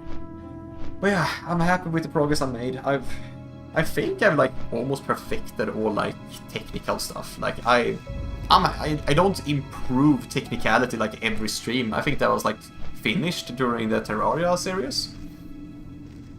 So at this point, once I get my 2.0 model, I think I'm comfortable to call myself like no longer a beginner streamer. Even though I am a beginner streamer, I've just been streaming for less than 2 months. But I'm not a noob. I know my stuff. I know the technicalities. I don't know everything. But, you know, I've reached, essentially, you know, my own little goalpost. So I'm less of a noob streamer and more like a regular streamer. And that makes me happy. Because achieving those goalposts is just... It feels good. It feels good to, like, to reach new milestones. Goblin fishing pole. Okay, he's fucking dynamite. Actually, no, that's a lot of damage. I should probably keep it there.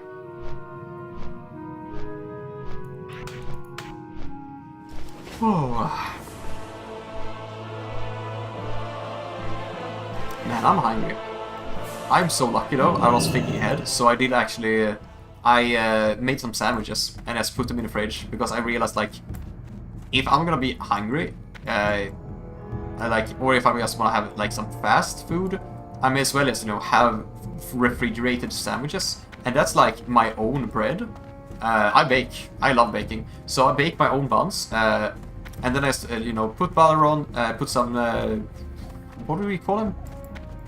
Wurst. It's like medwurst, so it's not like how to say, it's sandwich sausage. It's flat, circular, big sausages, whatever.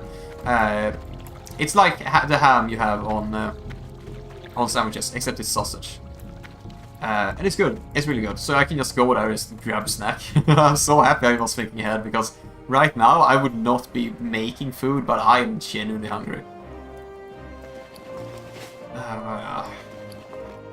But yeah. But yeah. I don't really know what's up for me though in the future now. Like, I'm thinking for the future, like, of streaming, how I'm gonna move forward. I'm not gonna go here, I'm gonna go to Paladin Trainer. Like, I think I'm just gonna, like, continue how I'm doing until I get my work stuff fixed. Ooh, Flash of Light, I actually need that. Blessing Wisdom is genuinely good. Lay on Hands we don't need. Righteous Fury, Frost, Divine Shield. Okay. And Retribution Aura, which we don't use anyway. For the Alliance. Divine Shield, that's like the most iconic spell in the whole game. And we finally have it. Divine Shield. Hell yeah. So now we can attack while we are shielded. That's awesome. Wait, we have Holy Ring. 5.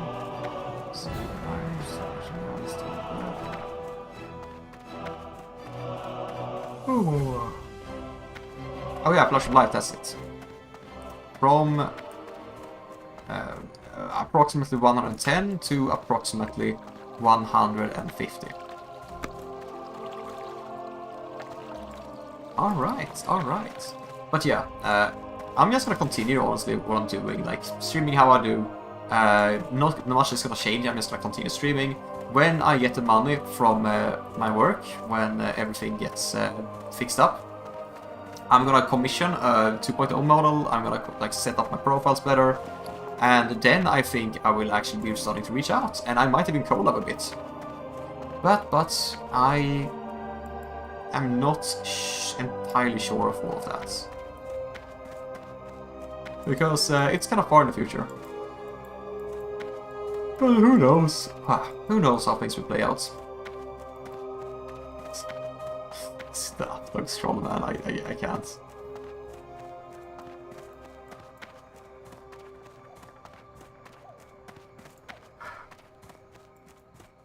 And of course, I'm gonna be playing series and whatnot because I wanna edit down some videos.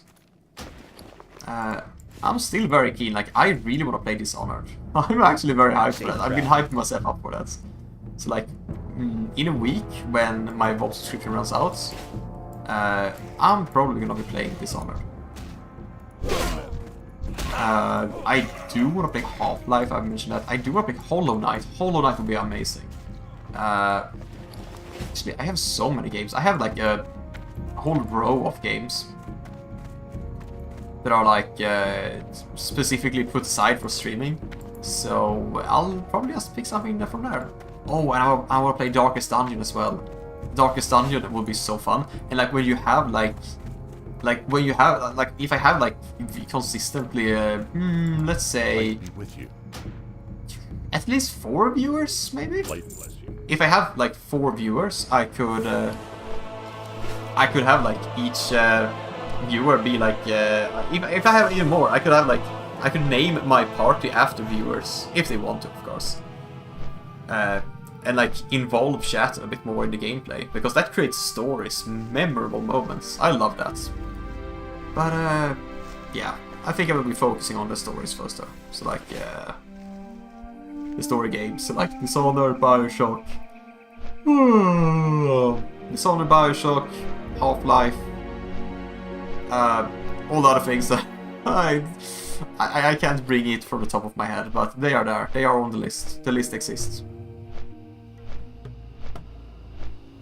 Oh man. Oh yeah, we got a new skill point as well. Yippee!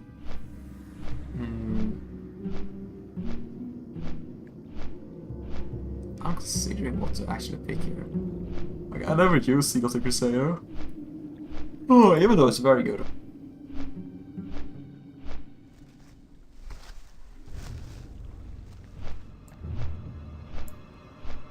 Benediction is also like, it's fine, it's alright, I don't need it though, but like, we're just gonna go for 200 specialization.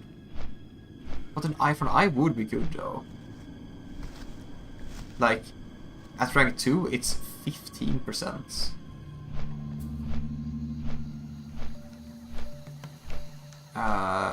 No, it's 13%. I mean, what was I saying? It's 30%. If you take damage, you reflect 30% of the damage if it's spell cost.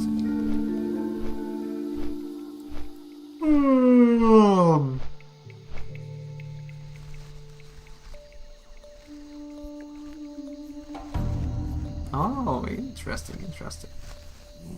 So yeah, next up we're gonna hit 35 and we're gonna start building on Vengeance.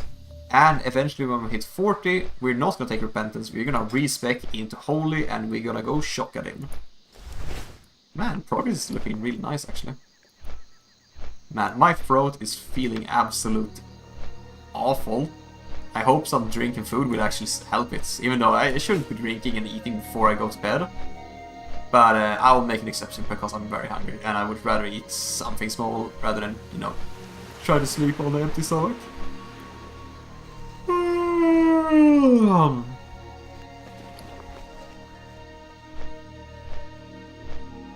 But it's been fun. It's been really fun today, I would say. It's been a great time. Like, I have not had this good of a time in a very long time. And even though it's probably not, you know, the best entertaining streamer content for Woodwatchers. Sorry, Woodwatchers. But I think it's like, it's nice to have like a discussion like this, to involve the viewers and like to make sure that everything's alright. That everyone's involved and that everyone's happy, because like a truly intellectual, meaningful conversation, which is both reflective, both parties give each other information, and it's non-hostile. That's so rare. Like, every time a discussion breaks out on the internet, it's like, it's a dick measuring competition. It's like a pissing contest. It's like, who is the better person? Who is the better? No, like, this is not about that. This was a genuine conversation. And the ones I genuinely like having, because it's not about who's better, it's about we share an issue and we want to talk about it. And that makes me very happy. Because it's so incredibly rare. It's like getting a blue drop. Oh, okay, or drop into the blue. It's because oh my gosh. At least there's a... Okay, yeah.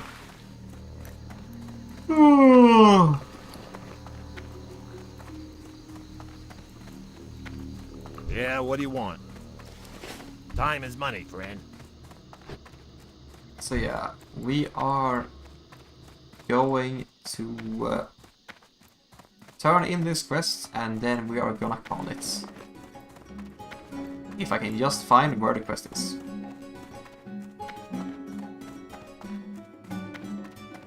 Hello. What's up? Hurry back! Oh, what's this? Agility, intellect, and spirit versus strength and agility. Dude. Strength and agility is good. No, I think I'm gonna keep this for my Shockadin. Like, that's gonna be really good for my Shockadin. But right now, like, 5 agility? But it's so good though. Because it like... I don't know, man. It's 8 less. Yeah, I think I'll keep this though, for now.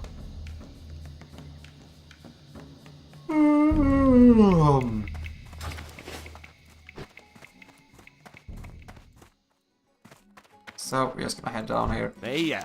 Hi, Innkeeper. Do you have any Real. booze? Yo. Yo. Bottle of Daranor. Hurry back.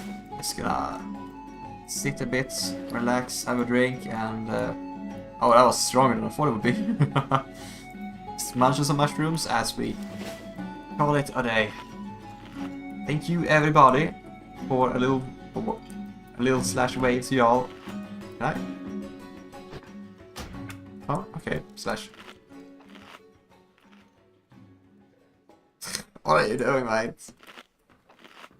I just want to wave at the audience, please. Oh, okay, there we go. A wave to y'all. Thank you for watching today. It's been a pleasure. I don't know if I'm gonna be playing tomorrow. Maybe. Depends on how I'm feeling and depends on the heat.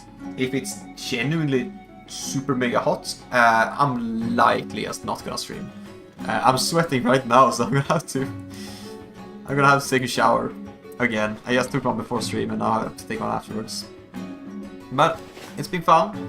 It's been awesome. I am so glad I'm actually building the right kind of audience, and yeah, it's been awesome. Thank you.